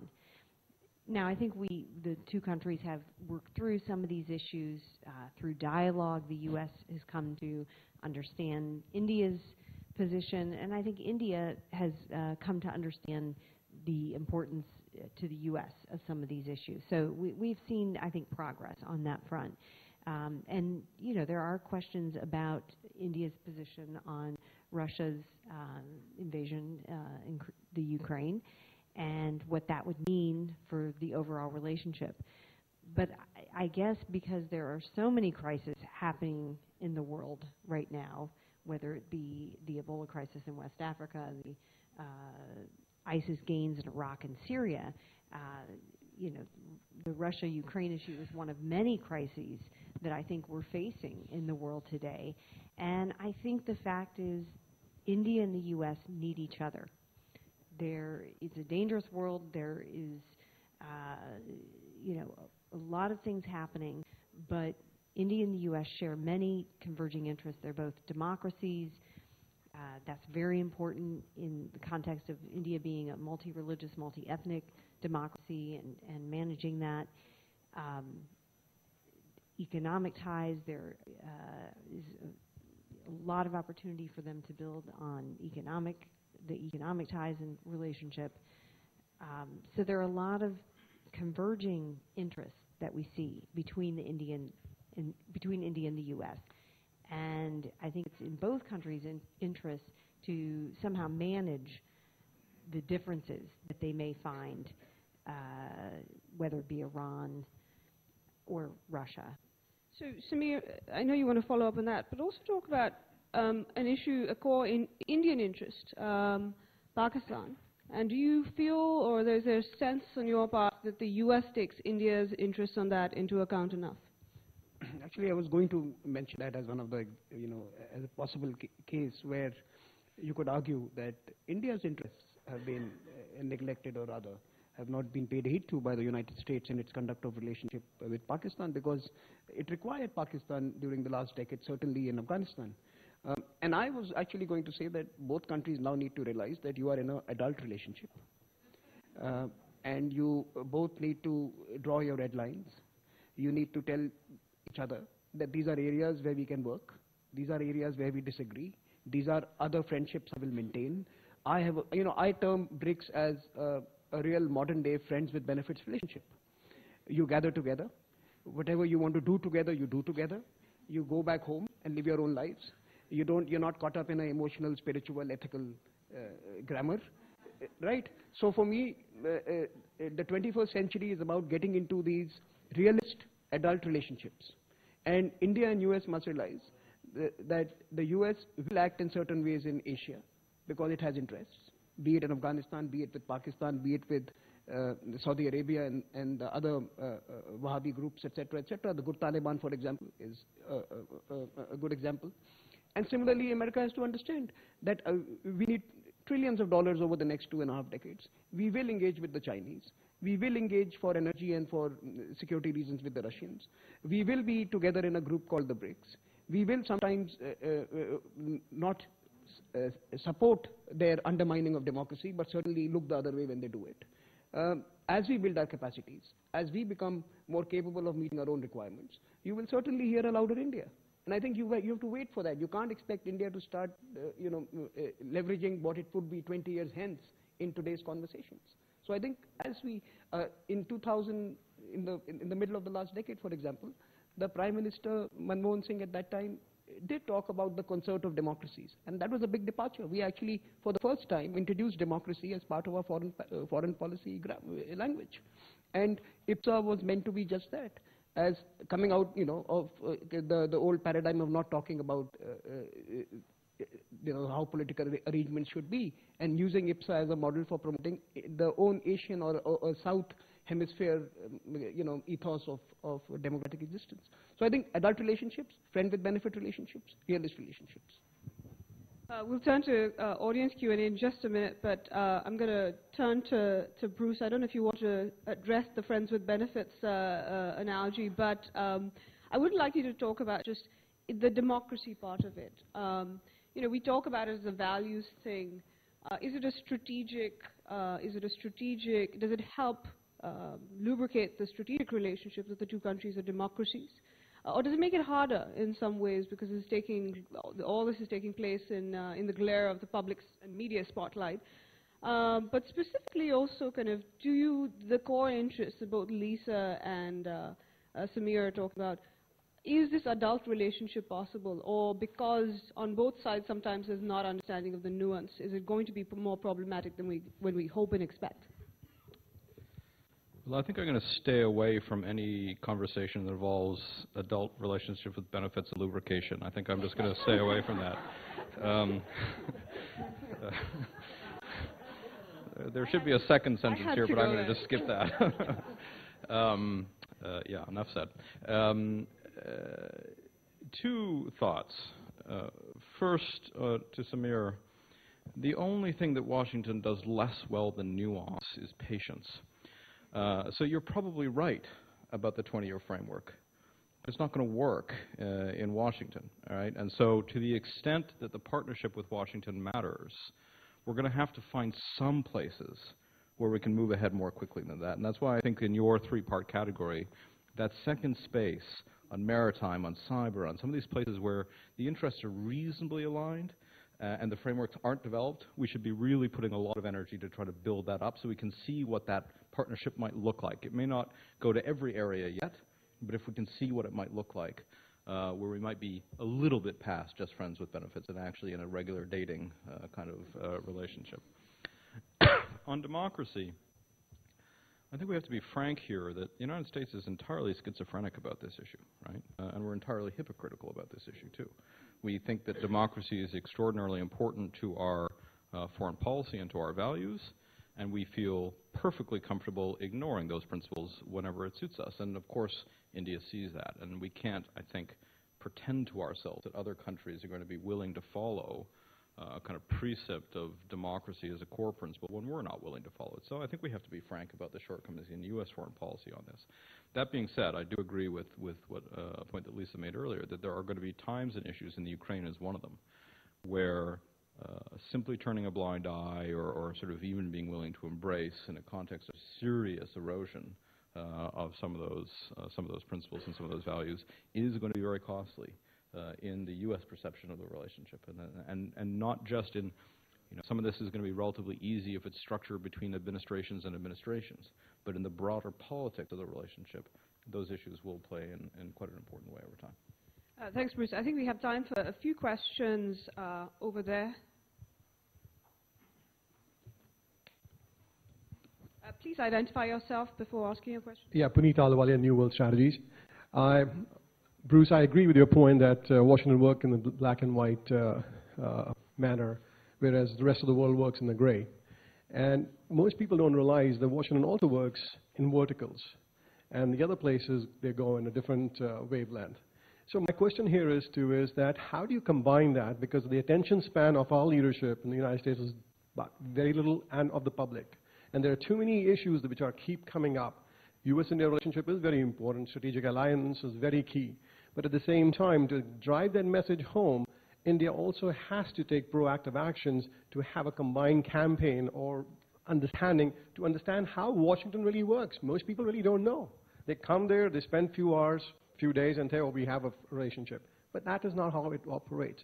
It's a different animal, and that understanding is so key that the think tanks, the NGOs, the lobbying firms, various organizations, and push-pull factors that happen in Washington, I can guarantee you 95% of the Indians do not understand that. Is there a question? Sorry. Yeah, that's what I'm trying to say. What is India going to do about that? How do you see, we can talk about the optics, but in the end, what are the tangible results are you going to do to take to establish those relationships? So may I answer that, and do you think there's enough understanding in Washington, and this is for Lisa as well, of dynamics in Delhi or in India as a whole? I think we have largely, we've gone through two phases in our relationship. The first was driven through people to people. It was the diaspora. It was the certain appeal of Hollywood. It was a certain appeal of curry that got the relationship going in the initial years. Curry is still very appealing. So, and then we suddenly moved to this top-down centralized relationship, where the government to government became active during the previous decade. But still, I think the core component is the corporate sector. And I still believe that the real relationship will be formed by the business transactions. And it is there that India needs to reach out to the corporate sector in the US, and the US corporate sector needs to familiarize itself with what's happening in India. I think the most important part of the Prime Minister's current visit is his meetings with the CEOs, is his meetings with the business community. The rest will fall in place. You know, the minute we are doing $200 billion of trade, the relationship looks good. When you're doing $600 billion of trade, even the Chinese look good. You ask the Americans that. So I think that is in many ways the area of focus, and you're right, sir. I don't think India gets its message across clearly and lucidly, and I think we need to be doing that. But so is the case with other countries, and I think communication is at the heart of any good relationship. Yeah, I think it's very important that we understand each other's systems, bureaucracies, limitations, and opportunities. And that can only happen by interacting, over a long period of time. And I think we're beginning to make progress. But I would take, for example, the Japan and China visits. Japan committed $35 billion over 5 years to invest in India's infrastructure and manufacturing sectors. China committed $20 billion. That's not how the U.S. does business. You're not going to see President Obama committing billions of U.S. investment dollars. That's for the private sector to do. And so that's a major difference. And hopefully that is understood in India, and that won't be a benchmark for a successful visit, because it won't happen. What's important here is what Samir said, the meetings that Modi will have with the private sector, and kind of selling India and promoting India, and talking about the plans for pushing forward with economic reforms, the plans for allowing the private sector more space in India. These are the things that U.S. investors will be looking for. The Make in India campaign, I think this is positive. This is something that will help create enthusiasm. This visit itself will help create enthusiasm. But I think when it comes down to it, U.S. investors will look at the actions that the Modi government takes on the economy. So they'll wait 6 months to a year and see if they're actually are steps taken to promote economic reform, to promote the private sector. One last point on this issue of gaining understanding of each other's systems and processes. I think the Indian American community is absolutely critical in this process. I had a very interesting discussion over lunch with a gentleman who's an entrepreneur here in the U.S. He has back office operations in India, and it's people like him that will be able to explain issues to the U.S. Congress, explain issues back in India, what's happening. So I think the Indian American community has a vital role to play in contributing to this discussion of how we can build this strategic relationship. Thanks, Lisa. A question over there in the back, and then after that, over here in front. Thank you so much for the very great insights that you gave on the topic. We have been talking a lot. All right, my name is Jayant. I'm a student at the School of International and Public Affairs at Columbia University. Since we have been talking a lot about investment and trade, do you think there has been a negative sentiment because of India's stand at the WTO, because of India's recent stand at the WTO? And also, there was this recent climate march that that all of us know about. And I know COP Paris is a little far off, but do you think India will have a major role to play when we'll be talking about legally binding agreements on climate change? Great questions. Bruce, do you want to start? On the first issue, the answer is yes. India's position in WTO and the way they took the decisions and the way they've played this card has resonated negatively in Washington and in the United States. That's not to say that India doesn't have genuine interests and genuine concerns with the way the deal has been structured, right? So this is where it strikes me that we're simply not yet in a mode where we're seeing enough happening at a bilateral level between Washington and India about how they're going to play in these global forums to avoid getting to that kind of moment where India, as a matter of core interests, has to walk away from a deal or scupper a deal. We should never have gotten there. We should never have been in that place. And so I can't blame India for the position it took in terms of its interests, but it's unfortunate, and the image is negative. On climate, I have to say I watch how this is evolving, and I think India, to use the terminology which seems to be appropriate for this panel, is going to get screwed. Okay, you know, Chinese emissions, per capita emissions, are beginning to taper off in terms of per capita emissions. Are beginning to kind of peak. U.S. per capita emissions are declining. Those two things start to converge over about a 20-year period. And in Beijing and in Washington, there is an understanding now that it may be in our mutual interest to forge a legally binding. Now, legally binding is going to be interpreted very loosely. Legally binding to you're legally bound to report on what you're doing anyway, that kind of thing. Nevertheless, I do think you see some degree of convergence in Chinese and in Washington and in American thinking on this, and it's not at all where India is.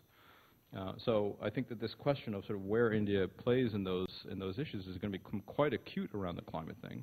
I think that Paris is going to be much more developed than people anticipate. I think Paris will turn into a real deal on climate issues, and India is potentially left behind in a very major way. That plays into the U.S.-India relationship. If the United States wants a serious partnership with India, it's going to have to be willing to try to protect India in that kind of context, and I don't see that yet in Washington. So I think my quick take on the second part of your question is that India enjoys a negative veto on the climate agreement. It can pollute the hell out of this planet, and it enjoys privilege because of that. So when you had finally at Copenhagen a hurried outcome document, you had India on the table, and it's unlikely that any climate deal will not have India sitting there at the last table and agreeing to something. Having said that, there is no doubt in my mind that in 5 years China will leave India. China, as per its own statements, wants to be a developed country in 10 years' time. 2025, I believe, is the year they've cited in one of their speeches, and they will gradually begin to accept responsibilities of being an excellent country or a developed country. So this India-China hyphenation is dangerous. And I have been arguing in many of my writings that the US, France, UK, all those who claim to be Indian friends need to give a India exception next year at COP21. India-specific exception. We are not the G77 and we are not China. I think we have done ourselves disservice by hyphenating ourselves to China. They will leave us very soon. So an India-specific exception, like the one given to Australia and Canada during the Kyoto Agreement, must be offered to India, where it is given sufficient space to grow. India can commit to peaking levels. I think that's something easy to do. Our bureaucracy will ensure we will never grow more than 2 or 3 times our current energy capacities. So we can commit to peaking levels, and we can't commit to peaking date. Because again, our bureaucracy will ensure that the best laid plans will fail. So we can't agree to the date, we can agree to the level, and I think India and US could work together in trying to create this India-specific exception at the COP21. Now the good news is we have the US Congress, and hence the US is never going to accept a legally binding international treaty. That is also something I'm very confident about, that it is unlikely to pass muster the Congress. So there is going to be an international agreement, perhaps not going to be legally binding, and perhaps we are going to have another revisit in the near future of whatever we achieve at COP21. Bruce, you wanted to respond? Just very quickly. I actually very strongly agree on the idea of an India-specific exception. I think it's the only way of doing business on climate. I would actually extend it to development issues as well. But it has to hinge on something else that you said, that India is not the G77. And in a lot of these frameworks, India acts like it's still the G77. And if the United States is going to be willing to work towards an India-specific exception, India also has to be willing to break from the G77 on a number of these issues. Question over here.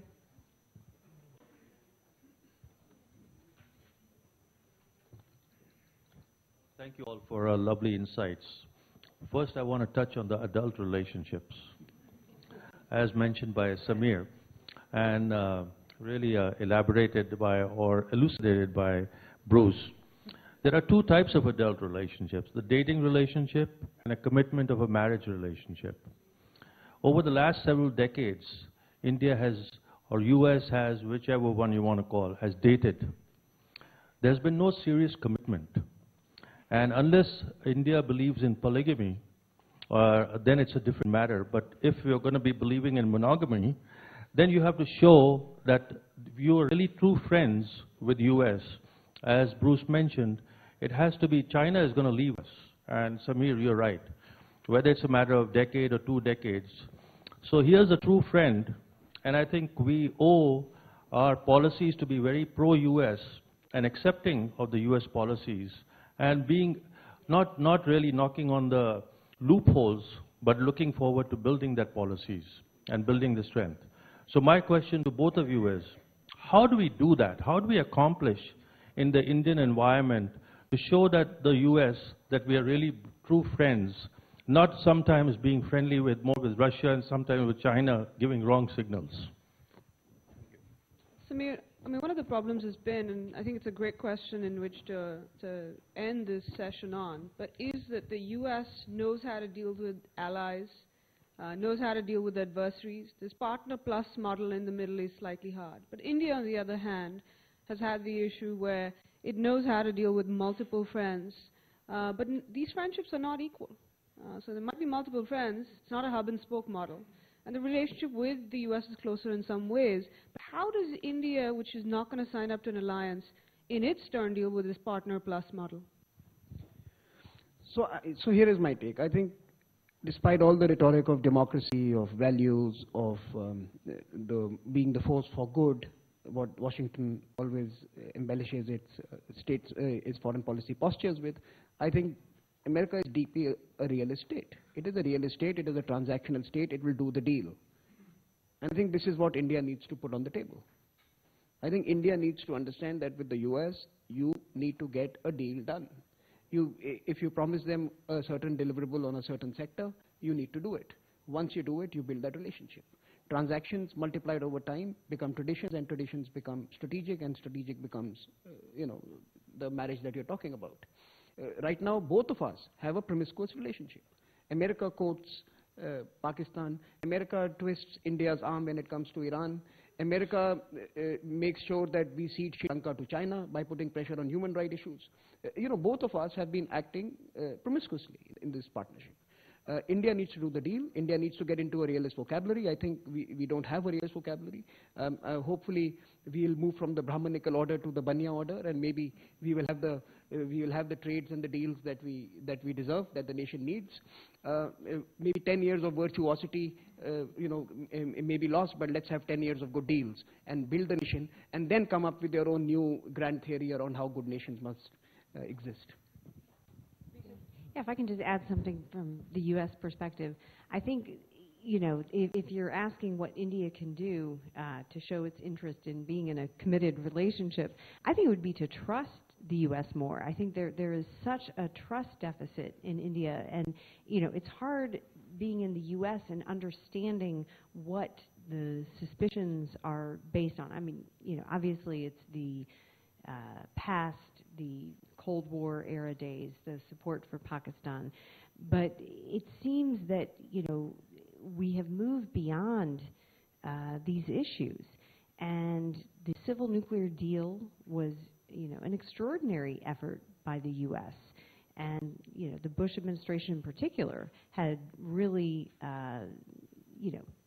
put itself on the line in terms of standing up for India, and India being worthy to join the the nuclear regime and have access to civil nuclear technology and fuel, despite not having signed the NPT. So I think that was one area where the U.S. felt that that should have built a certain level of trust in India moving forward with that agreement.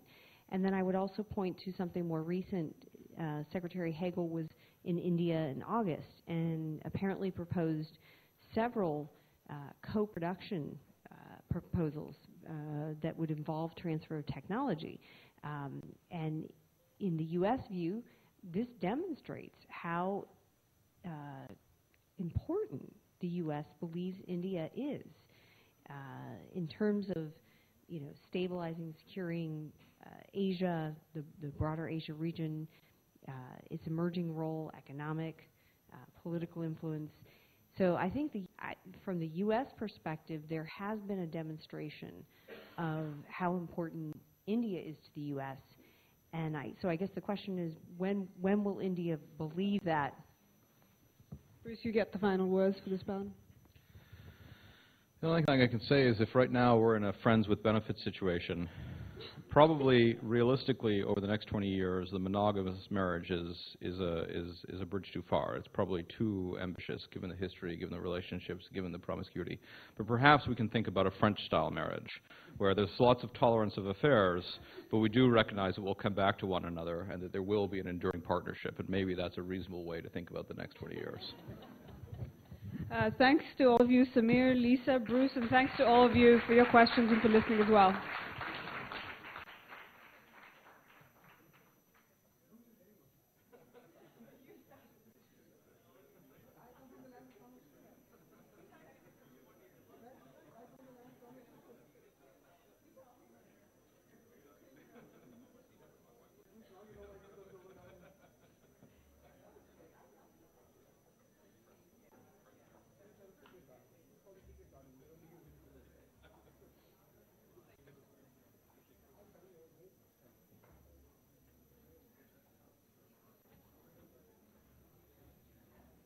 Ladies and gentlemen, we're ready with the next session. I just ask Chairman and Editor-in-Chief of the India Today Group, Arun Puri, to join us on the stage. He's got a very special guest with him. So, ladies and gentlemen, if we can virtually get back to setting off on the next topic.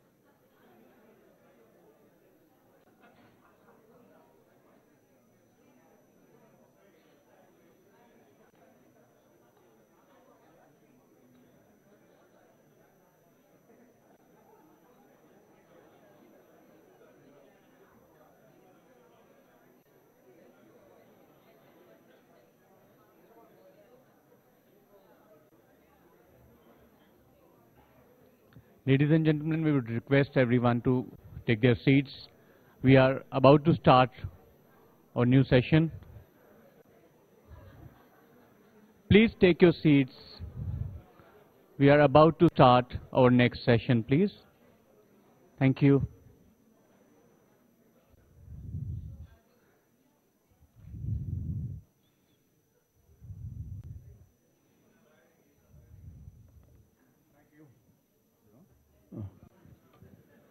Hello? Yeah. Thank you, ladies and gentlemen. Please settle down. It's my great pleasure to introduce somebody who really doesn't need any introduction. It's Professor Jagdish Bhagwati. He's a well-renowned international public intellectual, an economist who was an expert recognized across the world on international trade, has done groundbreaking work on free trade and competitive advantage. There's a whole elite tribe going around this world who pride themselves in calling them SOBs. And it's not what you think it is. It is students of Bhagwati. And one of the most prominent ones is, in fact, Paul Krugman, who said this and who is, as most of you know, has won the Nobel Prize for Economics. So it's a great honor to have Professor Bhagwati here with us.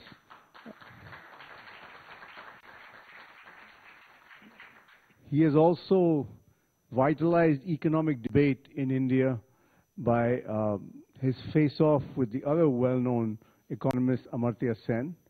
The whole business of the approach of economic policy.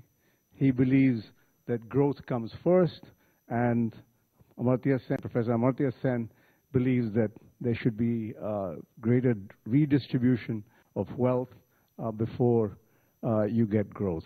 This debate has been going on in India and enlivened everybody there. So put a great focus on economic policy.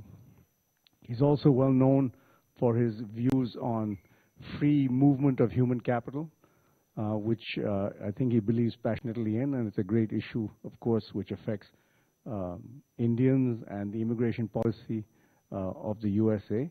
So I'm sure he'll have some comments on that. He's so happens that he's actually come out with a book, very timely book, which says growth matters and how growth has reduced poverty in India. This is again a very hot subject. So with that, I will request Professor Bhagwati to, well, you know, I might just say that Mr. Modi has not appointed a chief economic advisor yet. So I'll take the privilege of saying, well, let me do the job for him. If you were the chief economic advisor to Mr. Modi, what would you tell him to do right now? I would tell him to get a younger man. And there are names which come to one's mind. I think one of the great things is, of course, is just as the dynasty's kind of gone, so also the fact that we have always relied on older people. And I think we need the youthful energy. I mean, Mr. Modi is not exactly youthful, but he's certainly not old either. So I think that is a very major change. The other major change is that he's come from the ground up. I mean, he doesn't have the right Oxbridge accent like I hope I suffer from a little bit, having been to both Oxford and Cambridge. I mean, we had when I was studying in Cambridge, there was a guy who came from, as it happened, it was Calcutta, who was speaking, when he arrived, he's speaking English with a Bengali accent. After a year, it was the other way around. You were speaking Bengali with an English. That's not the sort of leadership we want. We want a genuine, authentic leadership. So let me just sort of turn to the two sets of issues. I think that we just heard, I mean, you just happened to mention the particular Growth Matters book with Professor Panagaria, which we brought out. And I think that's a very important problem with that. I mean, you also mentioned the controversy with Professor Sen. The real problem is that how do you spend the money for social spending? We can all want it. Even the Narendra Modi government is talking about increasing spending on housing, increasing spending on distribution of monies for different schemes and so on. The problem is not that. I mean, unless you're an evil person, you're going to want some social spending, right? The question is, can you really find the resources for it? And I think this is where, if you don't do it with resources, what will you get? You will get the UPA 2 problem, which is that they had begun to spend lots of money by turning a lot of directive principles into rights. A right means you've got to spend the money. If you don't spend the money, the Supreme Court will order you to do it because it's turned into a right. So on the one hand, you have expanding income, expanding commitments to spend. At the same time, because the growth rate had fallen, the revenue intake had fallen. So you had a very simple economic situation where you had very little money coming in at the margin, and you had huge commitments. So what do you get out of that? You don't have to go to Columbia and be my student to learn this.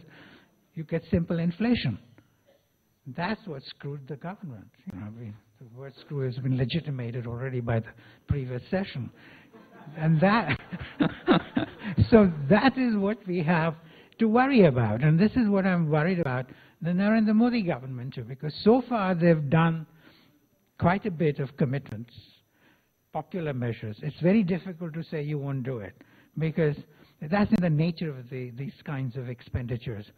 You look ghoulish, you look horrible, you look unpleasant. So as soon as it is actually introduced in the parliament or outside, everybody has to go along with it. And that's that being the case, you really have to bite the bullet and say, look, this popular measure is going to turn populist. By populism, I mean I'm for populism of objectives, meaning you have to be for the people. But populism as a policy gets you into trouble. And that's really what UPA 2 had and what we are currently in danger of, in my opinion. So the book is important in pointing out this particular problem, that we really need to grow the economy and get the resources. Then we can do the social spending. So growth is presented in the book as having a twofold effect on the poverty question. One is it directly pulls people up into gainful employment. I think most people concede that now. It's not a trickle-down thing. It's a pull-up thing. You pull up more and more people into gainful employment and out of poverty. Not enough, because you have to grow very rapidly, and we've got a lot of poverty. Secondly, it generates revenues. Once it has generated the revenues, you can spend money on education, healthcare, etc., etc. So you get a double whammy, twofold effect. And that's really what, I think that's what the book is really about. The third thing, which I think, since democracy was mentioned, almost in vain, because everybody says they're for democracy, but you really have to be in practice. And for democracy, I personally feel that democracy is to be able to actually spend it on social spending. So it is a necessary condition, but not a sufficient one. But in the democratic system, it can become a sufficient one. Because in China, when aspirations are aroused, what do? They go out into the streets, pots and pans, it's called social disturbances. The guys are probably picked up and sent off to Outer Mongolia or something. Nobody knows what happens to them. It does not translate into politically effective demand. But in India, we've got the elements of liberal democracy in varying combinations in different parts of India. And that's used. So you've got a variety of, you've got a relatively independent press, you've got opposition parties, you've got an independent judiciary, and you've got NGOs. Any combination of these will enable the economic aspirations to be translated effectively into more social spending. So people don't have to turn to revolution and so on. So I think that's our strength. So we are really, our democracy is really a shining point. And one of the things which really upset me was that here is a fantastic democratic triumph by India. with Narendra Modi's election. And you go and look at the coverage in this country. It was unbelievably poor. So while they talk a good game about democracy and supporting democracy, there was absolutely no enthusiasm at all that I could detect. One or two minor programs, maybe one on Charlie Rose and so on and so forth. But where was this great, big, successful experiment in democracy? Forget about their not understanding its importance, the way I was explaining. But they should have done much more, and they haven't done it. And now I'm hoping that the Prime Minister's visit will actually unleash that energy and that excitement belatedly, but fortunately not too late. Professor, you talk about democracy being a great strength for us, but it can also act as an obstacle, because a lot of what you're saying in terms of in order to get the growth, you need to make big ticket reforms. And to make big ticket reforms, you have to overcome all kinds of political lobbies, your own constituency. We heard this morning about FDI and retail and so forth, because they are worried about the small shopkeepers and so forth. So how do you, in reality, with political compulsions, get over this? Can Modi get over these obstacles in order to make the big ticket, in order to achieve growth? Yeah, I think you're raising a good point, but I think I can counter that. Because once I was talking with Lee Kuan Yew, and he said, you Indians will never make it, because, you know, you look at your democracy, it's so chaotic. There's a lot of noise. So I told him that what you call the noise of democracy is actually the music of democracy. That is what gives the strength and the, and the ability to transact. Now, on the specific point which you mentioned, already if you look at the last 120 days, the Prime Minister has actually made a lot of moves. Some things you can't expect him to do right away, like on the retail trade.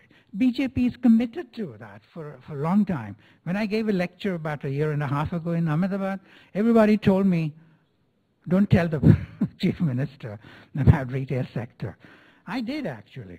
And we had a thoroughly good exchange of views. I mean, he's quite capable of understanding the issue, right? But only a foolish person would go ahead and do something which is going to land him or her into trouble, right? Political trouble. So I would predict that in about a year's time he'll be doing it, but not immediately.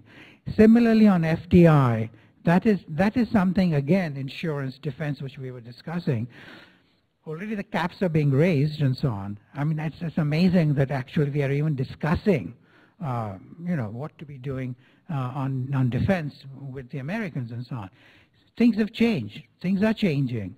And it seems to me that in politics, I mean, the kind of view I have, Arun, is that you cannot, what I look for is a Prime Minister, and that included my friend Manmohan Singh at one time, and UPA 1 certainly and earlier.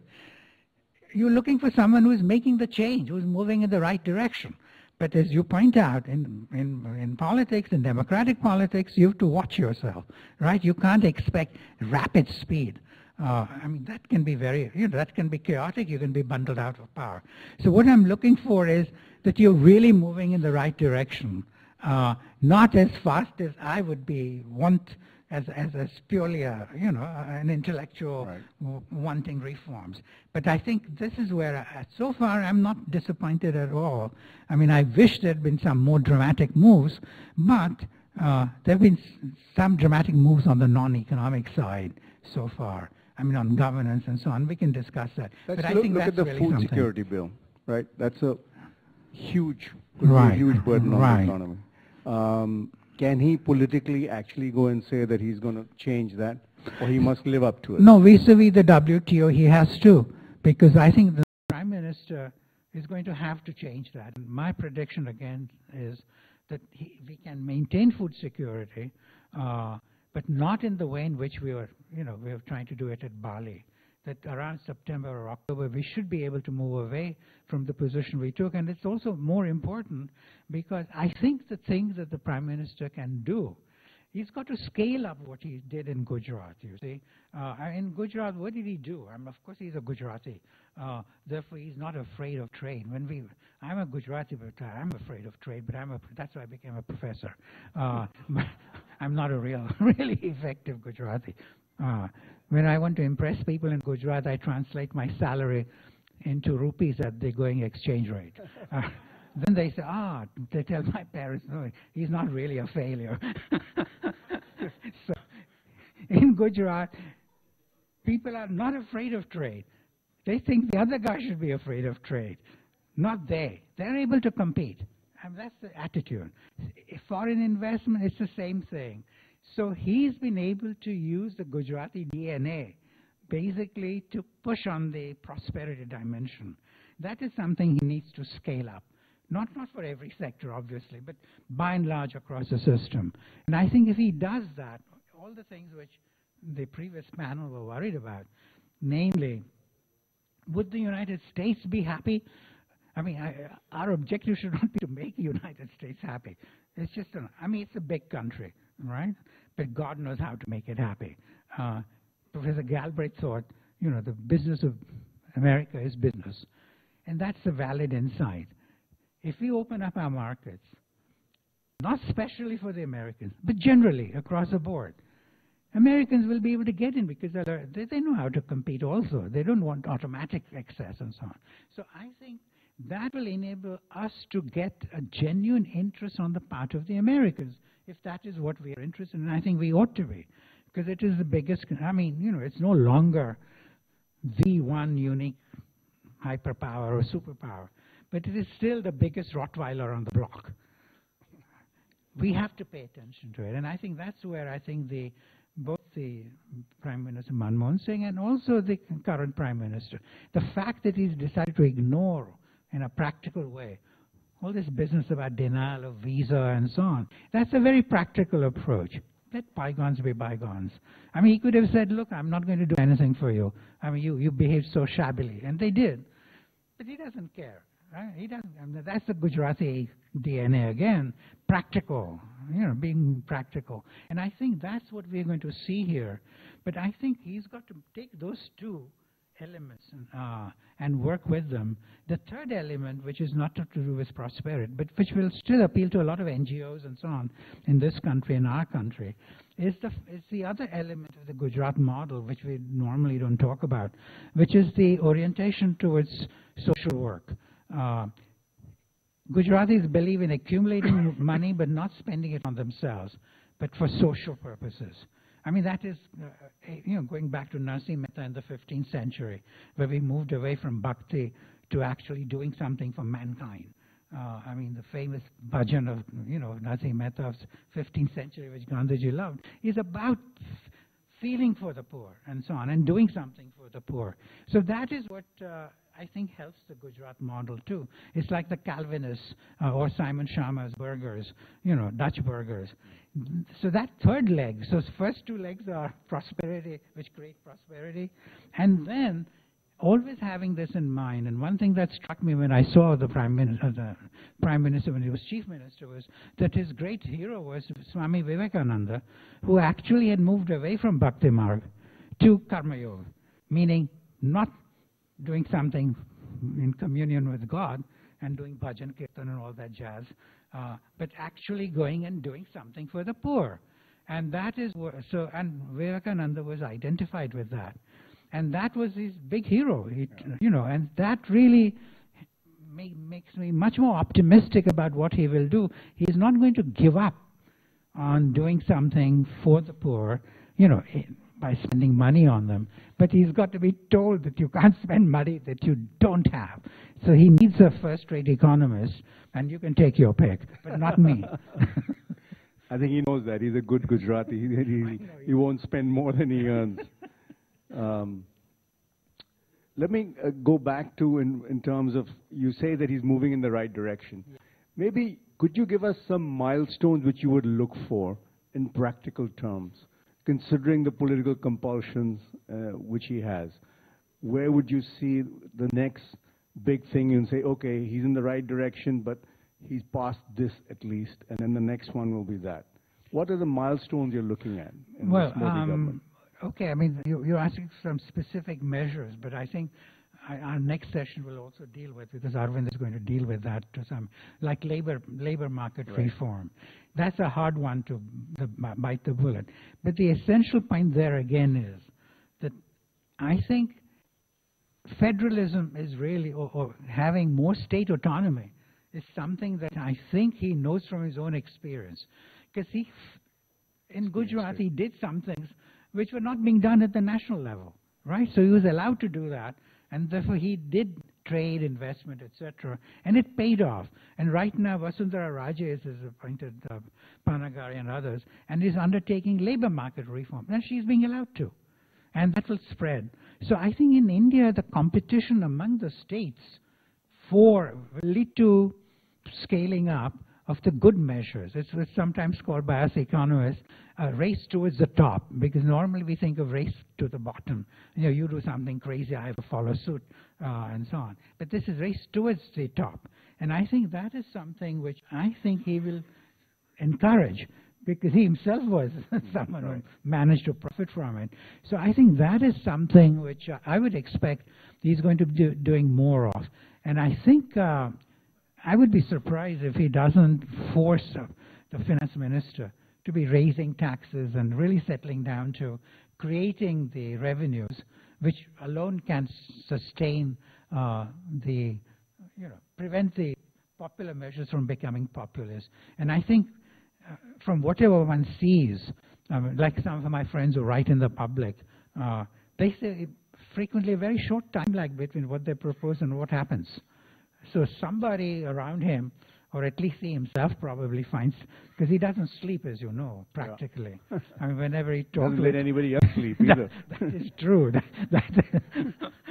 So in the old days, the bureaucrats used to go home very late, because if you went home early, then of course your wife would say, you can't be important, because all the big meetings happen after hours. Actually, they were just sitting there reading, film fare or comic books. But they didn't dare to go home. Now the poor chaps have to stay and actually do the work. So you're probably going to see a lot of orthopedic and heart problems coming out as a result of this excessive work. I'm not going to let you go so easily, because you're saying that, okay, he's going to look at other people, let other people set examples and let that encourage that. But for him, labor reform is going to be a tough one for him to take on, and he may I think, lose a lot of political capital in the process. What are the other things you think he can do? At the moment, he seems to be streamlining the bureaucracy, but in terms of he's combined ministries which actually don't make sense. He hasn't got rid of any ministries. So there's no, structural change which we're seeing, except for the Planning Commission, which has been, I don't know what's been done. It's demolished, but not been rebuilt. So what else can you see there? So he has his work cut out. I mean, he started on this program, right? I mean, you couldn't, you say, look, he's got to scrap all the bureaucrats who was against the WTO. No, I'm saying close a few ministries. Yeah, the ministries, some ministries have no function. Steel and mines, I&B ministry. Yeah, well, I think he started heavy industry. But he's also started on the Planning Commission, as you pointed out. I mean, way back when it had the nuclear explosion, and I'd gone and seen Jaswant Singh before giving a big lecture on how to handle the situation vis-a-vis the Americans who were ostracizing us. And I said I'd just seen Jaswant Singh was a planning minister, and because somebody asked me, what do you think of the 10th plan or 11th plan? And I said, frankly, I don't know which plan we are on, because nobody seems to discuss that. And that was a de facto of the Planning Commission going. That's right, and now it's been formalized. And so I think we need policy proposals rather than quantitative measures, allocations, and so on. And this was actually used. So I think the one reason why I retain my reputation is I don't pronounce on things I don't understand. And which ministry to close other than the Planning Commission, I'm not the person for that. But you can, I'm sorry on that one, I don't think I would be able to. But I think essentially if he scales up trade and investment, right. I think That's a huge step forward. So again, you don't want to see the army sort of just advancing on all fronts. I mean, there's some key things which he can scale up. And if he does these are dramatically big things. And it will also pay him foreign policy dividends. So I think those are the things which I would look for. The rest, I think, will probably come down the road. Do you, I mean, you've interacted with him. What worries me sometimes is the kind of background which, the kind of overhang of RSS over it, which has generally been kind of protectionist, you know, always trying to encourage domestic industry, maybe sometimes at the cost of domestic industry, but not looking outwards, putting barriers. You think that this is a battle he has to fight within his own party, or you think that that battle is over? I think, I mean, I do remember, I mean, we are co-sponsoring this with CII, but CII was also against opening up the economy rapidly at one time, I remember. So I think this is a natural... Bombay Club, yeah, Bombay Club, even before that, right? And if you look at the United States today, which was being, we were praising it, but U.S. is also into promoting manufacturing regardless of whether it's, you know, worth doing or not. I mean, just, and there is a protectionist climate all over the world. So I think the, I mean, to me, it's not particularly acute in the BJP, but again, this is a man who's ideally qualified to lead the revolt from within. I mean, if you and I tell, if supposing BJP is for protection, and if you and I tell it not to be protection, it's not going to carry as much weight as somebody from within who's able to tell them, look, this has worked in Gujarat, and we are just scaling it up, and it's going to promise all of these benefits. I think it'll be much more effective. You've also done a lot of pioneering work on the movement of labor and human capital, right? There's a lot of people here concerned with U.S.'s immigration policy and vis-a-vis India. How would you like, what would be your comments on that? Where do you see it going? Is it going to open up for Indians in some way? Is there's a big debate going on in America about its immigration policy. Right. What is your take on that? Well, I mean, this brings me to another thing, which is that our lobbies here, you know, some of whom might be here, do not play for India as much as they should. Like, when you look at what the president is offering, president here, Obama, he's offering executive action on immigration, right? And he's doing that for the Hispanic community. I have nothing against that. I mean, you know, you get whatever you take whatever you get. But the Hispanics are well organized, and they're saying, we are going to have this, that, etc., and they threaten the administration. Look at Indians. What do? President Obama can get the vote for the asking. He doesn't have to worry one bit. And frequently I've seen people, you know, from the administration, like in the mayor's, you know, I was at an Asia Society meeting several years ago, and the guy from the mayor's office was saying, you know, every community tells us what they want. Our problem with the Indians is we don't know what you want. Because they are into the darshan mentality. If they get a picture with President Obama, they're happy as a clam. So we have... Aren't you being a bit too harsh on the Indian diaspora? But I would just like to say that I think we should actually be lobbying not just through Bill Gates and Intel and so on. We should be lobbying with the administration and saying, look, if you're going to do it through executive action, when you do it for, you know, for the Hispanic community, which is on the unskilled, illegals, do something for us too. Open this up. Offer them, I mean, tell them exactly what you would like to see. But we don't do that enough. And so I think my view is that we really need to shape up as lobbyists. And I think I think somebody said that we don't understand lobbying in this country. But that is true. I remember way back when you must have known Galbraith at that time when he was ambassador. Yeah. When we were discussing the Bokaro steel plant, President Kennedy had approved of it. And Galbraith, who should understand lobbying, he told us, meaning our administration, our government, it's gone through because the president has approved of it. At the same time, in the Congress, the U.S. deal was actively lobbying against it, and we never got it. So even Galbraith didn't understand the lobbying in Washington. He thought it was enough to get the presidents here.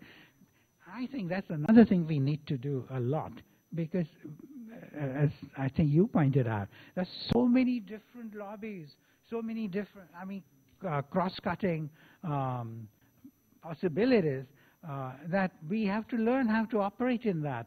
Often we just don't know.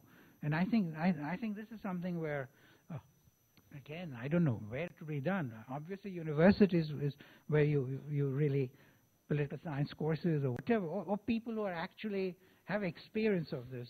And actually, this also opens up other possibilities. I remember Nurul Islam from Bangladesh once saying, when he was minister in East Pakistan at that time, and he said, when you go to Russia, there is one answer on foreign aid. You get it or you don't, all right? It's all monolithic. But he said, when I go to Washington, it's beautiful. I run into one guy in the Congress. He says, no, you can't get it. So I go to another one, and then to another one. There's a huge diversity. So we can exploit that, you see. And if we don't know what's going on, how do we exploit it? And so I think maybe you should run a series of articles on that in India Today. I think that would be, to get it started, because unless we understand how Washington functions, we will not be able to work with it in a way to maximize our advantage. And I think now we have so many people here that we need to really take up this issue. I mean, with this huge diaspora that we have here now, we should be able to work with it. And I think this is something which, if you ask me how to lobby in Washington, I wouldn't know how to. But it's not my job. I'm not a lobbyist. But a lot of people would be able to influence. All I do is write op-eds. Come on. In fact, when you came to the India Today conference in 2005, you gave a memorable phrase. You said, Indians defy arithmetic. They divide as they multiply.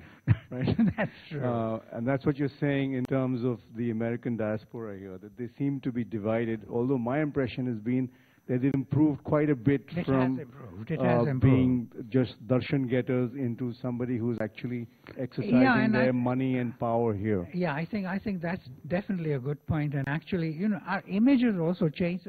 Our ability to influence things also has changed. Like in the old days, we were supposed to be a nation of snake charmers.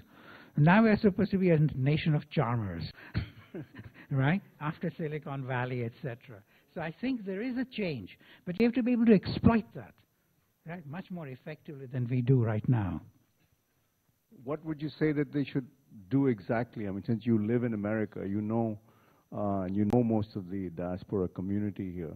How could they leverage themselves better with the U.S. and also the immigration policy, which I asked you about? What is your take on that? I think the best way to do it, one effective way to do it, is what some of us do in the public by writing articles in the newspapers and so on, by interacting with American intellectuals and so on. But I think it has to be added to by political lobbying, which we intellectuals are not equipped for. But we need different ways of complementing all of this, you see.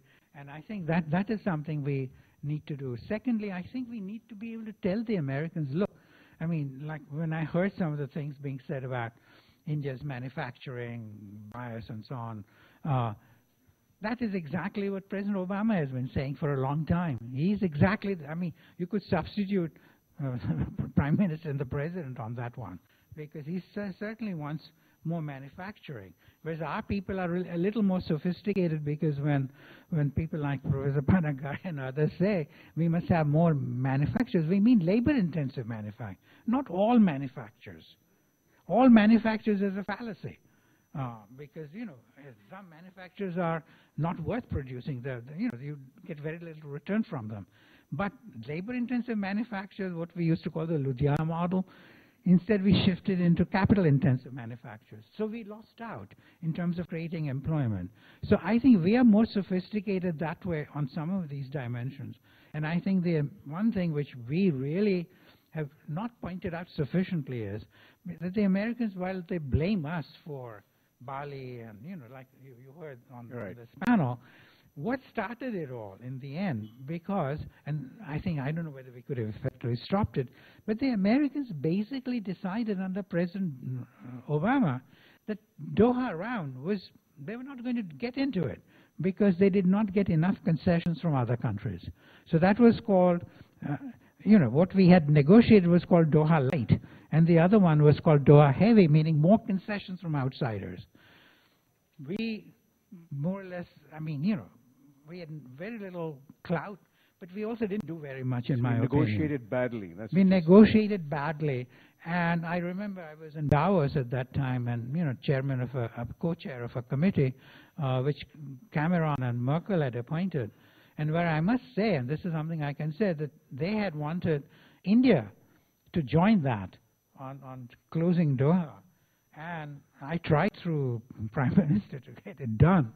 It was stopped by one of his aides, and so we lost out on that, and then they went to Turkey and Indonesia.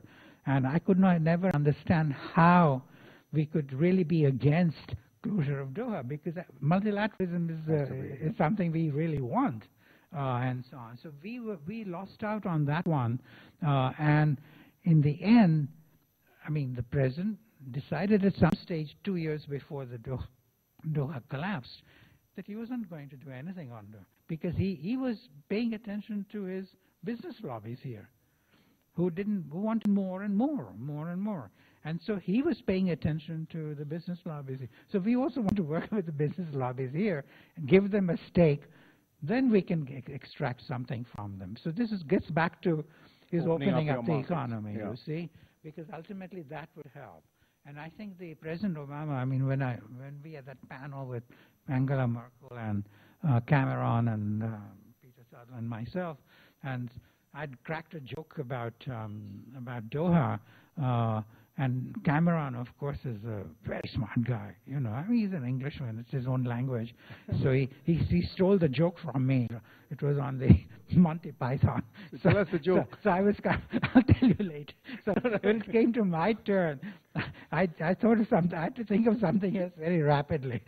So I said, basically, that unfortunately, President Obama has now signed off even talking about Doha. And I said the only reason I can think of, which is really not very harmful to Doha, is that he wants to bring civilized discourse to American political scene, and he doesn't want to pronounce a four-letter word, Doha.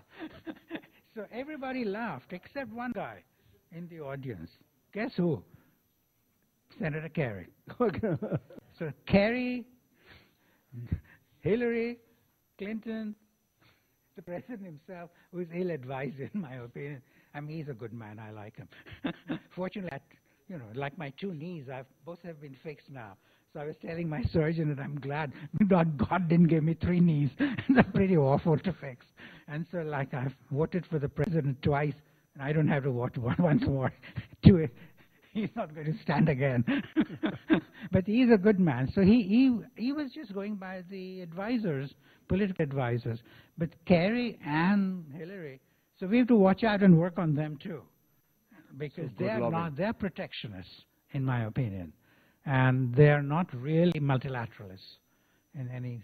So again, nothing is ever static. Right. So I would say our foreign policy people, we have to work on them, give them some bakshish from time to time, humor them, and say, you're great people. We fall at your feet. Ambivalence is there in the U.S. all the time, isn't there? All the time. In terms of protectionism and wanting free trade in order to have access to markets, but protecting their own. So we have to take advantage of what their weakness is, and which is that they want markets. So we play on that, and we are ideally positioned right now to play on that. That's exactly what we want to do anyway. So it is just a side effect which is favorable. So I think, foreign policy clearly must incorporate this economics, in my opinion, too. And then capitalize on it, because you can't just let it happen just by itself. You have to cement it, play on it. So I think that is what, to me, our action must be on that front. And then I think the diaspora we are cultivating, but I think we have to tell the diaspora also, look, you've got to play the role of really, you know, making Indian needs well. Of course, India is a democracy, so people have different needs. I mean, I may ask for something which you may not like and so on. But Americans understand that. I mean, they don't expect a monolithic something from any country, right? Except Russia, probably. But Russia is monolithic anyway. Before I open it up to the audience, I'll ask one question, which is an unfair question, but I'll still ask it.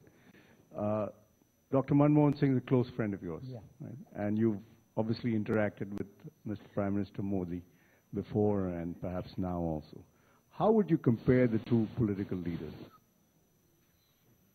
Oh, Not as friends, but as no, politicians.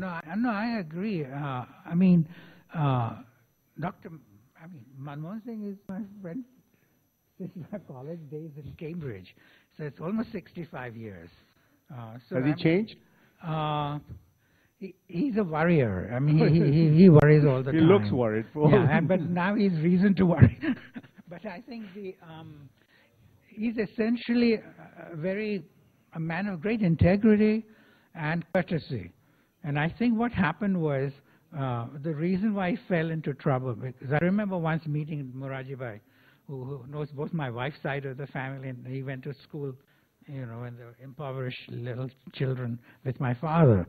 So we know him well, and we had gone to see him when Jimmy Carter was coming through, just to pay our respects, because he'd become prime minister. And so after we'd heard 1 hour of his lecture, I said, you know, I was getting fed up, you know, because he didn't ask us any questions about economics. He was telling us what economics should be, which was a rather one-way flow. So then I said, you know, Jimmy Carter is coming next week, so you must be very busy, so I should go. So he said, oh, don't worry, he'll come and he will go. He was relaxed about it. But then one thing he told me, which was actually before we left, he said, your friend Manmohan Singh, he's one man on whom I can rely for disinterested advice. He'll tell me what he thinks is the right thing to do. And that was his strength, in my opinion. And there are lots of examples I can give. But that also meant that he could be taken advantage of. Let me put it this way. And while I was getting my knee fixed, I was reading Sanjay Baru's book, which helped me sleep a little better. without painkillers and so on. But Sanjay made one observation which I thought was really very apt, which was that the Prime Minister, being a man of courtesy and so on, that he had actually been, he almost implied that he had been taken advantage of by the dynasty in the following sense, because whenever he came here, he always said, you know, to my wife, you know, because Sonia Gandhi would come deal with Rajiv and so on, that go and talk to her, you know, be nice. And then Sonia Gandhi would talk about the children and so on and so forth. So, I mean, it was, he was solicitous. And then when Rajiv was assassinated, and before then, of course, Indira Gandhi expired in Sonia Gandhi's lap after the assassination. So I think his good instincts come out, you know, continuously. And I remember also that he went to see Morarji Bhai after Morarji Bhai was, you know, the government fell and Mrs. Gandhi came back. No one would have done that because immediately all the spies around Indira Gandhi, you know, like Fotedar and so on, would have said, this guy is a traitor. But he is a man of great integrity, in my opinion. So I think what happened was that he was taken advantage of. Anytime he thought he might resign, I'm sure they must have told him, it's going to imperil the party. It's going to imperil the government. Poor Manmohan would just fold. That is my theory. Now, that is not the... But he's an adult. I mean, no, he but shouldn't this be is taken advantage of. No, but this is what I'm... But it's a character flaw if you want to be a politician, I mean, a leader. Well, some people would call it spineless. Well, maybe, I don't know. But my view is that everybody lacks a spine, more or less, you know. I mean, I tell my Christian friends that your God was a very lazy character. After 6 days, he retired, right? 7th day is Sabbath. So I say on the 7th day, you should have really consulted an orthopedic surgeon. because we all have some problems with our spine and knees and hips and so on. No, but I mean, that is a pejorative word, and I won't use it for the simple reason that I think it's an admirable quality, but not in a leader. The leader has to be able to say, look, I'm sympathetic to Sonia Gandhi and so on and so forth, but be able to divorce it from the difficult decisions you have to make politically. Now, with Prime Minister or Chief Minister, when I met him, Narendra Bhai, I think that was really, I was struck by him because Manmohan Singh is also a bit even more like me in the sense that many of us, like Professor Sen you mentioned, we are up in the clouds most of the time. Our feet are not planted on the ground. So I defend myself by saying I'm not pedestrian. But the point is we are Brahminical in that sense, even if we are Banyas, which I am. Because that's, England also reinforced that, as you know. They were also not empiricists. Now, I think the Prime Minister, or the Chief Minister, immediately impressed me by that he was a man of, great vigor. Anytime I mentioned something, he had facts, figures. I assumed they were facts, but at least they were figures. And so, and I was supposed to lecture on what Gujarat can teach India and India can teach Gujarat. I was completely baffled I couldn't tell him anything about what India could teach Gujarat because every time I started something, he would snow me with all kinds of programs and details which he was already doing. So I said, this is an unusual politician. I've never met a politician like that except C. Subramaniam, way back in the 60s. But he was, again, a more sedate South Indian temperament. But this guy was forceful, and I was very impressed with him. I mean, he was unbelievable. So there's a huge contrast, actually. So he's a leader, I can see that. And Manmohan was not a leader. As a bureaucrat, he was number one, as Moraji Bhai said. But as a leader, he didn't have that steel, that temperament. So I think they're very different. And Rahul Gandhi also I met actually here. Because once I was asked to go and see him. I didn't know you met him, so I would ask you that too. I mean, because of our ambassador here asked me to go and see him, and I said, this was about 4 years ago or something, and I said, look, I must tell you, I don't believe in dynasties, so I have no desire to meet him. I mean, I told him plain out. So he said, no, but he wants to see you. So I said, that's different because the guy's going to play some role in our political life. So hopefully it has not transpired that well. So then when I went and saw him, he was a parent. He was actually quite a smart young man. He asked a lot of very good questions. He didn't listen to you, though. He did the opposite. But so I was really, and then I thought of the time I'd met Mrs. Gandhi, Indira Gandhi.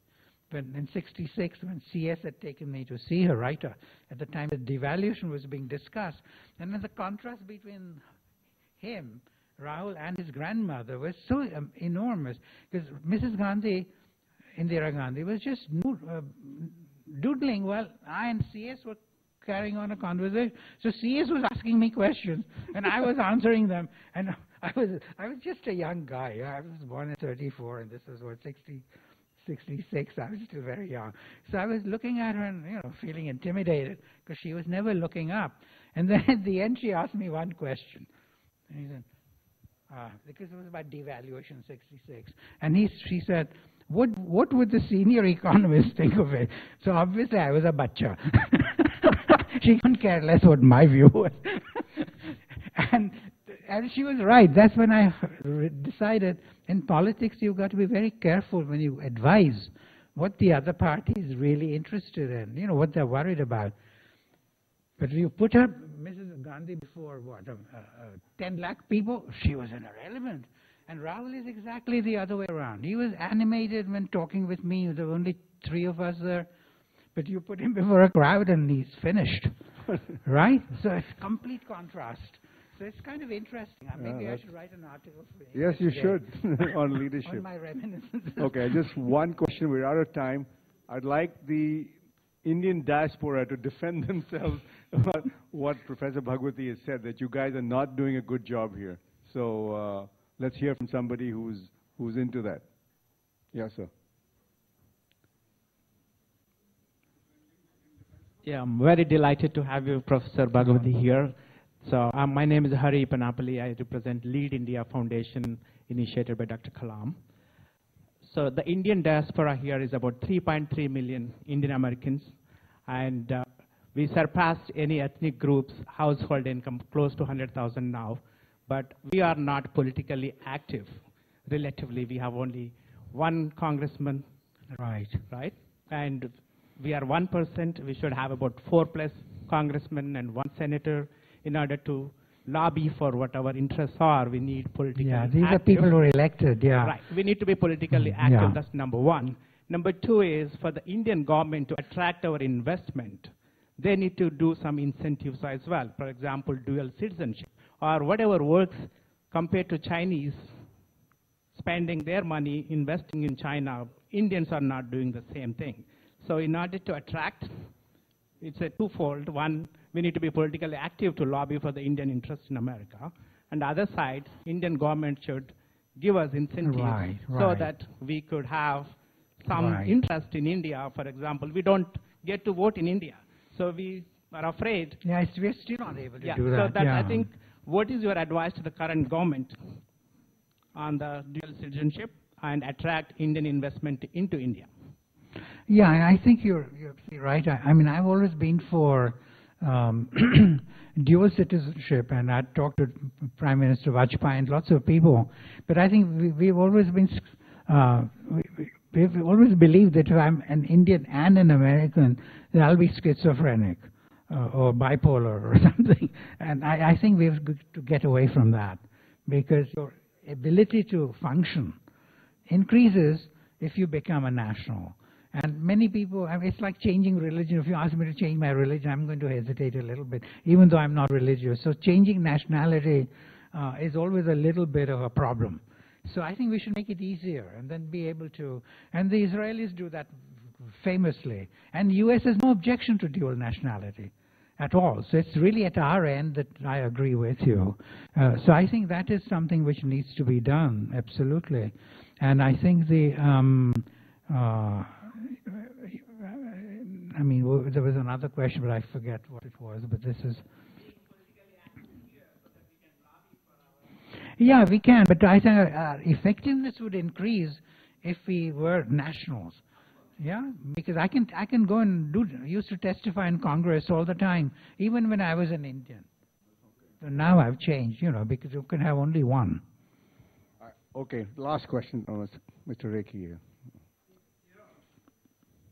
Answer your question about defending yourself, right? On the nuclear deal, the Indian Americans were organized like there was no tomorrow. You know, we spent huge amount of time and energy and money, but we were let down by the Indian side at the end. You know, there was no acknowledgement whatsoever of what we had done, and that treaty almost fell apart. Most of us who spent huge amount of time and energy in D.C. felt very let down. Well, I think you should tell that to the Indian government. Yeah. Well, so we Last run out of time completely.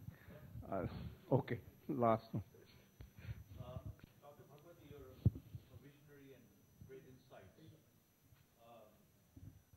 One of the things which is very detrimental, in our opinion, is the number 2 economy.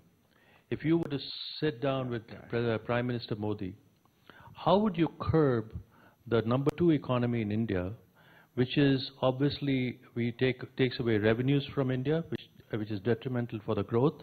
However, it is used to fund the parties. But what advice would you give to curb that number 2 economy? I mean, number 2 economy is a legacy we got because of all the wrong economic policies of licensing and so on. I mean, you must remember the days when people, I mean, we were supposed to be the best country in the world for our politics, for judiciary, everything. Suddenly, it all collapsed, and it was all because of the licensing and so on. So economic policies affected these kinds of... Now, I couldn't tell you how to affect it at the margin, except to say, let's not get back into that shape. The other thing was you want to eliminate the interest in having this kind of cash. And the only way you can do that is by changing the political contributions, because I think today we still don't have an adequate way of raising legal money, to my knowledge.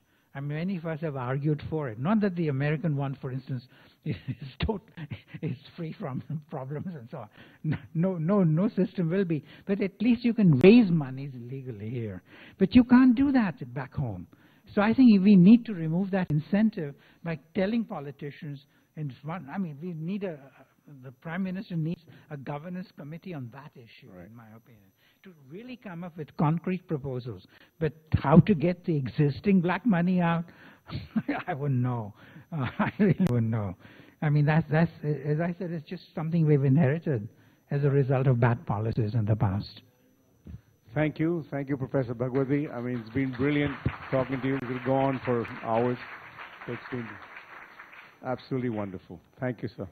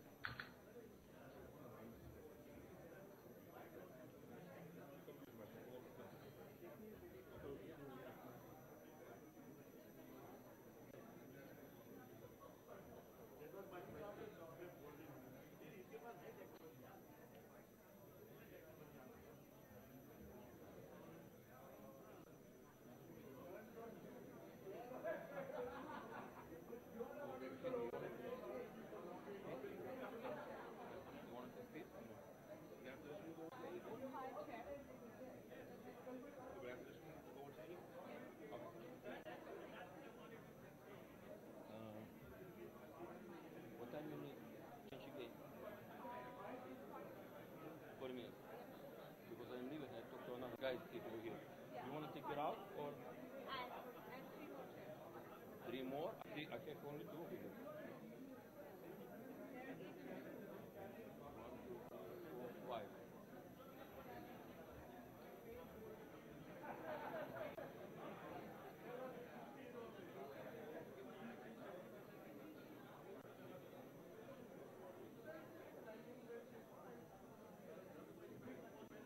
Yeah, got it. Hey. I put it too tough. Okay, just get them here. What do you mean? 35, much better. 35, one guy to do this.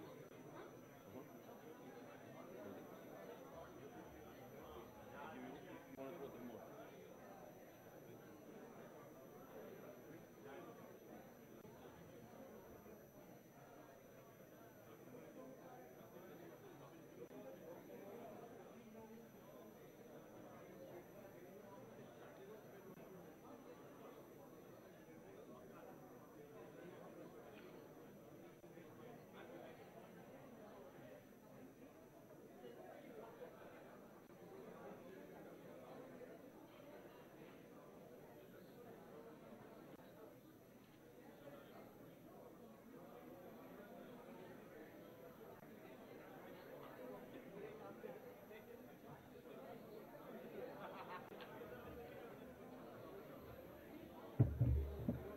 Actually, we got some time. We can kill some time.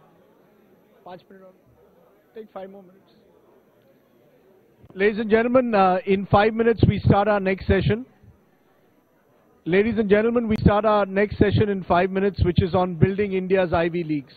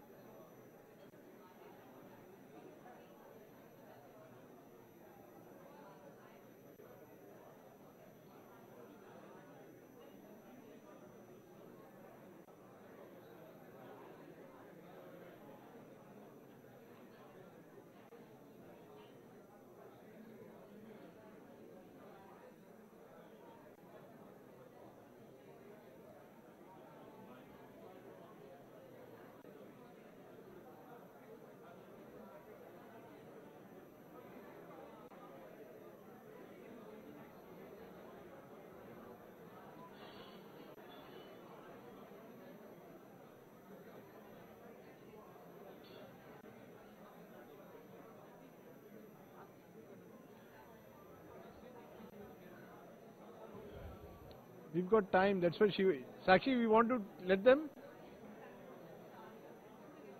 2 minutes. Announce. Ladies and gentlemen, can I request the panelists for the next session, Mr. Sinha, Pramatraj Sinha, Jayant Sinha, Shashi Tharoor and Professor Panagria to join us.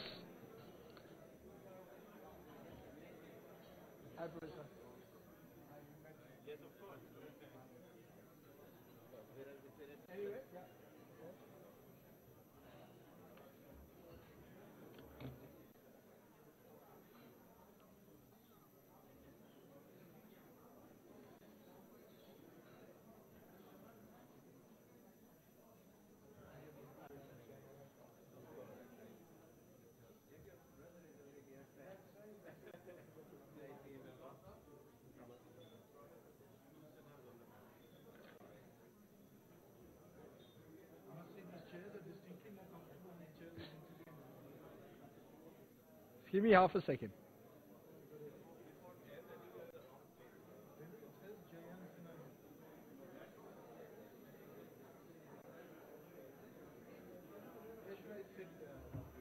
Anyway.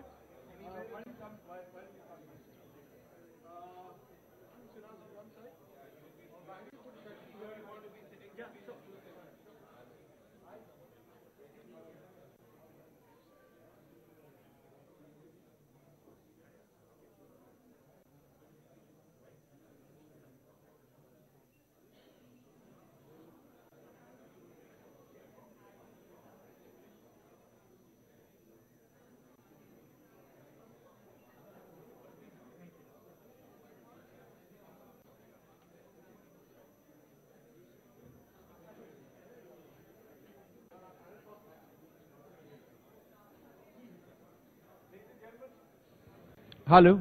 Ladies and gentlemen, we're all set to start our next session. Thank you very much.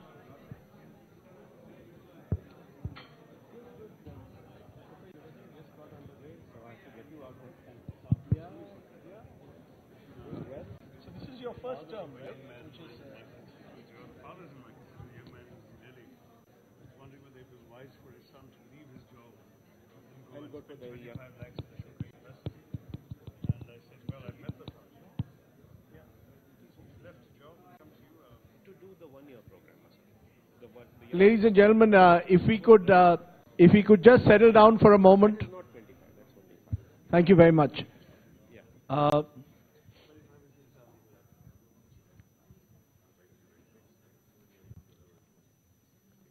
As a father of two young children, one of whom is in college and another one wants to go to college, this particular session is of great interest to me, and I'm sure to many others. How do you build India's Ivy Leagues? It's one of those eternal questions that will be asked, but one that finally seems to be finding some solution in the India-America context. We have a very distinguished panel. To my extreme right is Jayant Sinha, Member of Parliament from the ruling Bharatiya Janata Party, should be in the cabinet. One of my complaints with the Narendra Modi government is that they don't seem to have their most talented people in the cabinet. And we shall leave that to another day and another debate as to why is it that the most talented people in government are, in the BJP are not all in government. But Jayant Sinha is one of those. Professor Arvind Panagria, who should also be in government, many believe, as the Chief Economic Advisor, or certainly something which would directly influence and impact the government of Narendra Modi. Pleasure to have you here, sir. To my left is the marathon man of today's session, Shashi Tharoor, who was with us earlier in the day when we were discussing terror. But I think in many ways this subject is more dear to Shashi Tharoor's heart because he was HRD Minister and can tell us why is it that we still haven't been able to push ahead with the Foreign Universities Bill. I'm sure he'll blame the NDA, which is the trap we can fall in. And to my extreme left is someone who's actually really walked the talk. Pramod Sinha is part of the core group that has helped set up what many believe is India's first step towards an Ivy League university, the Ashoka University, which has just started its first term a couple of months ago in Sonepat in Haryana. And all reports coming in suggest that it truly is a breakthrough university. So the big question is, why can we not have our own Harvards and our own Columbias in India? Why can't we have partnerships? Is it simply legislation that prevents us from doing it, or something more? So that's the focus. I'm going to start with you, Professor Panagria, because you wanted a few minutes on this, and I'll give you a few minutes to tell us whether you believe that would dramatically alter India's higher education landscape if we had the ability to set up more foreign universities in India. Is that what we need, or is that simply a small piece in this big jigsaw when it comes to education, or higher education in particular? So let me start. 6 months ago, India Today had organized its annual conclave in March in Delhi, where I had suggested that the new Prime Minister who comes in office should dismantle the Planning Commission. And I was delighted that Mr. Narendra Modi, on August 15th, from the ramparts of the Red Fort, actually declared that he was going to dismantle it. So, using the classic phrase that none other than Mr. Modi popularized, I want to say that they'll mange more. I would actually like to call for dismantling of the University Grants Commission as well. I think that is perhaps the first and the most important hurdle that faces India's education system. Whether we are talking about creating the Ivy League schools or not, from where I think we are very, very far, it is questionable whether that ought to be our kind of central objective here. Or we are talking about revamping both the quantity and quality of education in India. I mean, there's also a quantity issue. We lag far behind other countries in enrollment ratios. As you all might know, China, during the Cultural Revolution in the 1960s, had decimated its higher education completely. In the 1980s, they started at 0. And today, China, in fact, has a gross enrollment ratio of about 28% compared to India's 20%. And it's still growing very slowly in India. Quality-wise as well, if you look at the Indian rank, you can pick up any of the rankings, actually, THES, QS, take the top 200 universities worldwide, and India doesn't have a single university that ranks in there. China has a few, Japan has a few, Korea has a few, Singapore has a few. So I'm afraid we are really very, very far from getting to the Ivy Leagues. If we can get to, something like Indiana University or a University of Maryland and so forth, there will be a big improvement. I'm not suggesting we shouldn't have the Ivy Leagues. I think that we ought to have that ambition also. But somehow we are big time missing the boat on this. 91 Indian economic reforms started. Virtually every area was touched by the reforms. But this one.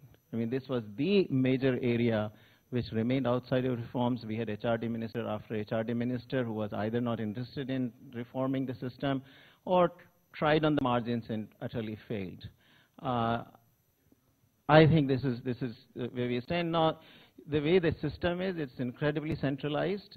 You got deep interference by the University Grants Commission, its various councils, such as the Indian Bar Council or Medical Council of India.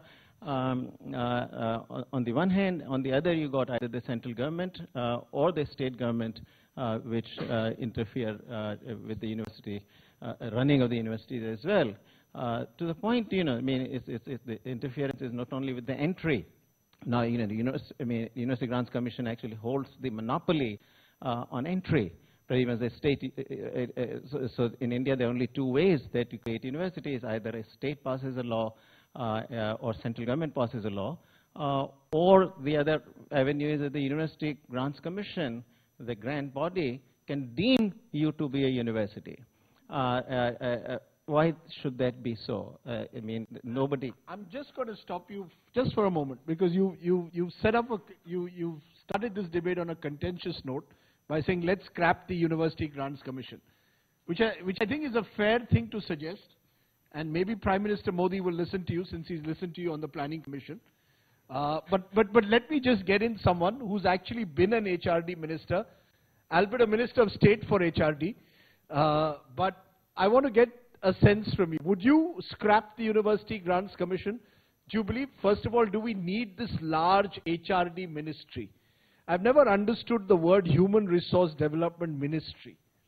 And is part of the problem that you have a large ministry, bloated, which will simply not allow, as Professor Panagri is suggesting, the UGC to be dismantled?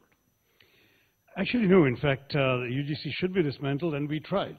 We actually proposed to the Parliament that the UGC and the AICTE, which is the equivalent of the UGC for technical and engineering education, be replaced by an overarching higher education council. But it never got past the Standing Committee of Parliament that deals with education, human resource development. There are a lot of vested interests in our system. People who are running their own universities and so on are very powerful and don't wish to see some of these reforms happening. I've been arguing for a couple of years, at least, that our education, our higher education, is over-regulated and under-governed. By which I mean that we have a body like the UGC, or the ICT, which lays down various one-size-fits-all markers, which is often used by the government of the day, though I think our government was an honorable exception, to impose certain policy preferences on all the universities around the country, without any regard for academic autonomy, flexibility, intellectual freedom, innovation, whatever, and at the same time doesn't have the larger vision of actually empowering these institutions to grow and develop and constitute a potential future Ivy League. I would just disagree with Professor Panagri only on one thing, which is the issue of the gross enrollment ratio. We may not be where China is, but we've come a long way since the days when India was independent at the startling figure of 16% literacy in 1947. So there's been a tremendous expansion. And what is more, that expansion has included a fair amount of equitable expansion that is reaching the unreached, including in the education system people who've been excluded for reasons of caste, religion, gender, distance, whatever. So we have responded to that need. We've not responded fast enough, and particularly when in the last, say, a few years we have been poised for a dramatic expansion. There's been this tremendous brake put in it by Parliament. We've had, for example, in addition to this particular proposal to replace the UGC and the AICTE, we had the Foreign Universities Bill you alluded to, which didn't get past the committee. We've had a number of other proposals which would have opened up the space. For example, one interesting idea was to create universities for innovation and research, which could have been created in the private sector too, with total autonomy to set their courses, hire their professors, pay whatever salaries they wanted to, set their own programs, as long as their principal raison d'etre was innovation and research. That too didn't get past the system in our country. Is that because far too many politicians have a vested interest in the education sector? Well, I've increasingly been told that today's politicians, if they want, the two sectors which they seem to dominate are real estate and education. And the two are connected because you need real estate to run an education institution. That's right. So therefore, there is a vested interest, in a sense, for the political class not to allow the opening up of the education sector. That it remains, therefore, hostage to what, as Professor Panagri has suggested, deemed universities, who get permission only if they have political clout. Well, again, our government stopped the whole deemed university business by simply not creating any further deemed universities, at least in UPA 2. But earlier there was some concern, I think probably justified, that much of it was a racket. And that indeed, if you couldn't get a state government or the central government to pass an act, that you could gratify the right people and get yourself a deemed status. These are accusations that cannot be proven. We are on the record here, so I'm not suggesting that that's what was done. But certainly there's some doubt about some of the more dubious institutions. At the same time, some good ones were also given that status. And then there are outstanding institutions in our country that are not even officially authorized to give degrees, like the Indian School of Business, which Pramath was also involved with, which is one of the best business schools in the country, if not the best, but can't give a degree because it has no university status. So there are a lot of anomalies in the system that really could be turned around. And meanwhile, Indian parents are spending billions. I think the last figure I saw was $3 billion a year, sending kids abroad for education because they can't get admission into decent institutions in India. You know, since you are, I won't make this about the UPA, but just to put on record that there was a UPA minister who was apparently accrediting medical colleges in return for huge fees. There's a CBI inquiry going on against him. So, but that was UPA 1. And ironically, he's now an ally of the BJP. So we leave it at that. So he's managed to switch from both the UPA and the NDA. But look, on the BJP, since you're going to start pointing fingers, no, I'm not. Let me point out that the BJP today has been misusing the UGC to tell universities how long their courses can be. Delhi University tried an innovative 4-year scheme. They were told roll back. Or what is more, the UGC, under directions of the BJP government, has written to all the universities, Pramat Ashoka University being one of them, other private universities, and even the IITs, saying, no, you can't have 4-year courses. Now, this is the most ridiculous regulation imaginable. It absolutely has no bearing on academic outcomes, and it has even less bearing on any principle of autonomy that you might want to promote excellence in your educational institutions. Now, why do we have a system which allows governments to do this using a regulatory mechanism? In fact, you know, Jayant Sinha, if there's one area in the last 100 days where the NDA government has been found wanting, it's education. And I'm not just alluding to the qualifications of your minister, who's in charge of HRD. That's another debate on another day. But there's a general sense that the Foreign Universities Bill, which was pushed by the previous government, is stillborn.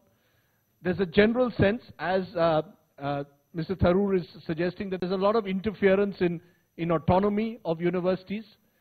Do you believe that reform of education is critical? And somehow it's been placed once again on the back burner. I mean, should you, for example, push ahead with the Foreign Universities Bill, or is there opposition to that simply because the UPA brought that bill in? Well, I would say, first of all, thank you, Rajdeep, for posing that question, because I think it highlights in many ways the way we are thinking about both education reform for the primary and the secondary school system, as well as for higher education, which is that we need an India that is capable of competing with the world's best. We need an India that is skilled. The Prime Minister has been very clear about those priorities. He's in fact written about that in the recent op-ed that's just been published in the Wall Street Journal. Now, changing an education system, as you already described as being very complex, having gone through many stillborn reform efforts, is not something you can do overnight. I think what the Minister has very wisely said is that we need a new national education policy, that this requires extensive consultation with all the stakeholders. We have to think about it across the entire chain. It's not just simply a question of creating a few elite institutions. It's a question of, you know, ensuring that the primary school students get the education that they deserve, that they go on and are trained appropriately in higher schools, in vocational institutes. How many should go off there? What should be the gross enrollment ratio? How do we create a system where certain elite institutions can get the support that they deserve? These are all questions that require very deliberative and thoughtful work. It's not something that you can rush to in 120 days and come up with a policy. As I said, the Education Minister has very clearly said that there will be a national education policy, and we'll have to see what comes out of that before we can conclude that it's going to be this policy or that policy. But you don't sense that there is a lack of continuity. For example, the Foreign Universities Bill. I mean, is it to be seen as a UPA bill and therefore the NDA will not pass it? Fundamentally, what is the problem with the Foreign Universities Bill? I mean, let's assume that that is something that we need at the moment. Rajiv, I think we've already demonstrated in many of the policies that we followed that what we're doing is always in the country's best interest. If it's in the country's best interest to take forward a particular UPA policy, of course we'll do it, because we are driven very much by what's required for the country and for the people of the country. So I think what we have to do is we have to give the minister time, we have to give the stakeholders time, we have to go through a consultative process. I will come back to this question of the 4-year program, because my good friend Shashi brought that up and said that it was an injudicious act and it should not have been done. That was very clearly written in our manifesto that we would take this on. There were a lot of complaints and criticisms about the way the 4-year program was put in place in a very hurried manner in Delhi University. It was only being done in Delhi University. When we spoke to the people there, they assured us that it was done under a certain amount of political pressure from a certain minister in the UPA cabinet, etc. So the manner in which that was done, and sadly we've seen that over and over again as we've looked at a whole host of UPA policy actions, is that it was done in a manner that was hurried, that was not in the best interest of the students or for the country, and so we had to unwind it despite a lot of criticism. By the way, that's what we had to do with the WTO situation as well, which I can get into a detail. Obviously, this is not the right time to do it.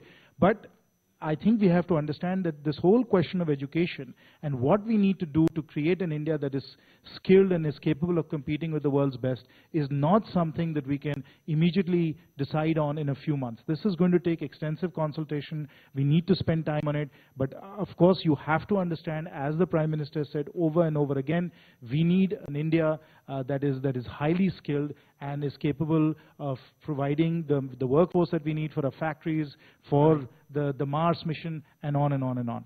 Let me just make a point that Jayant has confirmed precisely my accusation. He said it was in the BJP manifesto, therefore it was done. So in fact, he's confirming it wasn't an autonomous decision of the supposedly independent UGC. This is exactly the point. The government is getting involved even in how many years a university undergraduate course can be, and that, to my mind, is deeply damaging for the future And of that higher is precisely education what the in our government is country. supposed to do, is to take No, policy it's action, not. which we did. On the contrary, it's not. It's supposed to be an independent regulatory environment with the government setting overall policy and raising the money through taxes to pay government subsidies for education. Okay, So we have a problem of vision here, and the vision must be agreed. Okay, let me for a moment come back to the central question. How do you create India's Ivy Leagues? You won't have a democracy other than India where a party manifesto says how many years a student can study. Okay. I think, Mr. Tharoor, you've made your point. Let me just for a moment come back to the Ivy League question. And Pramod Sinha, I ask you this because many believe that Ashoka University offers a blueprint for what the future could hold. Do you really believe that setting up what some would call an elite institution, what is it, 25 lakhs for a course, is the answer to India's deeper education crisis, that ultimately it's a supply-demand question? It's not about setting the odd Ivy League university. The challenge really is to have many more quality institutes rather than just a few expensive elite institutes, which many believe the foreign universities bill will end up doing. So Rajdeep, there are multiple questions rolled into that one question. So let me first... Okay, simply elite institutions, are they the answer? In the absence of reform in education of the kind that we are all exhorting us to have, they are the only answer, because frankly, having struggled with setting up institutions for the last 20 years now, all you can do is say, listen, I cannot change the system for the life of me.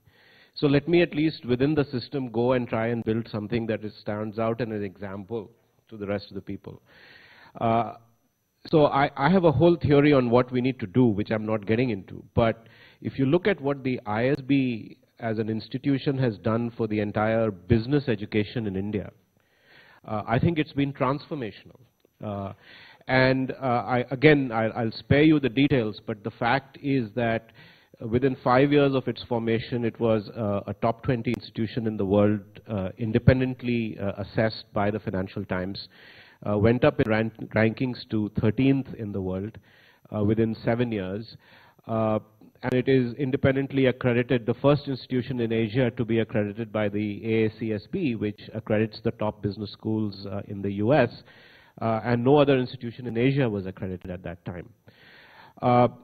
If you look at what that did to the IIMs and the kind of courses they started, the one-year program they launched, could you ever believe that IIM Bangalore and IIM Ahmedabad would actually have directors that were appointed by their boards in the last 12 months, brought in from Harvard Business School and so on, with international degrees? It would have been unheard of. It has not happened in the IITs. So I don't think, by the way, Rajdeep, that this is enough. So that's a whole different question. I think we are kind of catching the nose this way. And that is the problem with going this way. So people like us don't have a choice but to start small and set up one institution. Ashoka, will it be the Ivy League? The jury is out. I don't think we should label it as that. We aspire to be the Ivy League. But I can tell you that it is possible, Rajdeep, to do this. And that's the incredible part. For $100 million, and that's all it takes, you can actually set up an institution in India that could rival the best education in the world at a fee of $8,000. And that's the model that we have. And you can do that in India if you are allowed to, right? I think that's transformational. And yes, all higher education is elite. So I think it is elite, what we are doing. I think it is expensive by Indian standards. But what you should know, Rajdeep, is that, and we've learned this from the West, we have a completely needs-bound program. So we have people who are on 100% scholarship from places like Pondicherry and Nabha and Vijayawada and Shillong, who we are completely supporting with 100% scholarship, including hostels and meals. And this is not just giving money away. So the fee is set high because it cross-subsidizes the people. And this is, these are all models that are understood. So my only submission to this audience is that actually we don't need a huge problem solving to solve this problem. Problems of access, quantity, quality have been there everywhere in the world, including the United States. Every government struggles with it. These are solved problems. Our situation is not that different. All we need is very strong leadership. We need one education minister who is going to take this by the horns and solve this problem. This is not such a difficult problem to solve. We solved it in telecom, by the way. Now, you'll say, what is the comparison with telecom in India? We used to treat telecom as a public good many years ago. And we used to say it is exclusive, it is elitist, we licensed it, and look where we are. I think India could actually be a place where we could have the best universities in the world, and I think you can do that in 20 years. It's possible to do that. But, you say it's easily solvable. And, Professor Panagriya, the question will come that the demand-supply equation, in a country as large as ours, the number of IITs you will need, the number of IIMs you will need, the number of Ashokas you will need, where is that infrastructure going to come from? Pramod Sinha says 20 years. Do you really believe it's possible in 20 years to be able to create that kind of infrastructure?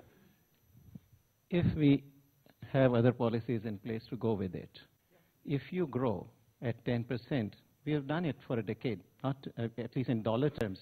India has grown at 10% in real dollars for a decade. If you could do that, in 15 years, you become an $8-9 trillion economy.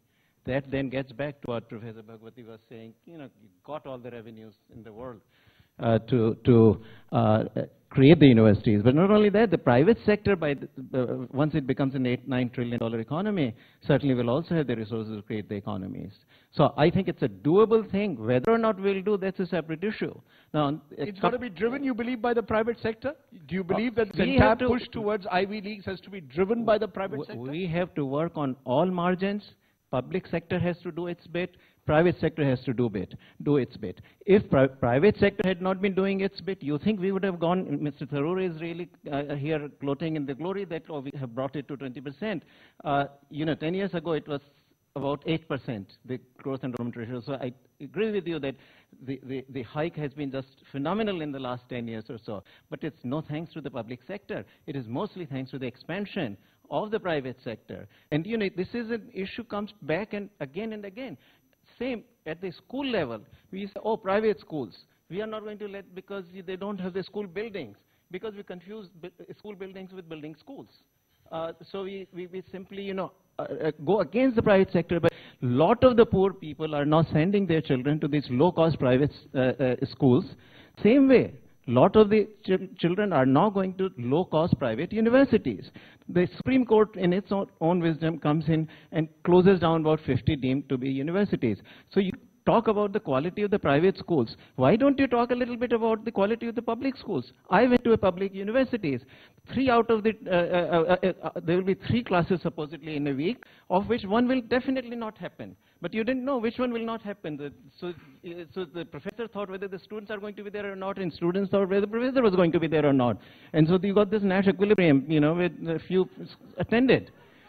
So don't blame it on private, public, elite, non-elite. I think you got the whole spectrum. You're quite comfortable sending your own children to the best institutions. You're comfortable sending your children to America. No, I'm not. $3 billion you are saying we are sending children to America. But you object to one elite university in India? I'm really shocked. I didn't object to it. I just reflected a feeling that there are all too few of them. Let me give you the example. My son has gone to study medicine. More than 10 lakh students take that exam, at the end of which you get only about 10,000 of them get admission. So you've got 10 lakh students competing for 10,000 seats. And again, the quality of the institutes varies. Barring the top 5, which will accommodate about 2,000 students, the others are of very, very indifferent quality. Yeah, but so I'm just asking whether it's a supply-demand problem. It is part of it, partly that we need to expand. It's not about private, public, it's not about... We need to expand capacity. No, but the where you have scuttled the supply, medical, particularly, you got my favorite subject. The Medical Council of India has over the decades been such a corrupt body. And this is where the big difference between the AICTE and the Medical Council. AICTE somehow had the model that it let the engineering colleges come in relatively freely. So at least, when the economy grew, both management institutes and engineering institutes came through. So when the economy grew, it did not fall short of the engineers and management cadre. But medical colleges, when my state, Rajasthan, for 1965 had 5 colleges. Until 1995, it had only 5 colleges. Population, went up twice, thrice by that time period. So, this is the centralization problem. You've got to get rid of these councils. Do you agree with that? Totally. That we've got to get rid of the medical council, got to get rid of, as we earlier said, the UGC, that somehow you've got to open up education. We have to open up education. We have to have a policy whose principal directive motive is to increase capacity so we don't have opportunity. Why is it, for example, that people are praying under the table to get education in our country, to get admissions, the management quotas, the capitation fees? All of these things are because there is a scarcity of supply and people are exploiting any commodity which is scarce, and so are college admissions. The Medical Council of India, by the way, doesn't come under HRD, it comes under the Health Ministry, so that's another challenge. But be that as it may, Professor Panagiri had mentioned earlier the question of our rankings in the QS and the Shanghai Jiatong rankings and the Times Higher Education rankings, all of which we have no Indian universities in the top 200. But one of the reasons for that is because all of them give a very heavy weightage to research.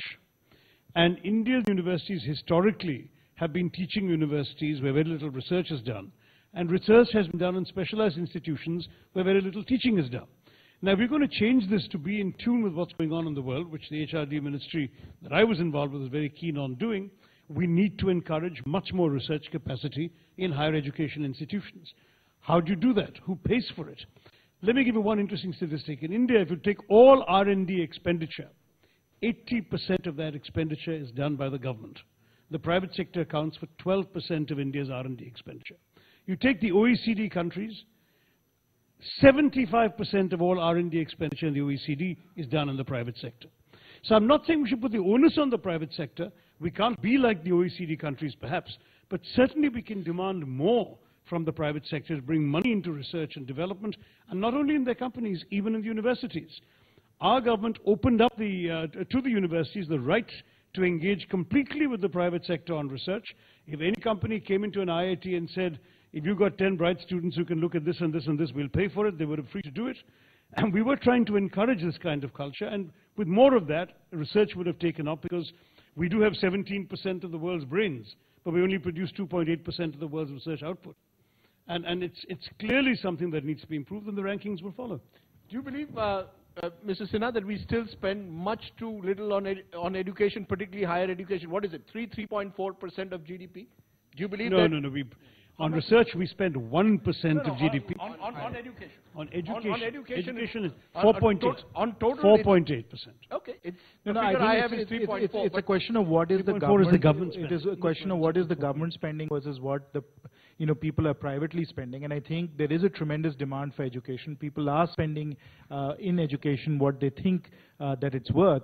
I think the challenge, while we're talking about higher education, and of course I believe that we've got to open it up, we've got to improve the quality of supply. I think there's jugaad happening, as Pramath has shown, either with the Indian School of Business or with Ashoka University. So there are some pockets of excellence that are developing.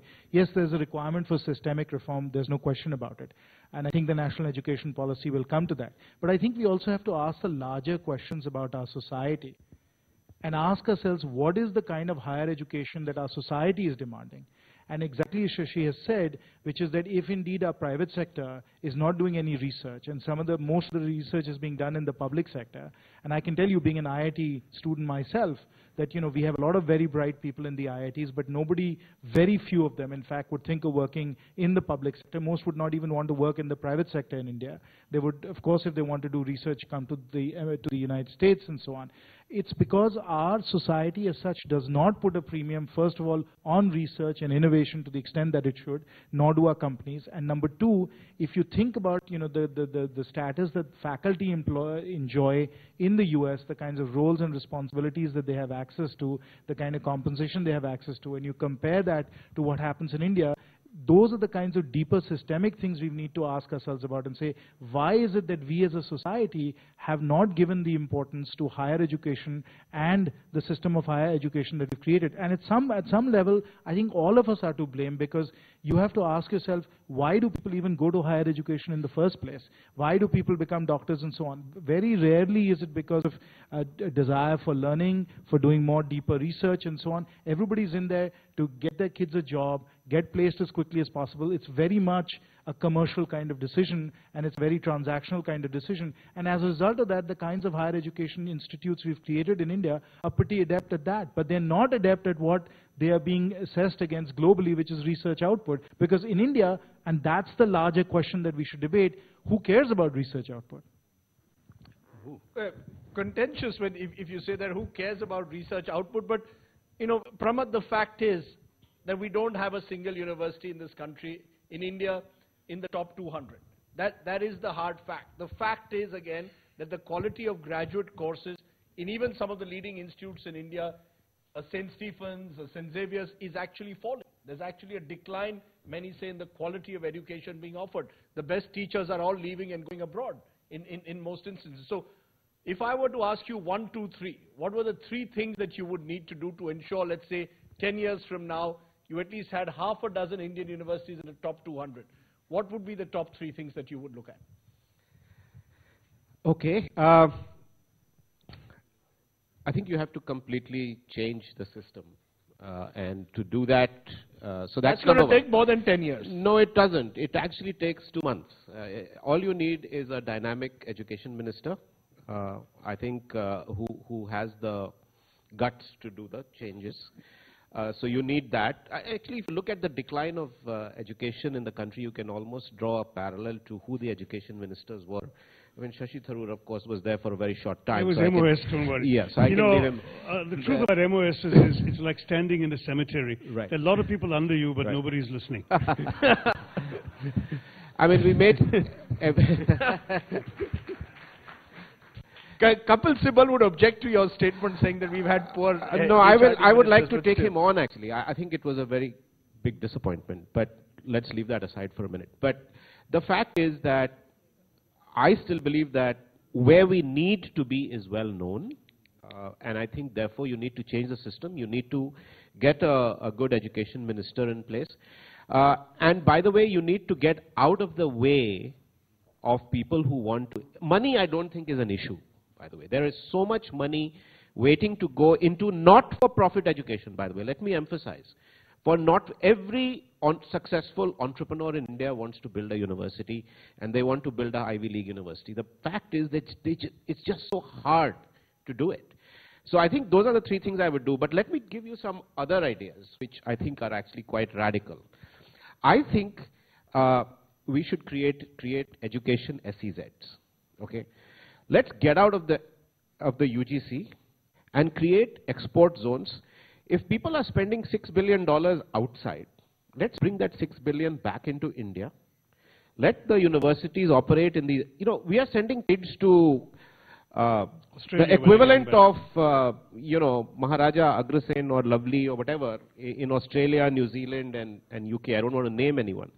So why not actually try to bring that back into our own country, right? Are you saying SEZs where a Harvard or Yale can come in? Yes, but they are outside. They are export zones, so they are outside UGC, right? Just as today's SEZs are outside the DTA of Indian government. So number one. Number two, do auction, do license, like you did telecom licenses, give education licenses, okay? Pick a state, give 2 private sector licenses, let people bid for it. The bid will be how much money will you put in, okay? How much money will you put in, how much research you will do, what quality you will deliver, right? And you will have people lining up and you will allow them to name it Tharoor University, Sardesai University, Panagreya University. They can name it after them, okay? So do those licenses. And the third thing is that we should allow people to start giving joint degrees with foreign universities. See, foreign universities are not like corporations. You pass the act, nobody is going to come in. Okay, they are not corporations that they are going to put in money and wait and, gestation period and returns will come. They don't think that way. They are having trouble running things here. So you let me offer a degree from a Harvard or a Berkeley, and first they will not allow us to do that. But to the extent that the next level universities are willing to do that and willing to accredit me and make sure that I deliver the same quality, then I don't have to go to the learning cycle of starting something from scratch. You do these 3 things, and I think we are in business. Allow me to just give Pramath a dose of reality from my limited perspective, Pramath. First of all, as far as the dynamic minister, we make you minister for 2 months. You might get your policy done. It will take you 2 years to get it past the committee, if you do get it past the Standing Committee of Parliament. So if laws need to be changed, and unfortunately they do because what exists has been put in place by law, you will have to work with the political process and there will be resistance. On the question of foreign degrees, what's not realized in India is right now it is already legal, thanks to the UPA, for you, any educational institution in India to do a joint program with a foreign university anywhere in the world and to issue joint degrees, except that the foreign university's degree cannot be issued on Indian soil.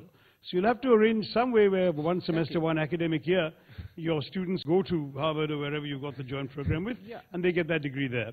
Nor can Harvard give their degree to Indian students. Why make these restrictions? But that's exactly, I told you we're over-regulated. Yeah.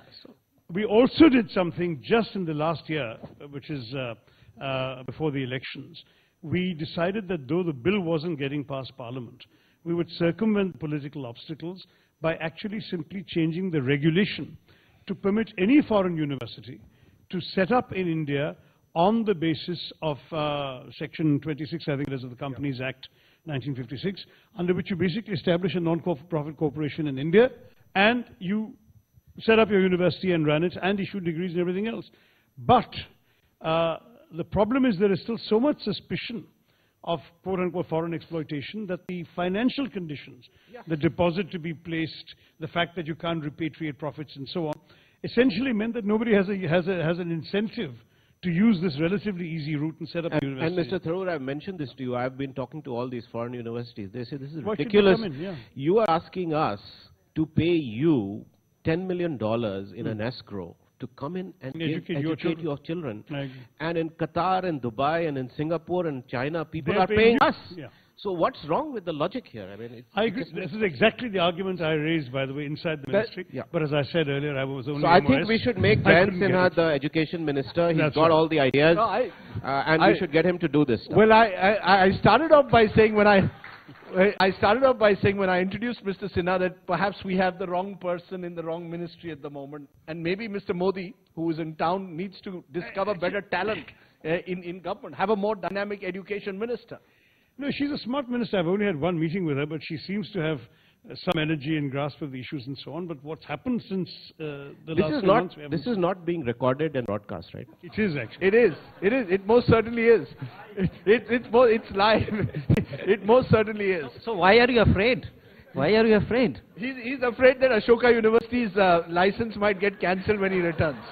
That's what he's afraid of. No, but you already have agreed to actually give up your 4-year program, and you have switched to agreed to go to 3-year program. We were told to. Yeah.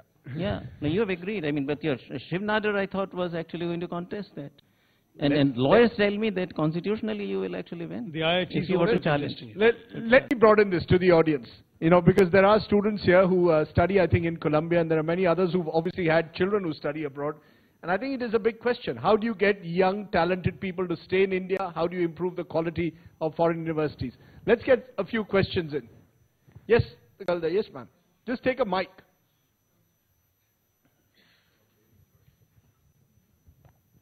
Good afternoon. My name is Richa Maheshwari. I'm a first-year student at Columbia University, doing a class under Professor Panagaria and Professor Bhagwati. My questions are around, why did you, let me ask you first, why did you decide to go to Columbia and not a university in India? I actually come from Singapore, so... Okay. Okay. Bad question. Bad question. Go ahead. So my question was, this whole panel has been about building Ivy Leagues in India. But that is kind of an elitist, sort of limited focus area. I also wanted to highlight that US, which has all these amazing Ivy League universities, the cost factor which has been discussed somewhat in the panel, the current student debt in US is something like $1.2 trillion. I wanted to shift and just get your views on what about building the infrastructure in India to tap on technology being used for higher education. There are tremendous, massive open online courses that are now happening. There are lots of other initiatives that are happening. So could that be a solution for India instead of trying to replicate the Ivy League model that is happening here? Another part to the question is the focus on vocational skilling. So what about building community colleges? What is the thought and what are the actions planned to build community colleges to focus on vocational skilling that can increase the employment in a space which has a lot more vacant job offers in the semi-skilled employment market? Let me get you, Professor Panagri, on that. Why do you need an Ivy League model necessarily for a country like India? No, as I said, on that we have to work on all the margins. You have to have Ivy Leagues and you have to have for the people down below. And you also cost-wise, you have to have the universities that are not terribly expensive, and you have to have universities where you would actually pay a fee like you pay here. So that's it. But to your online exploitation, here UGC again comes in the way, our rules and regulations. Indira Gandhi Open University, if it is located in UP and it starts giving, this is an open university by the way, right? It starts giving education in Rajasthan, that will be questioned, not just by the UGC, but the Supreme Court too. I mean, the rules and regulations in the Indian system are just unbelievable. Let me get you on the vocational point, Jan, because there is a huge debate that even if you have to expand education, it will have to look at more vocational guided education rather than just, a 3-year BA or a 3-year BCom. Yes, no, I think that's exactly right. Of course, we have to strengthen and build up vocational training in India, and the government is absolutely doing that. You know that we had introduced in Parliament the new Apprentices Act to make it much easier to bring in apprentices into industries and so on.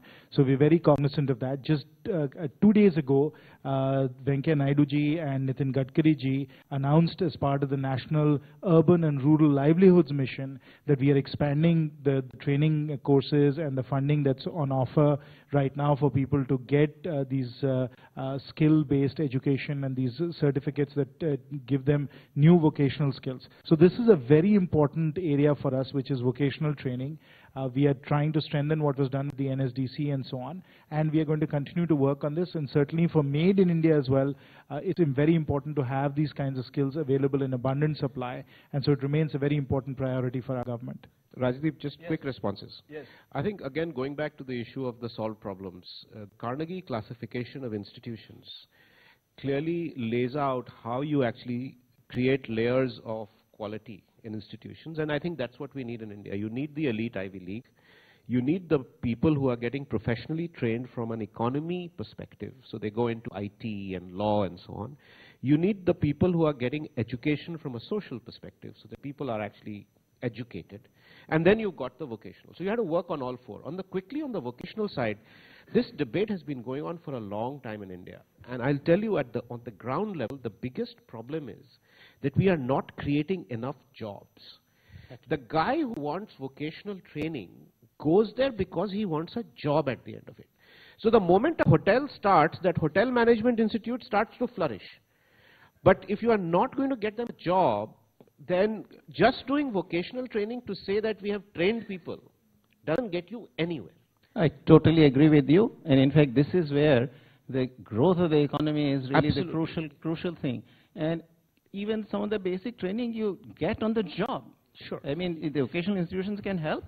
But largely, you know, in any case, you know, what are you going to train them for? I mean, does the government know? I mean, if they knew, the planning commission would have been a resounding success. No.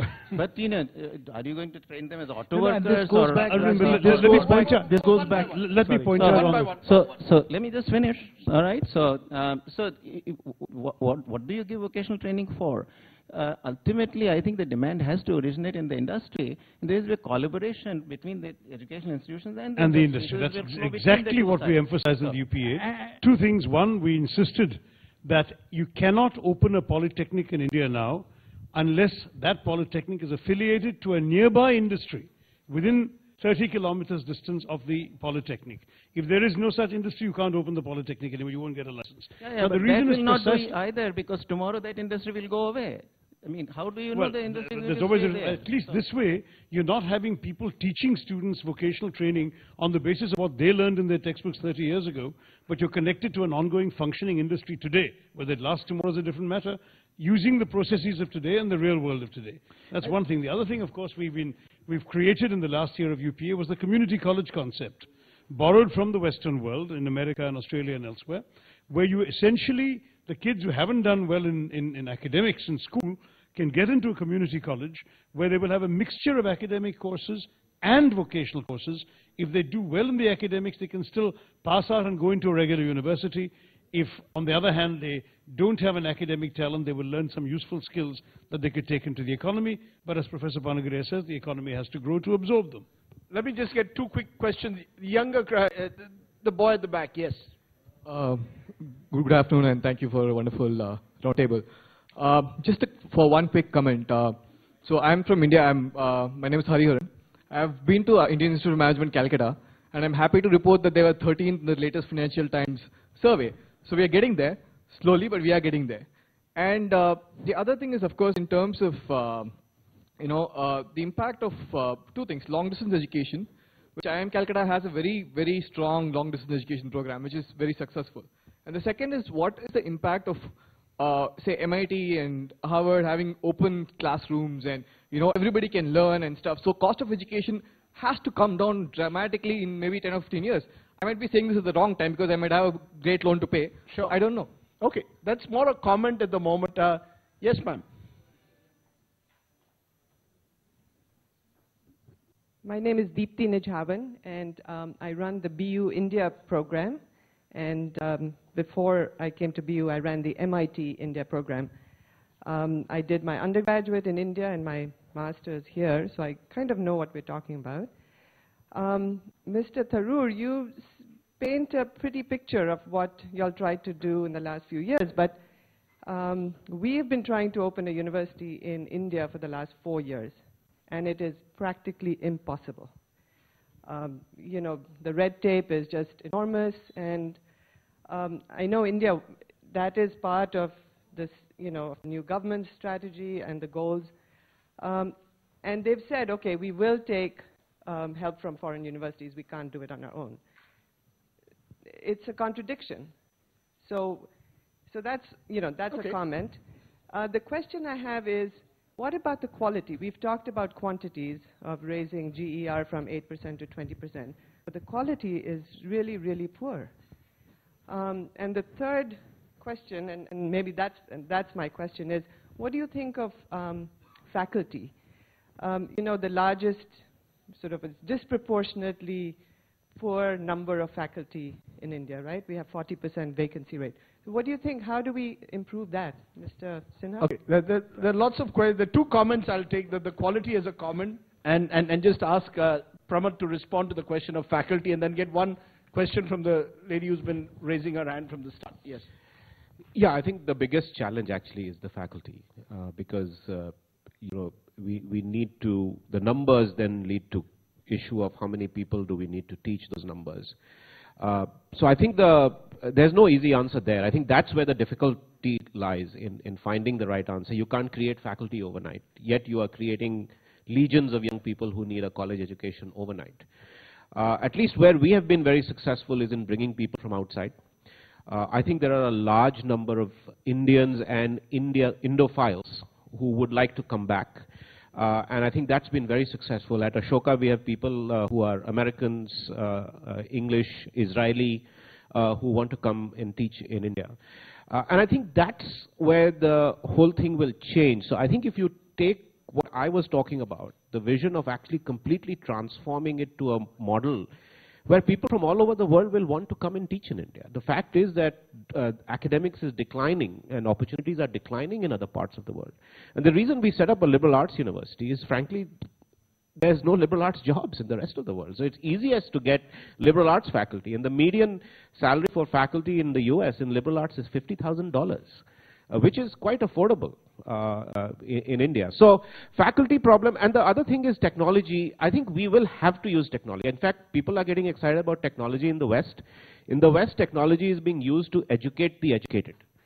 In India, it will have to be used to educate the uneducated, the people we cannot reach. And that has not yet happened, but will happen. Let me get one more thing on faculty, though. The 40% vacancy rate you mentioned is in government universities, principally related to the reservation system, where you have to have a certain number of professors, OBCs, and scheduled caste and scheduled tribe, and so on. And no, not true. Not true. In my Rajasthan University, the youngest faculty member has become 40 years old, because for the last 10 years, no faculty has been allowed to be hired. Well, but that's not because of the vacancy, is it? Vacancies have not been allowed to be filled. Okay. That's a state university, so I don't know what the central government can say about it. I knew. We'll have to This see is one example. And since it now has a BJP-led government, you can say that with a little bit more confidence, I guess. Let me get the girl. Yes, ma'am. Hi, thanks for giving me a chance. My name is Nischinta. I am an alum of the London School of Economics and Columbia University. However, I did do my undergrad in India. And Rajdeep, you and I have even met and spoken a number of times when I was in Delhi on business. So I have one comment and a related question. My comment is, you know, in the Google age of the present day, I think young people must be taught to create and build their own knowledge, you know, rather than regurgitate facts that we must passively accept as epitomes of the ultimate truth, right? So the question I have here is, what measures are we taking to ensure that the role of the teacher, you know, involves her position as a guide and mentor rather than an explainer and judge in schools and colleges and universities. In universities in India, even at the postgraduate level, research capabilities are lacking. You know, students... We've run almost completely out of time, so I'm going to get one more question and then get Professor Panagriya to respond to what you said. No, the girl again at the back. I'm going to give those who've not had a chance to ask a question. Quickly. Thank you so much, Rajdeep. Finally, you noticed me. I'm a Columbia student here, and I had two questions. One was about... Just ask one. Quick questions. Okay, one is, I'll make it into a comment then. Pramod, you mentioned the word... That's the advantage of going to Columbia. If you were in India, you wouldn't have got away with that. Quickly. Pramod, you mentioned the word auction, and that caught my attention, because most universities in India have MPs and MLAs on their board. You don't think the auction would be as corrupt as all our other auctions are in India? Secondly, it was about the private sector. I'm one of the SOBs, so I support the private sector, students of Bhagwati, for those who don't know. But my point is that so far, private sector has managed to get around regulation to open companies in India, all sorts of companies. And there is a chance that private sector should be able to get around even to open universities, because I think there was an industrialist who commented that 70 to 80% of engineers in India don't have the right skills. No offense to my Columbia batchmates who are engineers. But the point remains that except for Tata opening a couple of institutes, Reliance opening a college in Ahmedabad, and I think Azim Premji University, not many private sector companies have even come further to actually meet the demand that they have themselves. So how can we really rely on the private sector to do this? I think there are a lot of comments out there. So I'm going to... private sector quickly, I yes, can respond. Actually, 60% of today's enrollment in higher education is with private sector. And the largest growth in higher education has been by the private sector. The quality of that private sector is very suspect. And actually, Azim Premji, Shiv Nadar, Brijmohan Lal Munjal, and NIIT, Jindal are all starting new universities. The Shriram Group has started colleges, the Birlas have started, and so on. And I can tell you that there are at least a dozen who want to start universities that I know of. So I think there's enough that you can get of very high quality if you just allowed it to happen. I'm going to ask Professor Panagriya to end this by, the question that was raised, that Indian faculty doesn't play the role of guides and mentors in the way that they would in the West. I want to ask you this. Would you ever have considered, in all the years that you've been here, to go back to India, start teaching at the same Rajasthan University, perhaps, that you've been talking about on more than one occasion? Do you believe that there will be that kind of incentive? What will it take to get the top Indian professors here in America to come back and start teaching more regularly in India? That was not the question. That was not the question. The question was, because I presume you've come through the, you're a guide and a mentor. How do we get guides and mentors like you to come back and start teaching in India? What would it take? Let me just mention two things. If you're trying to get people from here or elsewhere into India to come and teach sincerely and seriously, we have to have good institutions, but we also have to pay them properly. Today, when even students from Delhi School of Economics come out at the salaries that private sector pays, they don't want to actually go in and teach at colleges. So actually all our economists, teachers, professors at the universities are populated by the Jawaharlal Nehru University. And so why there is so much consensus on all sorts of socialist policies in India. So you're basically saying if you're paid more, you'll come back to India. That's certainly one factor. That's a necessary condition, may not be sufficient, but that's a starting point. There is a huge potential to bring a lot of Indians. They really, I'm now older, but if I was, say, in my 30s or 40s, and I had a good opportunity in India today, I would go. Today India is such a land of opportunities. The aspirations are high. The economy can potentially grow.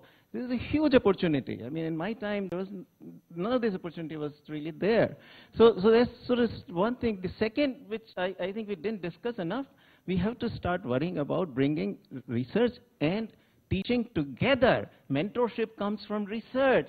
When faculty are not expected to do research, you can't even in the curriculum introduce research papers. There are no term papers. You just go, rote learning for a year, do the exam at the end of the year, and there you go, you got your degree. But mentorship really involves writing papers. Okay, I'm going to leave it at that because I hope you might become Vice Chancellor of Rajasthan University. We should get Narendra Modi to get you to do that and transform Rajasthan University and make it an example of what are the possibilities and the opportunities you talk about. I'm too old to be a Vice Chancellor now, Yeah, he started off... No, he started off by being Chief Economic Advisor at the start of the session, but maybe being Vice Chancellor is equally important. Who knows? But thank you very much, Jayant Sinha, Professor Panagriya, Shashi Tharoor, Pramod Sinha for several ideas. Thank you all.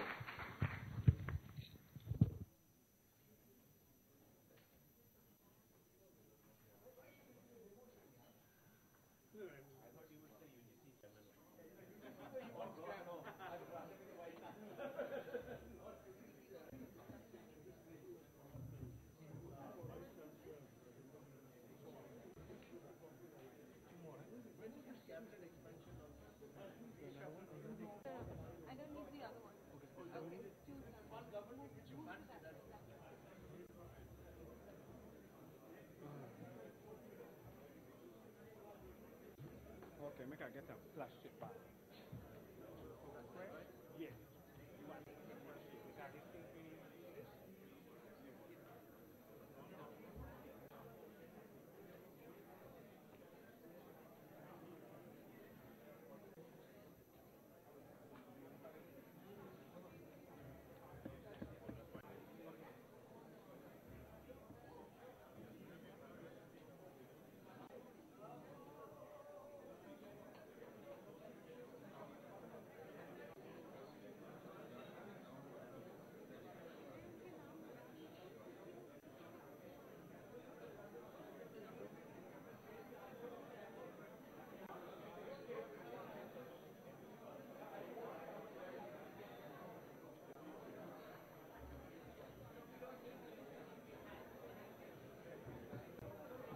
Ladies and gentlemen, if I could request you to settle down, please. We're about to begin our next session.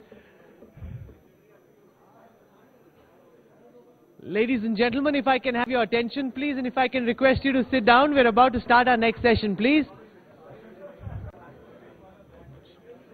There'll be plenty of opportunity to network and chat once the last session gets over. We're already running behind time, so I'd really like it if everyone could just sit down, settle down, and then we can start.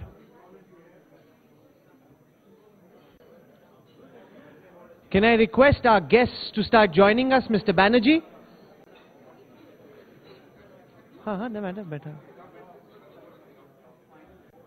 This is our last session. I hope you've enjoyed yourselves through the day. If everybody just settles down, we'll start immediately.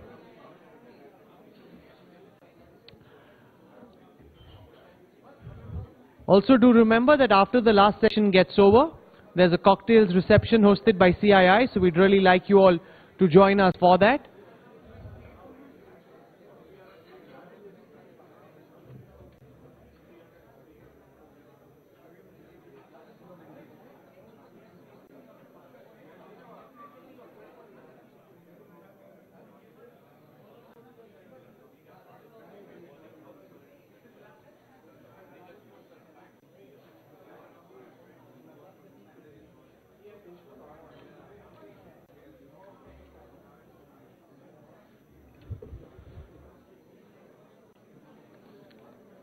So if everyone at the back can just settle down, we'll start our last session, please.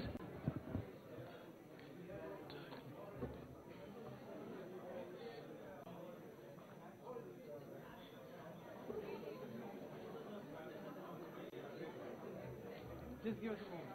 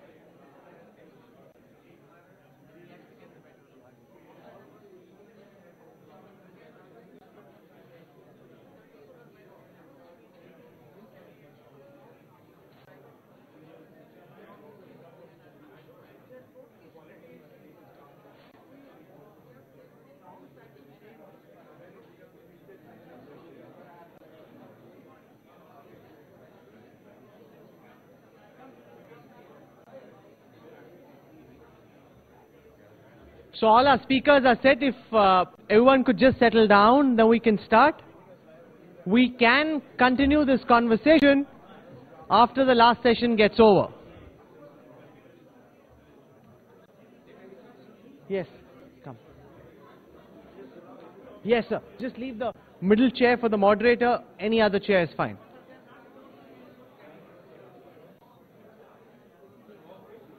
Okay, this is my last call. If everyone just settles down, we'll start, please. Okay. Oh, okay.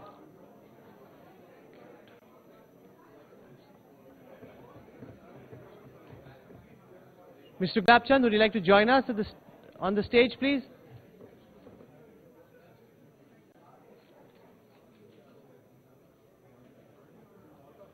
Mr. Banerjee, can I request you to come up, please?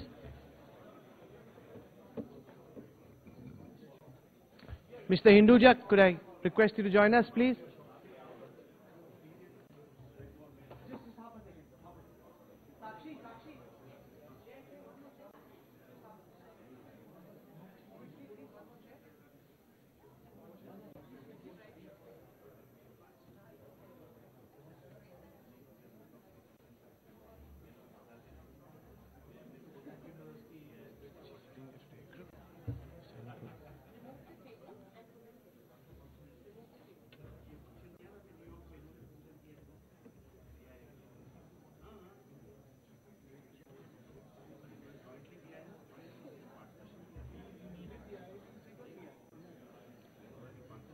Mr. Gulabchand?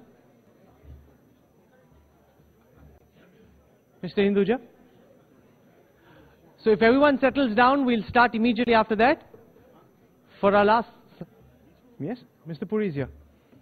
For our last session today, at the India Today Global Roundtable, I now invite Mr. Arun Puri, Editor-in-Chief of the India Today Group, to host the session on Dial India for Investment. Quickly remember that after the session gets over, there's a cocktails reception hosted by CII, so we'd like really for all of you to stay back. Mr. Arun Puri, please.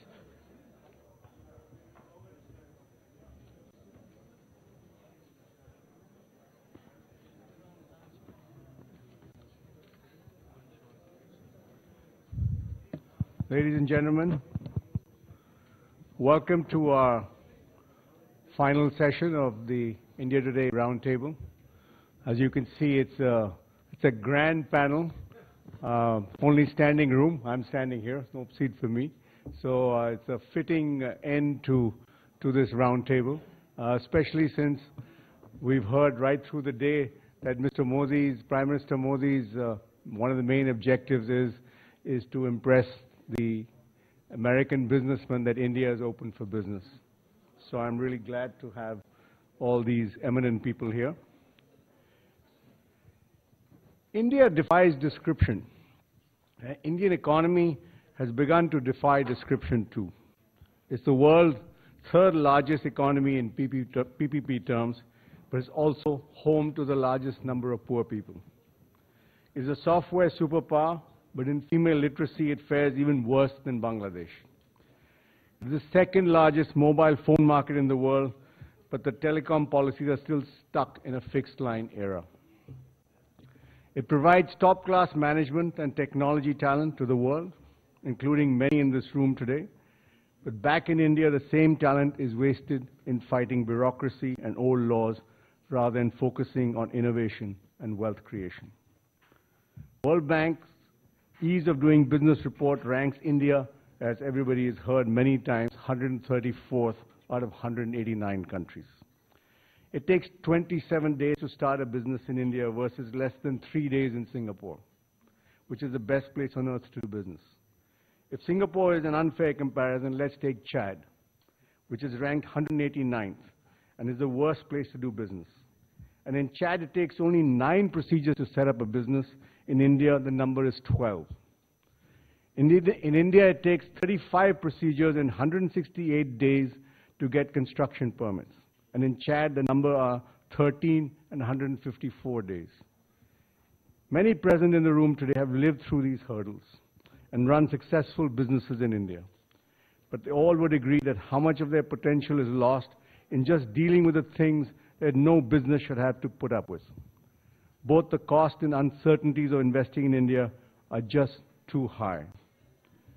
The heartening news is that Prime Minister Modi is both willing and moving to reduce the cost and uncertainties. Just 2 days ago, he's committed to cut down the jungle of old laws that hamper entrepreneurship. Yesterday, he unveiled the Make in India initiative with promise to make doing business in India easier and do it very soon.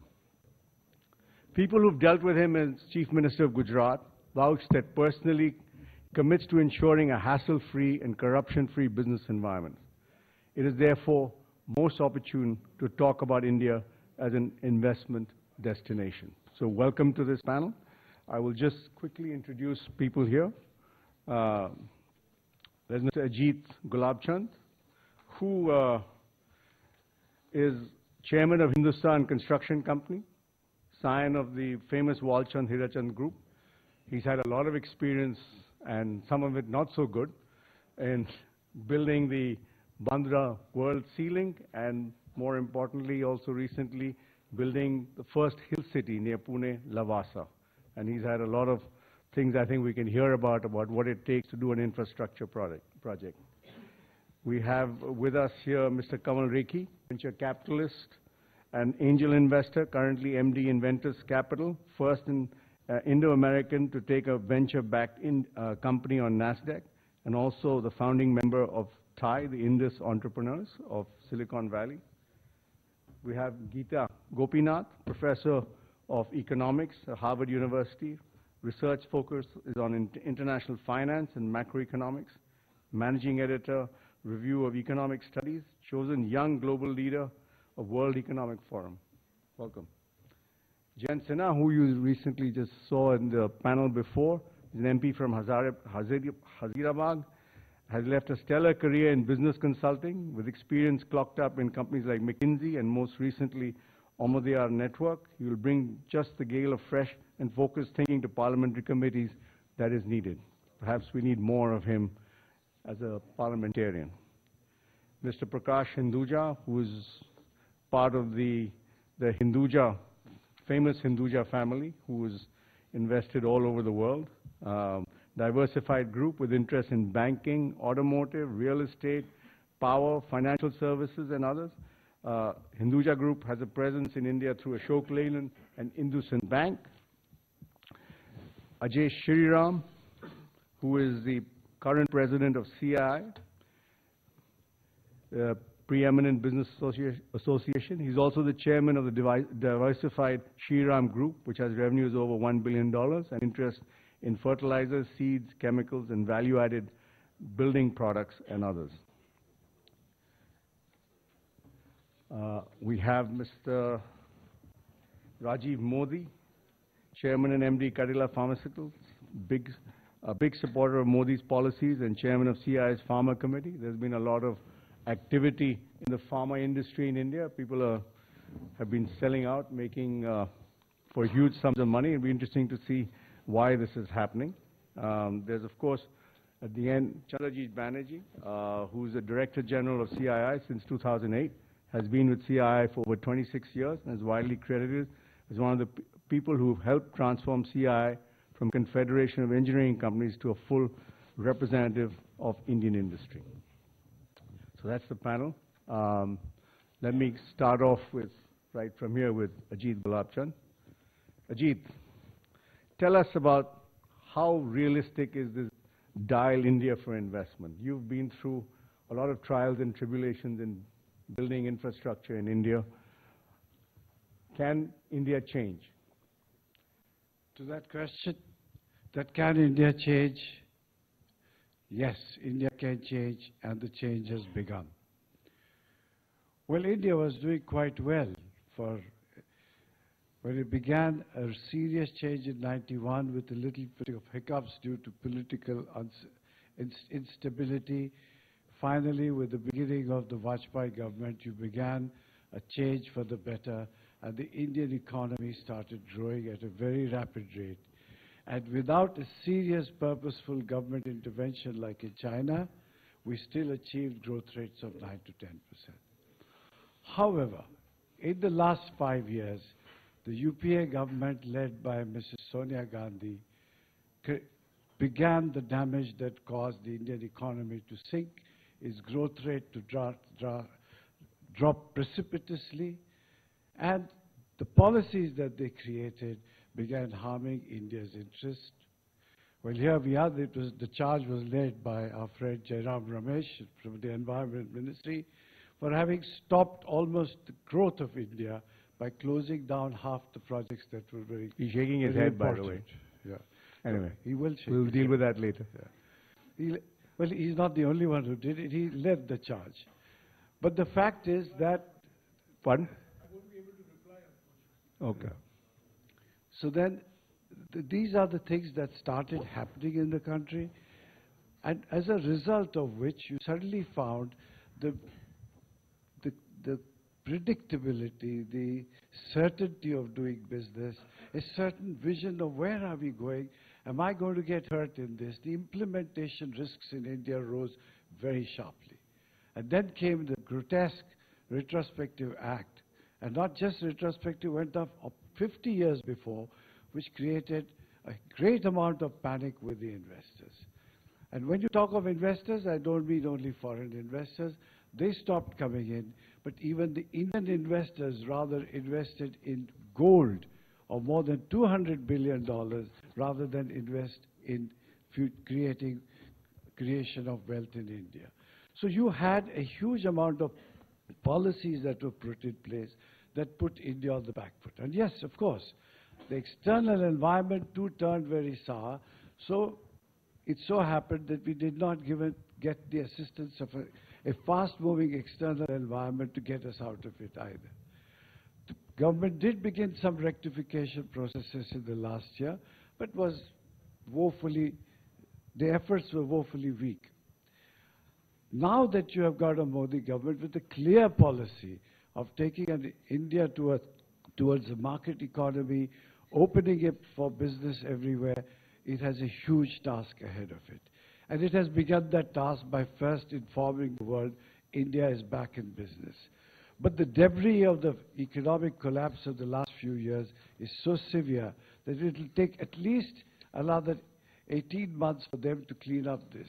They will have to clean up a number of bad acts that were passed during this period, which have brought any kind of economic investment possibility to a standstill. They will have to clean up this first.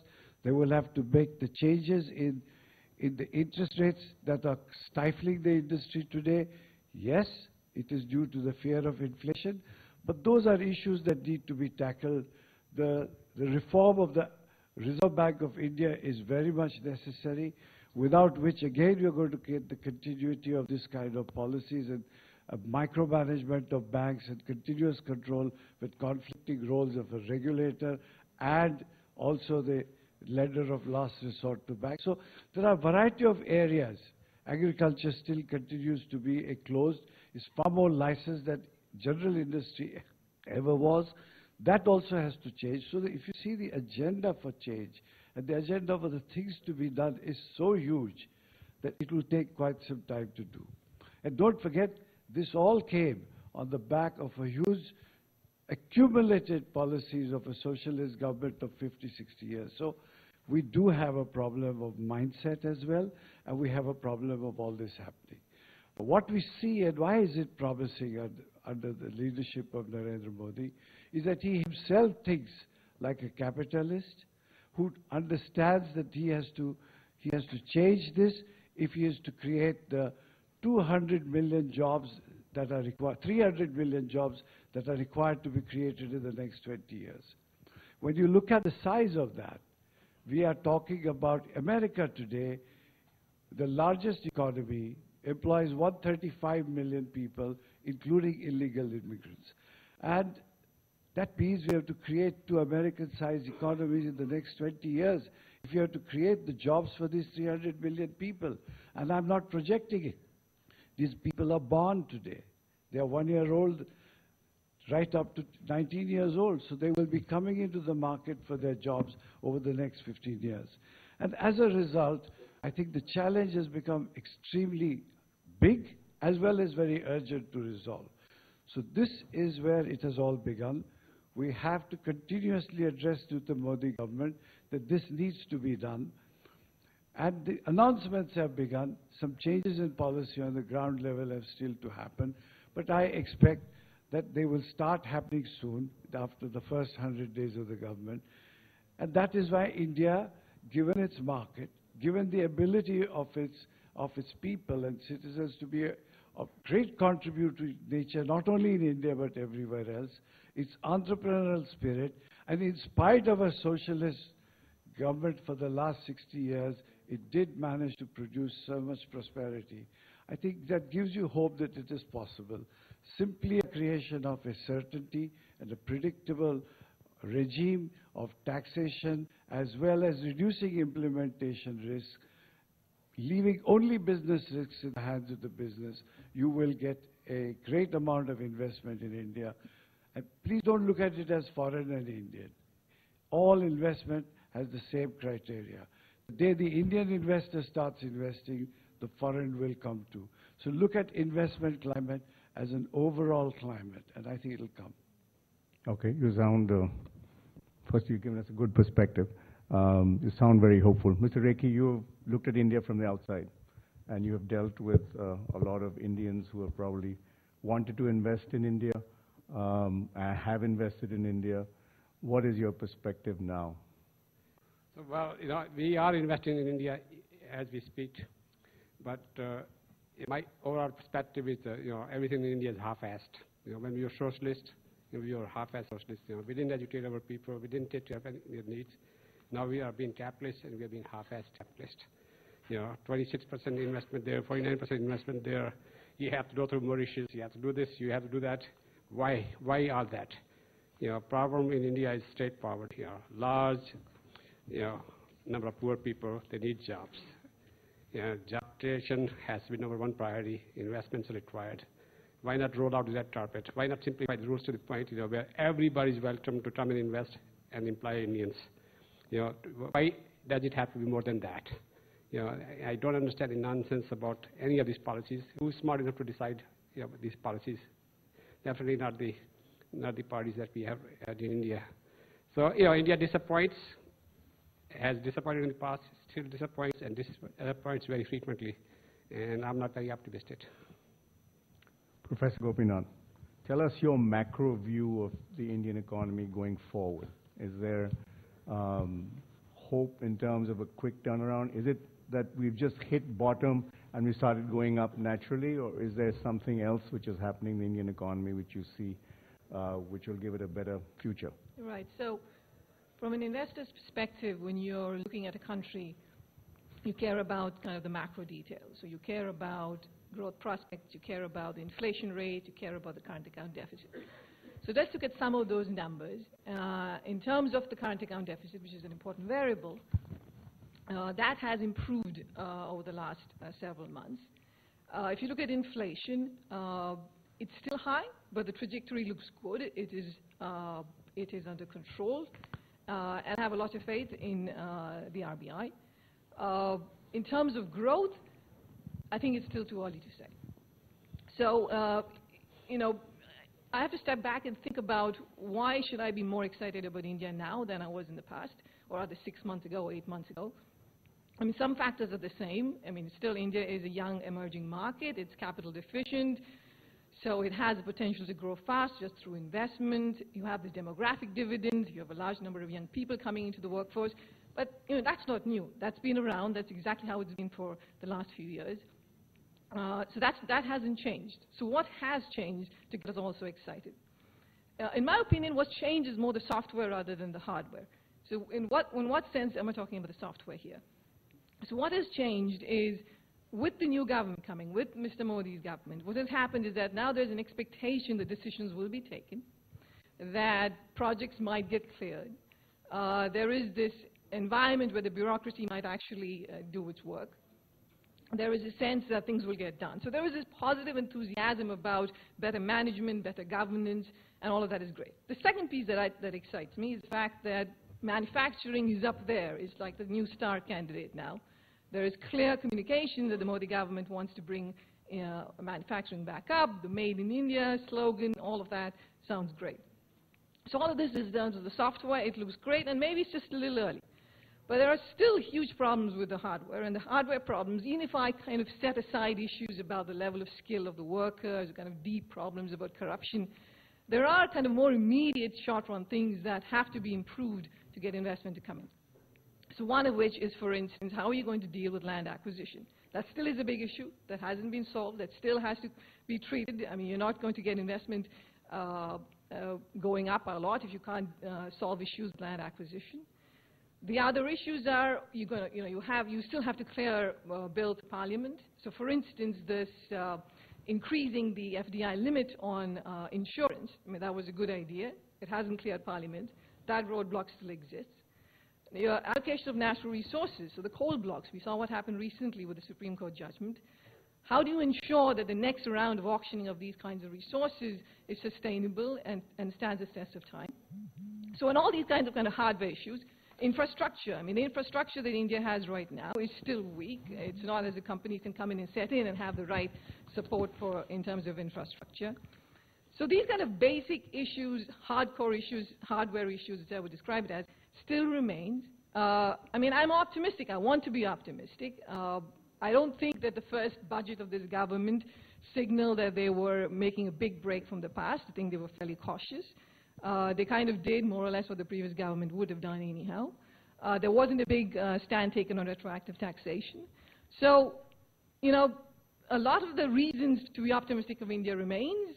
I think the one thing that has changed over the last 8 months, the last 6 months, is the fact that with the new government, we have somebody who will make the decisions, we will have better governance. And in that sense, I think the software is great. But there are still deep issues that need to be addressed before one can think of India as this extremely promising investment destination. Thank you.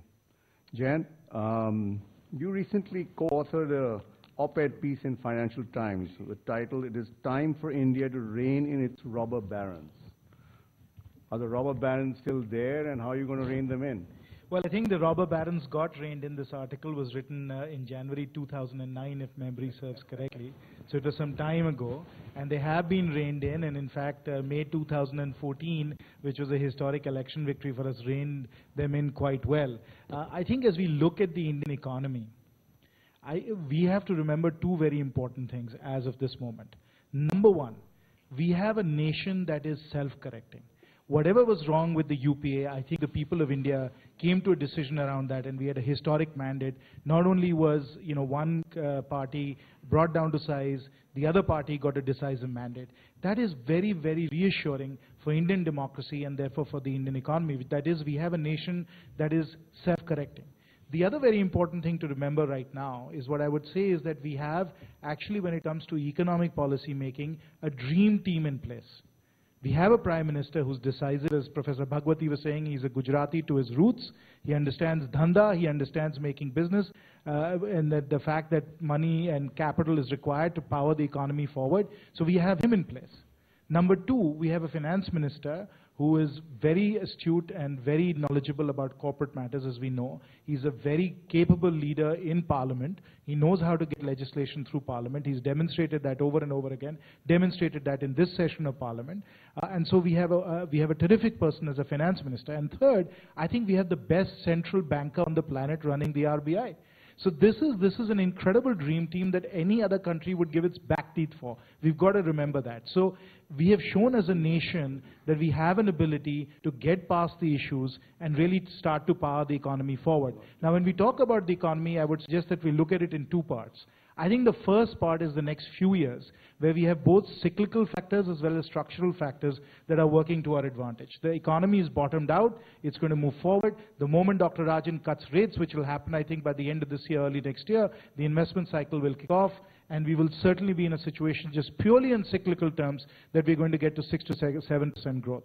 The Prime Minister and the Finance Minister have put in place, and I would submit to this audience, that while we are in New York and we're sitting right next to Central Park and we talk a lot about various different things that need to happen in some of the sophisticated industries, what has happened in agriculture, for instance with the Pradhan Mantri Krishi Sinchai Yojana, what is happening with Jan Dhan Yojana, these are basic bread and butter policies that are revolutionary, that are transformative. We may not discuss them in this ballroom here sitting in New York City, but I can assure you in Hazaribagh and in Bettiah and in Chauparan, this is what people are talking about. If we can get irrigation to every field in India, that is revolutionary and transformative. We talk about big ticket reform, that is big ticket reform right there. So when we couple the cyclical and structural factors, we are going to be in a situation where the economy is powering away at 7 to 8% growth.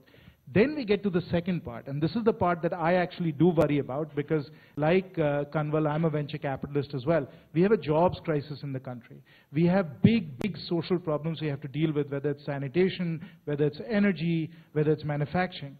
We've got to figure out a way in which the economy is not just being transformed cyclically and structurally, but truly becomes entrepreneurial, truly becomes innovative, so that we can solve these big problems and create these new industries that will create the jobs that we need. That's the part we should be worrying about right now. The next 5 years, I think we're in very good hands. I think the economy is going to do very, very well, but we have to think about the next 5 years and ask ourselves, where are the next 5, 10, 15 new industries going to come from? Because that's really the hard part we have to solve for, and we have to invest today as venture capitalists, as government, to really create these new industries. And I don't know, for instance, what they might be right now, which is what really worries me. But that's what we need to do. If we are able to do that, and I'll end here, if we are able to do that, we are going to take a $2 trillion economy, which is right now, keep it sustainably at a 7 to 8% growth trajectory, grow it to a $4 trillion economy. The rupee is going to get stronger because of strong capital flows and so on. We're going to have a $5 trillion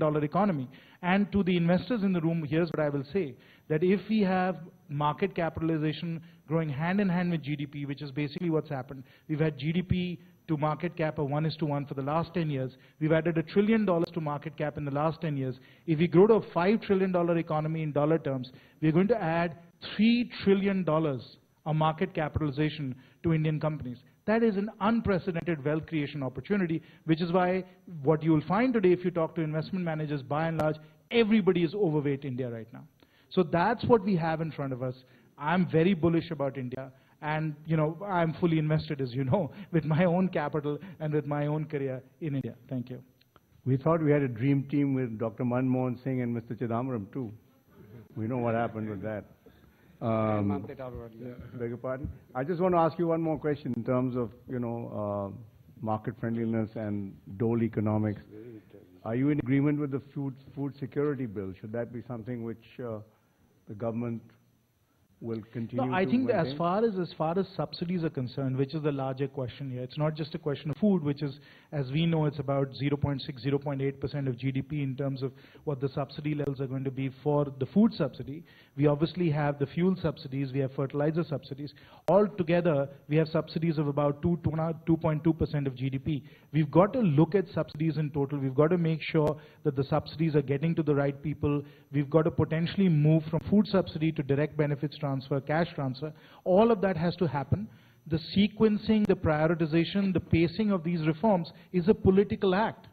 We have to remember that. This is not a question of what economists are saying we should be doing or what investors are saying what we should be doing. This is for politicians to decide. This is the job of politicians. We should leave it to the man who's won the greatest election in human history. He is, we would have to submit, one of the best politicians around. Let's leave it to his judgment as to how we sequence and pace these reforms. He understands these issues, and he will find the right and opportune moment to do it. Yeah, we'll get back to that later. Mr. Hinduja, you're an international investor. You look all over the world. You have lots of money. Would you put some more money into India? Well, we have already announced that we have a target of going into $10 billion investments in India. We have planned it. Now, I have to inform you that today, people who are disappointed about going into India, they are not confident on India, I'll tell you my experience, our family experience, which have been analyzing as I've been traveling worldwide. I'm one of the global brother of the family, which attends most of the important conferences, World Bank, World Economic Forum, various times. My whole life has been seeing the best way we could bring quality and technology to India and get best of the comforts people can get, which they are really wanting to have. I give you an example.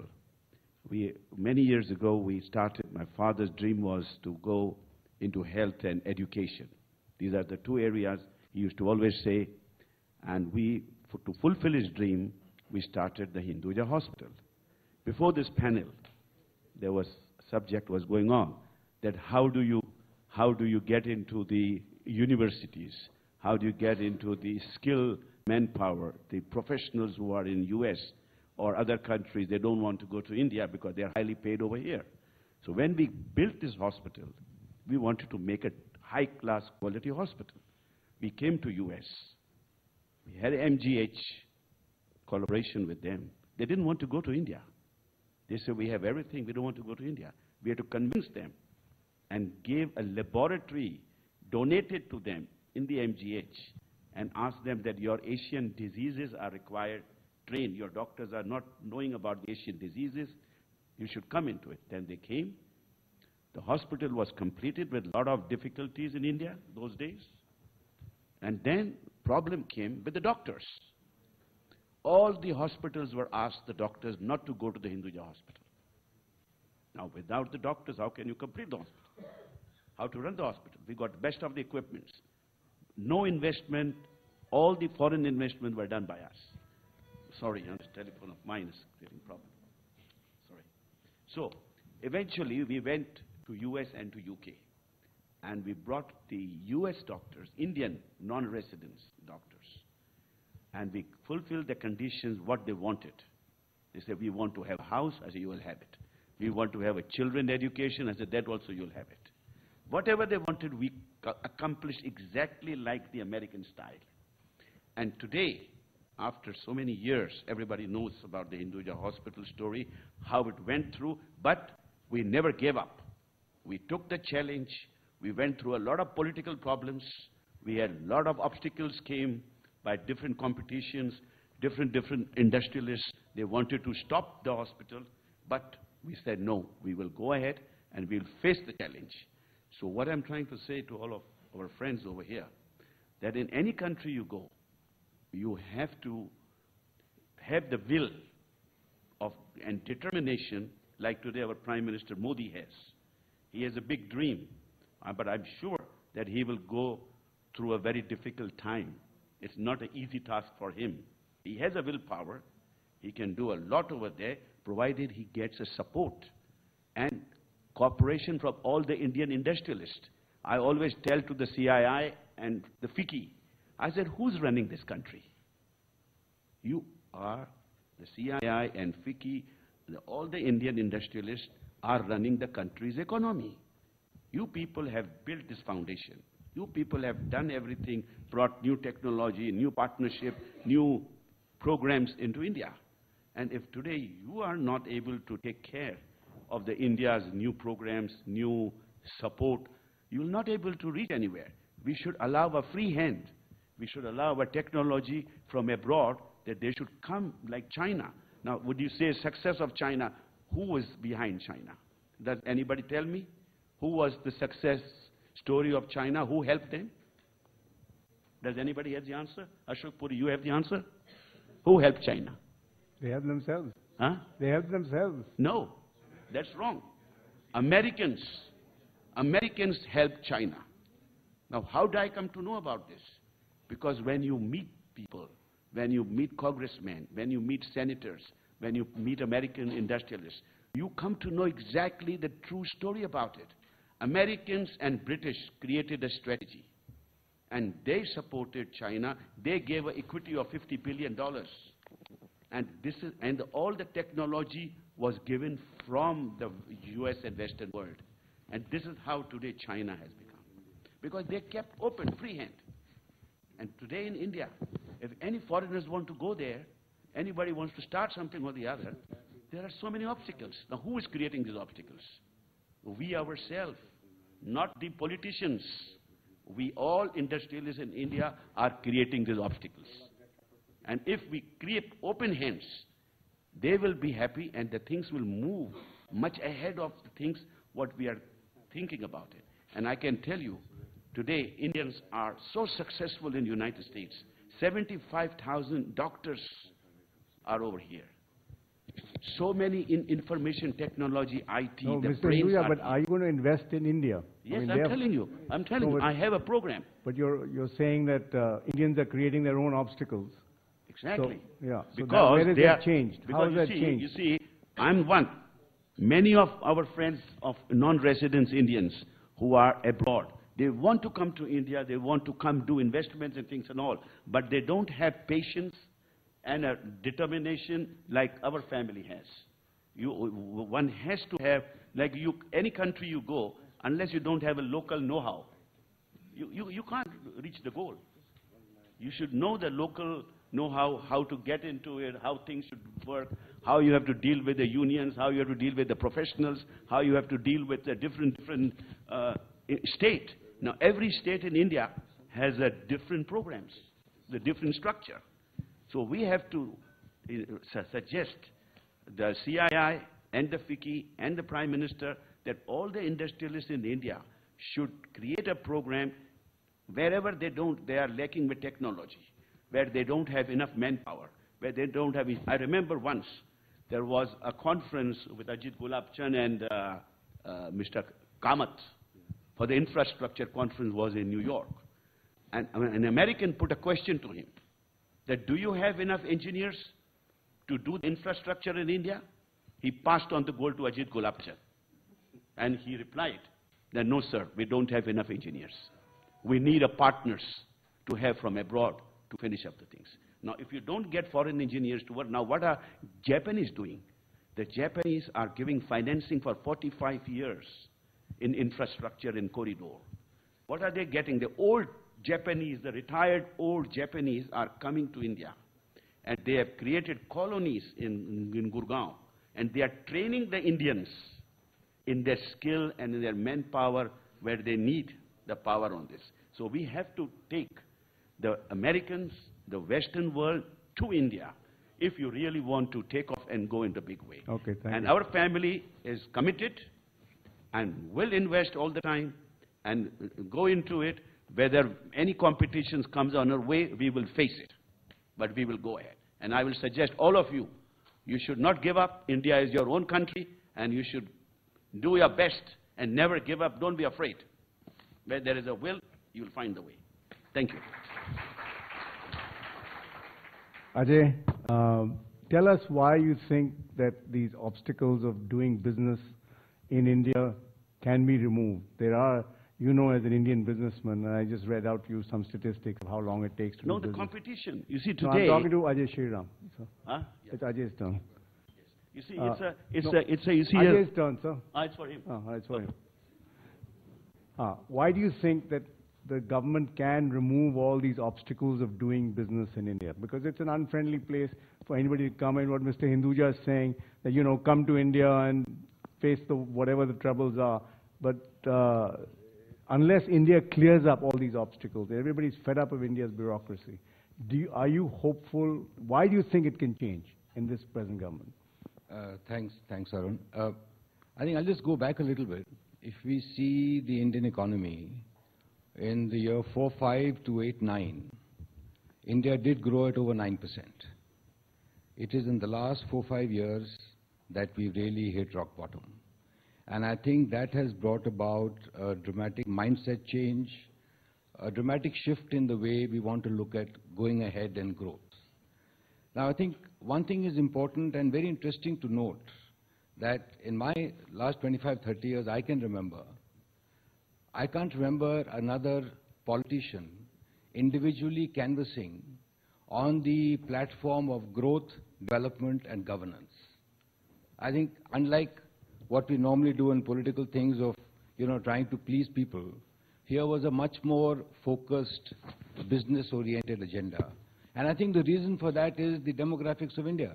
Just to share with you, today 65% of our population is below the age of 35. 52% of our population is below the age of 25. Between the age of 15 and 35, we have 425 million people. In this elections, we had 100 million first-time voters.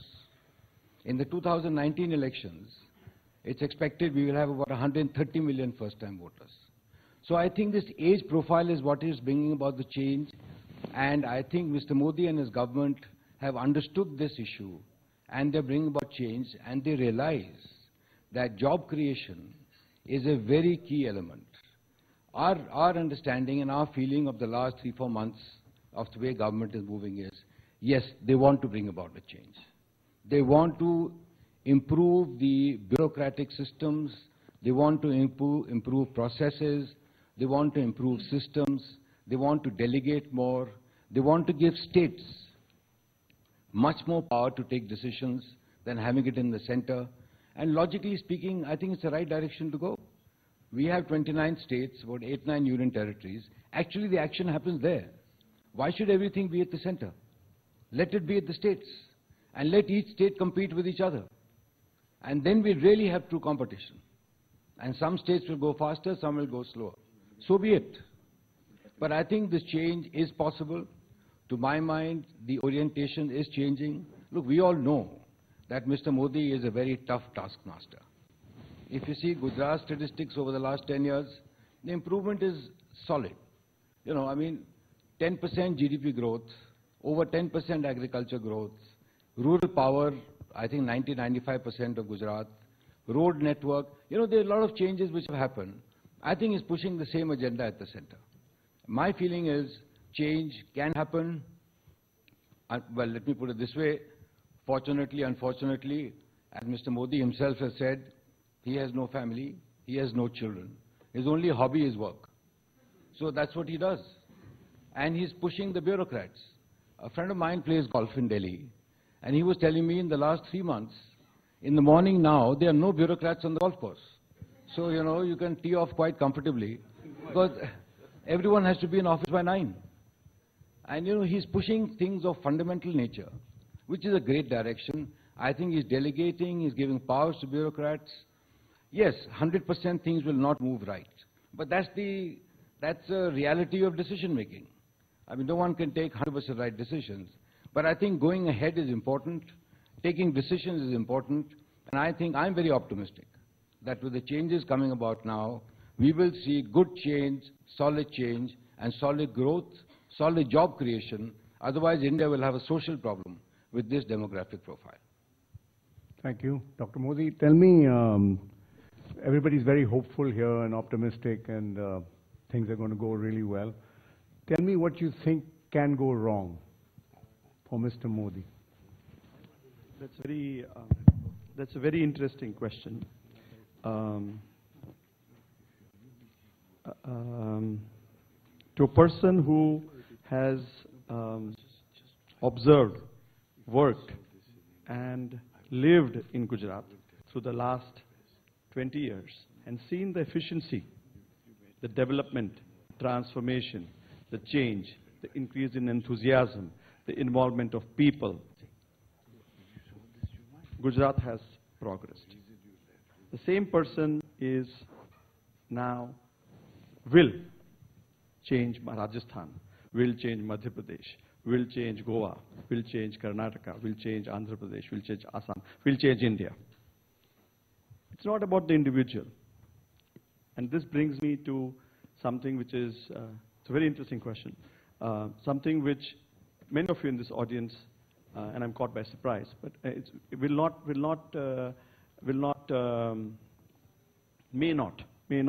agree or believe in. But we are Indians. We are very religious people. We believe in the power of Almighty. We pray to the Almighty, whether it's Mataji or whether it's Jesus Christ or whether it's Gautam Buddha or whether it's any other religion. But we strongly, Indians believe in the force, in the Almighty. I know for a fact that Gujaratis, our political system, and in Gujarat, Narendra Bhai and his team strongly believed in God. This is a dimension which normally doesn't come in a platform like this. So, I pray to God. I pray for all of us, and I pray for all the Indians in India and around the world, that God has helped us, because this has the historic win in India after 30 years is a voice of the people. My colleague talked about demography and people, and people of different ages and so on, and aspirations. But I think there is a spirit. There is a spirit which is blessing India. There is a spirit which is going to bring good times for India. Hindustan, the old ancient India, Bharat, is what is going to happen in the next 30, 40 years. So it's an unstoppable change.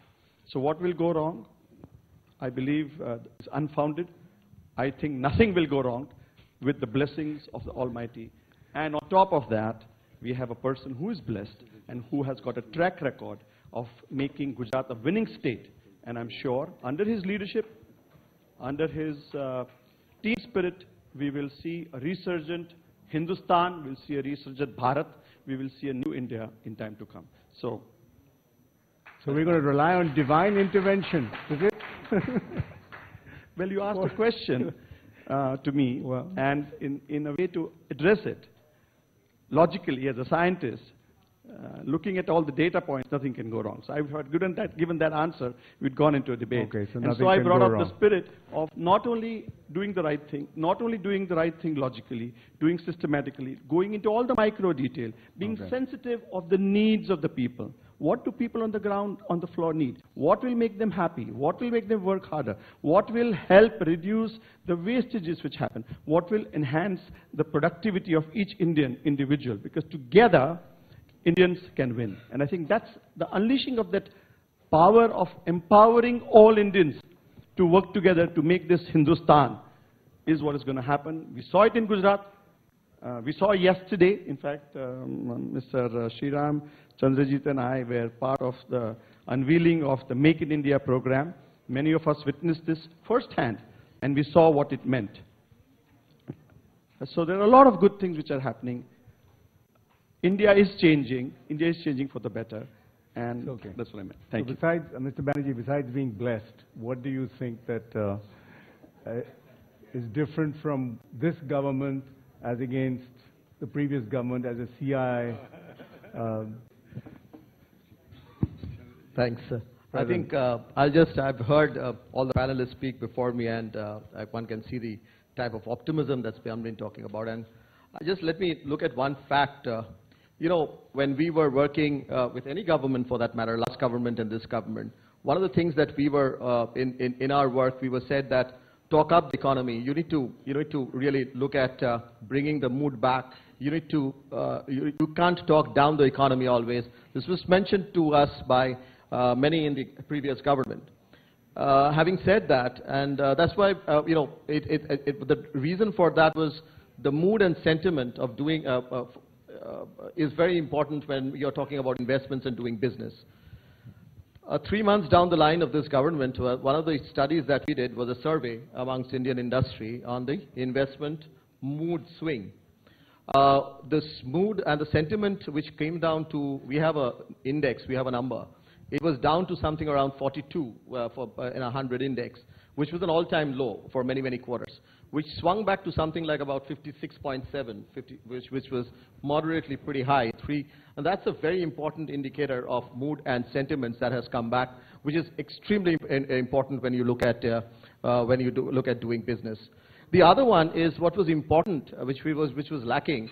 When the economy is going down, you need a signal, which is again very important, to get a sort of a focus on the economy. We had that in 2008. We worked very closely with the government when the economy was going through struggle. And there was an emergency sort of a crack team which was working on the economy at that point in time, which was lacking. And we see now a laser sort of a focus on the economy, which itself is a very big signal which is coming back, which is very important. And that's actually helping a lot of things getting sorted out. Let me come to something very specific. And that's, you know, we talk about, we have not seen a big bang announcement, but I don't think that's important. But what we are seeing are, within the last few days, there has been small issues which have been a lot of, which has been real hindrances in terms of doing business. And this entire big mantra of ease of doing business actually getting really decentralized.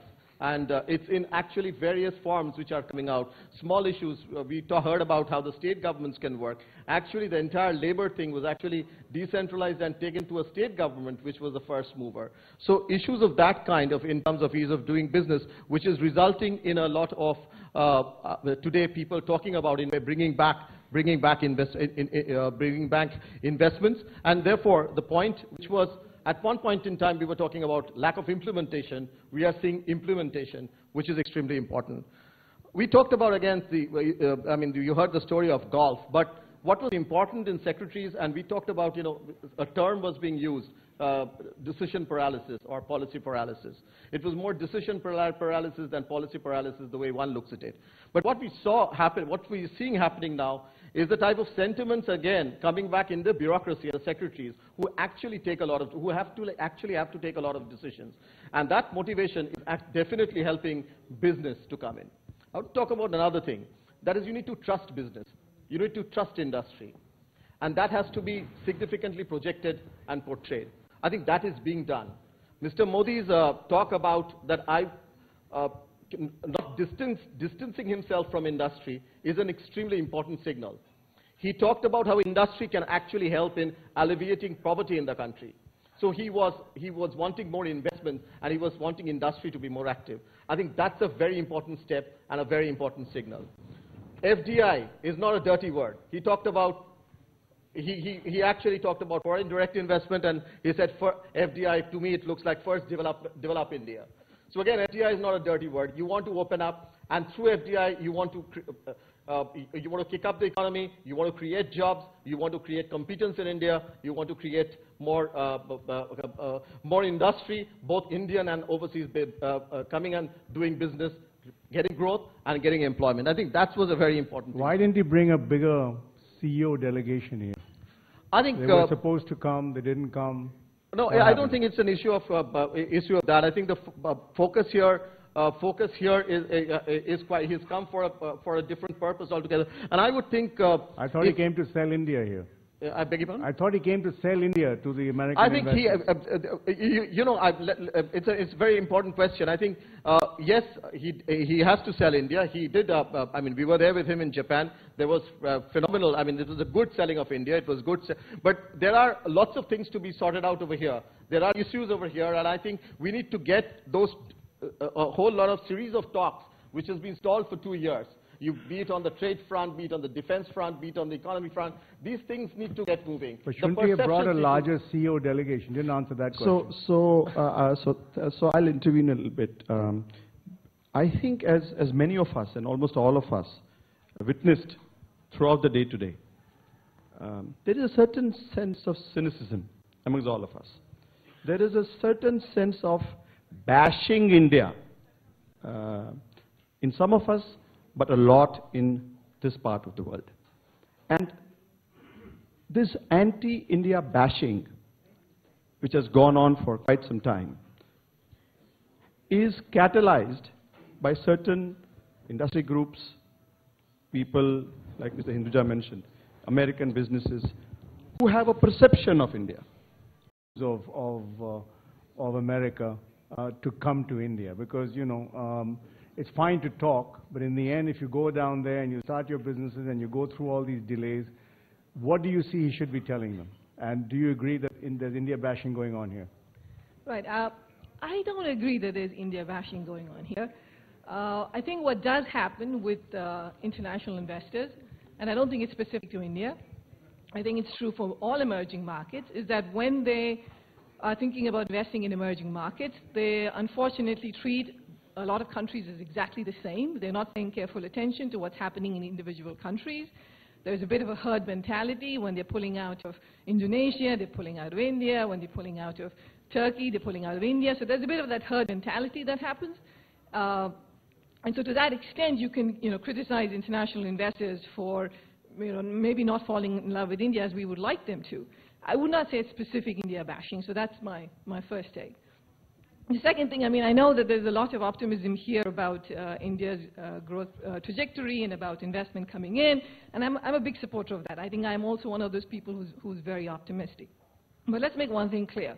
You remember the period around 2005 to 2008, 2009, when India was growing at close to 9%, and I would travel to India. I think it was the opposite phenomenon.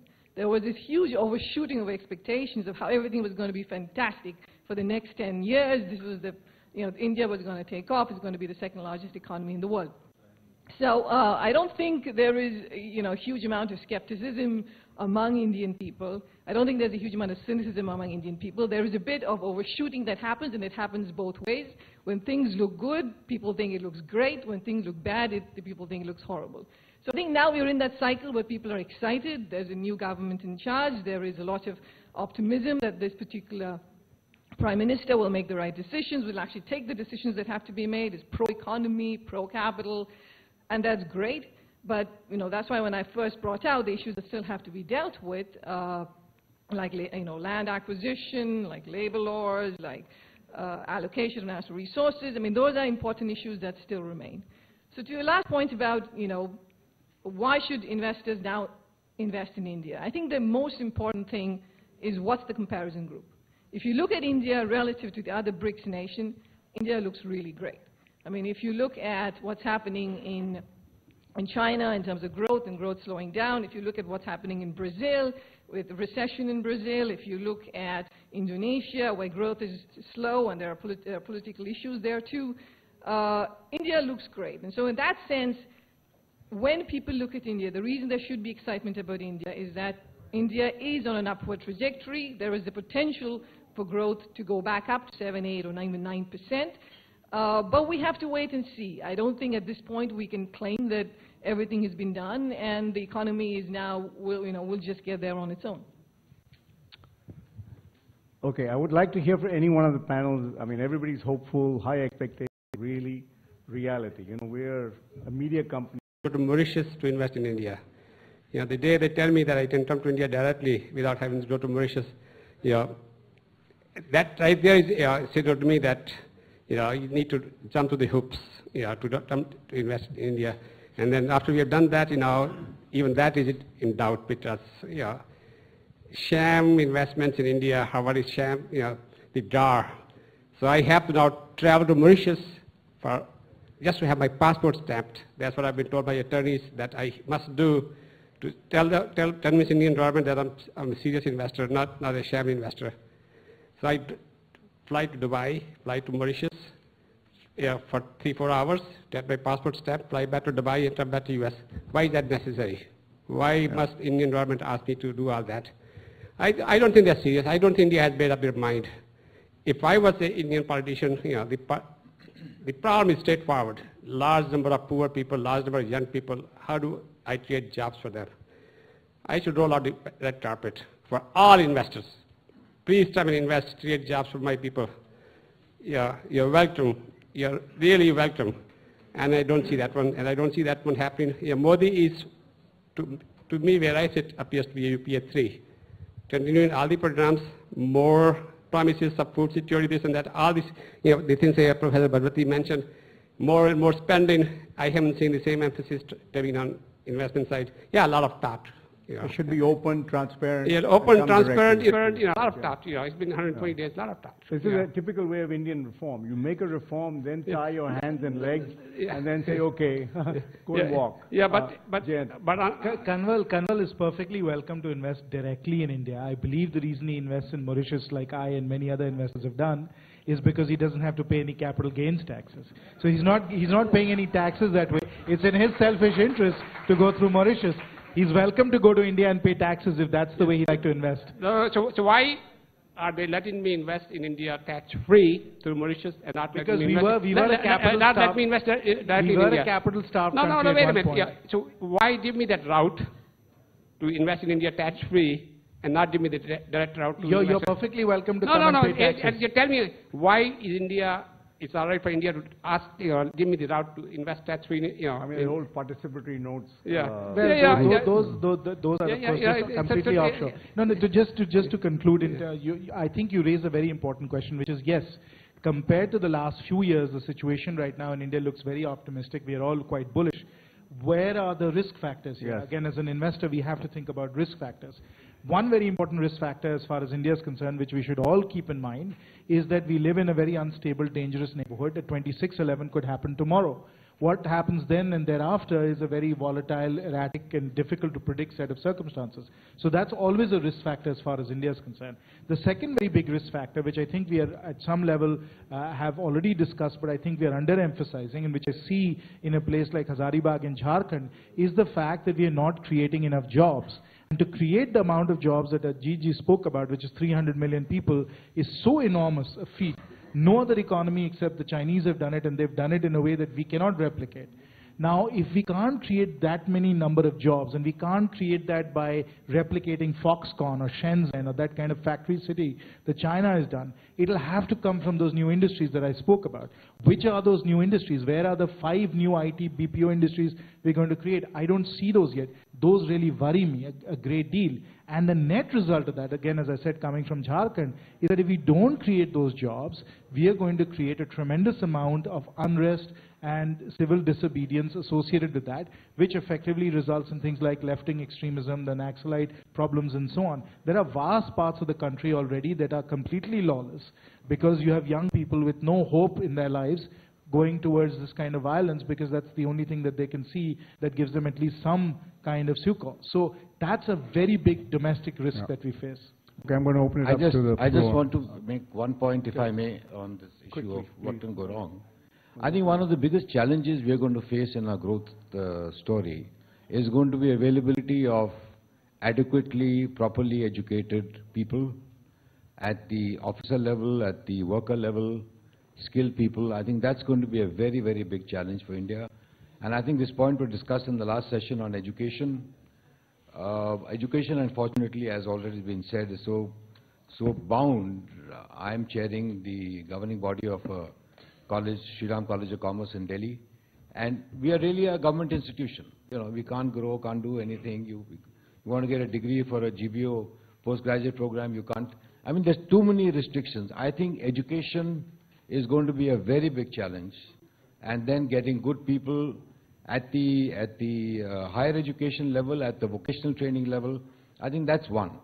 Second, I think is going to be a big challenge of changing the mindset of the entire government machinery, because there is a cadre of the Prime Minister and his team, but I think there are thousands and thousands of people down below who also have to imbibe the story and agree with the story.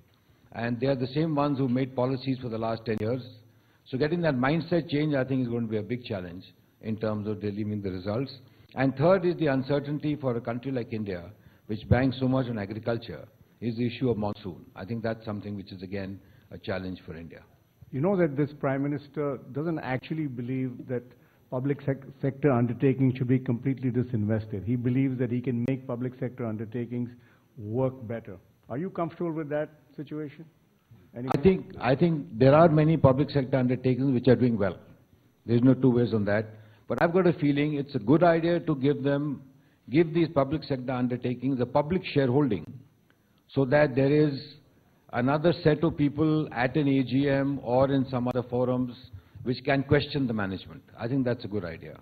So I think it's desirable to have a more transparent system of management, but not having monopolies and then having your own decision-making which actually vitiates the entire practice of management. So I think it's a good idea to have it. There's no two ways on that. But I think government can earn a lot more money by giving shares out in the public or chunks of shares to PE firms or to other investors. And it will help the government and help the company. I think it's a win-win. Yeah, Ajit, quickly. Well, I think the biggest challenge or danger I see is the government settling into a complacency. It has got a huge mandate, and it's a mandate for change. But I hear too much of the talk of continuity. I think this is the biggest danger that this government faces, to fall into the complacency of continuity rather than carry out the change the people have overwhelmingly mandated them to do. Okay, I'll open it up to the floor. Please raise your question. Okay, young lady there. Thank you. My question is really short. In Address interest it to of who time. you want to. We can't have the whole panel answer it. No. So anyone in the panel can answer it. Which are the top 3 industries which will see the investment in India, and what form of investment other than just finance?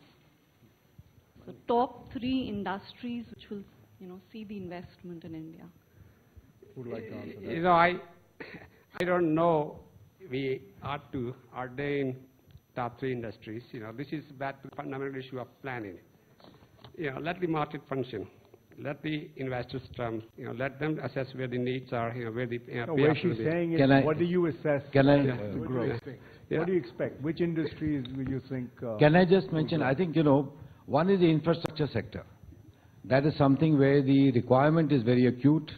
The government is working on a PPP model and how to modify the PPP model to make it more effective. We had Mr. Nitin Gadkari, Minister for Road Transport, etc., to a National Council meeting 5 days back.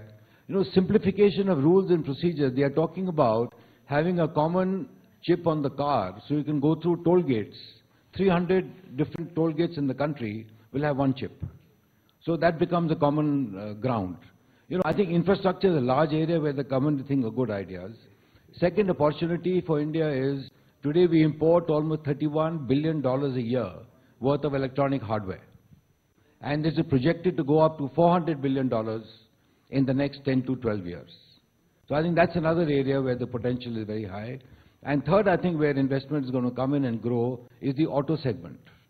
Today, the auto component segment is a $42 billion industry, and the car segment is a $12 billion industry. It is expected the auto sector will become larger than Thailand in the next 10, 12 years. So I think the growth in these segments can be fairly rapid. Let me tell you, who would have thought and who would have planned a software industry in India? It came out of nowhere. Because the government wasn't looking at it. Yeah, it came out of nowhere. See, that's the point I want to make. We ought not to think about this and that, or plan this and that, or electronic industry. Open up the gates, let the investments come, let the investors take the risk, let them decide where the investment should go. We are a large enough country to take everything. If you start to pick one or two or three, you're going to be a loser. So. India has a bright future. Everybody agrees to that. The only question is which area India should concentrate on, because every country has a competitive advantage over the other countries in certain areas, not in all areas. So the question is, we have probably labor costs which are cheaper, great engineers. So shouldn't we be concentrating on those industries instead of going and trying to do everything? So labor-intensive kind of manufacturing, So, I think we need to understand here that we have done away with the Planning Commission, which means we have done away with the idea that the state will decide where the resources will go.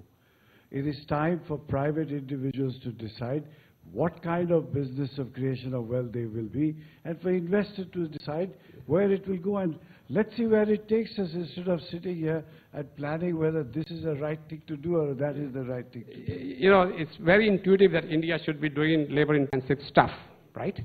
But labor and capital are interchangeable. And we have liberalized the capital, and we haven't liberalized the labor. So everybody is substituting capital for labor in India. India will never have a labor-intensive industry develop as long as we don't let people hire and fire. Of course, Jairam Ramesh talks about there's room for a labor-intensive industry in India.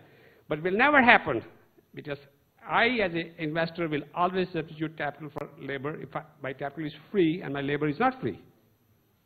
So, we need to have clarity up here. I think Indian industry makes a big song and dance about labor, but actually India grew at 9% even with the similar labor laws, right? It'll, of course, if you have better labor laws, it'll help, but Indians always find a way around things which are inconvenient. But 9% growth, 9% growth came without any job creation in India. You must not forget that. The 9% growth was, jobless growth. But I think the important point is the government is bringing labor reforms. Yeah. Please don't forget that. Rajasthan has already moved. Okay. Last two questions. We are a democracy. Yes, sir. Thank you for an esteemed panel there, Mr. Puri. I was very impressed by the thought that you're putting together a nice concession plan along with the P3 models, which is going to help to attract the dollars into India. But still, a defined roadmap for the U.S. investor with transparency and rule of law is very key. And the important thing is, would there be a possibility of a sovereign guarantee or a bank guarantee on behalf of the business people or the government to make sure that the investment is safe? Please. I doubt it, but sovereign guarantee for your investment. I think one has to remember the background of the new changed government. And I think the Gujarat model, which has withstood for 12 years, is a successful industrial model. It's a successful model for the people. And I think if that is studied properly, which is going to be a role model and better for the country, people will have more confidence. We did try. And also, don't forget, it's only 4 months. Yeah. We did try sovereign guarantee for the Enron investment at Double. We did guarantee that one, and see what that got to us.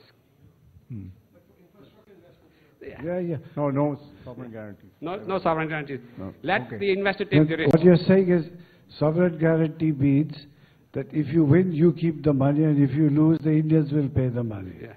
So what I'm saying is, instead of that, why don't we request the government to remove implementation risk and make it more predictable how to operate, and that's it. Yeah.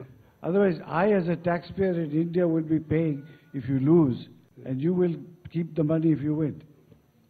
Right. Thank you. Compliments for an excellent discussion.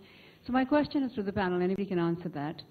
Just like the cell phones have leapfrogged, so people today don't have phones at home, people are just using that. We all know that from a Darwinian standpoint, it's not the biggest, the brightest who who survive. It's the ones who adapt to change are the ones who survive.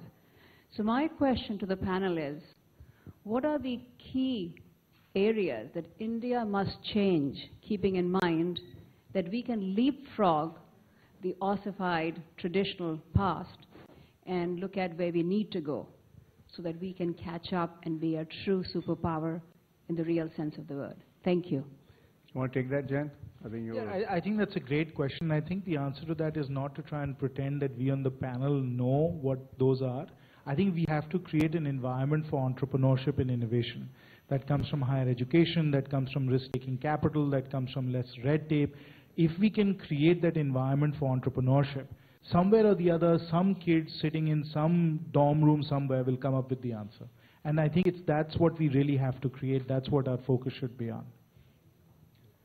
Well, okay, last question. Can I take him or me? Thank you. Okay. It's a wonderful panel here. I just wanted to say we need to have a healthy India, educated India that can have economy growing, and we also need energy, of course.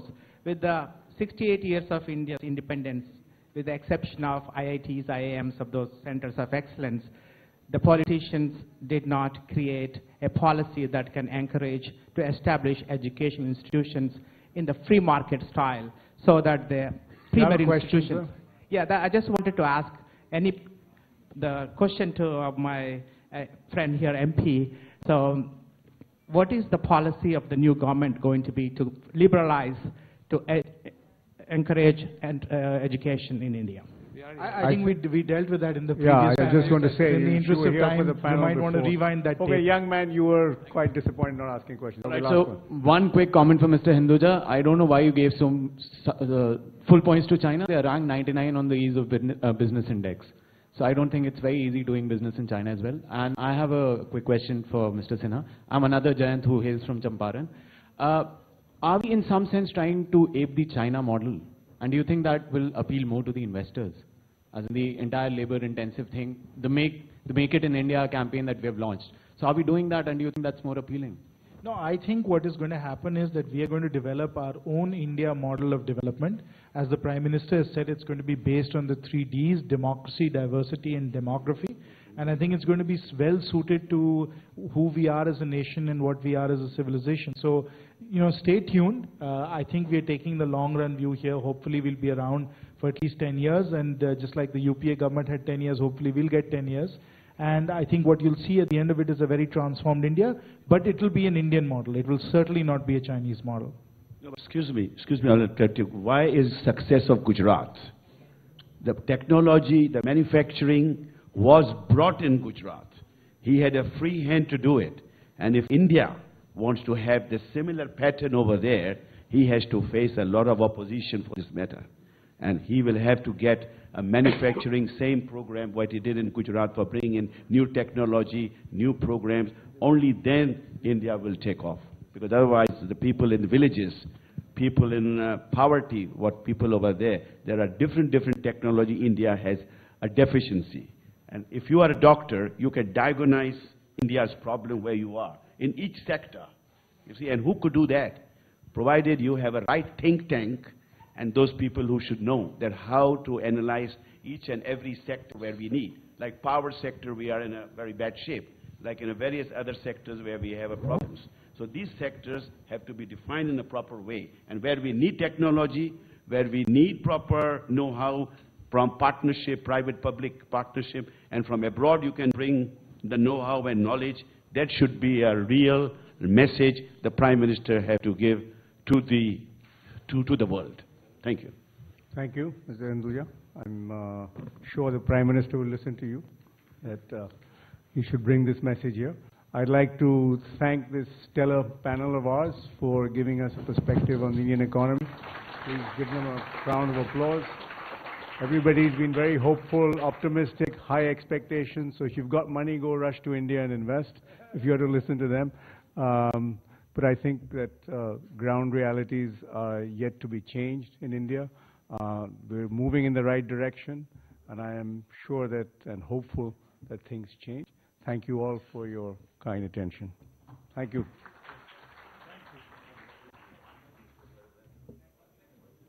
Before we break for the day, can I very quickly invite Rahul Kumar Shaw, Business Head of Headlines Today, to deliver the vote of thank you.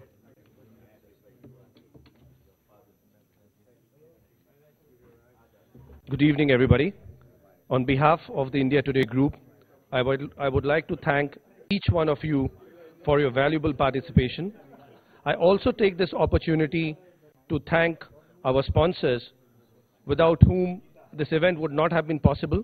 Thank you so much for believing in us and making this event a successful event. For the first time, we have created the India Today Global Roundtable.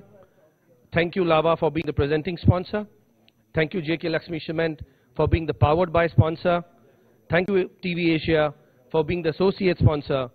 And thank you, Ethnic Channels Group, for being the international partner.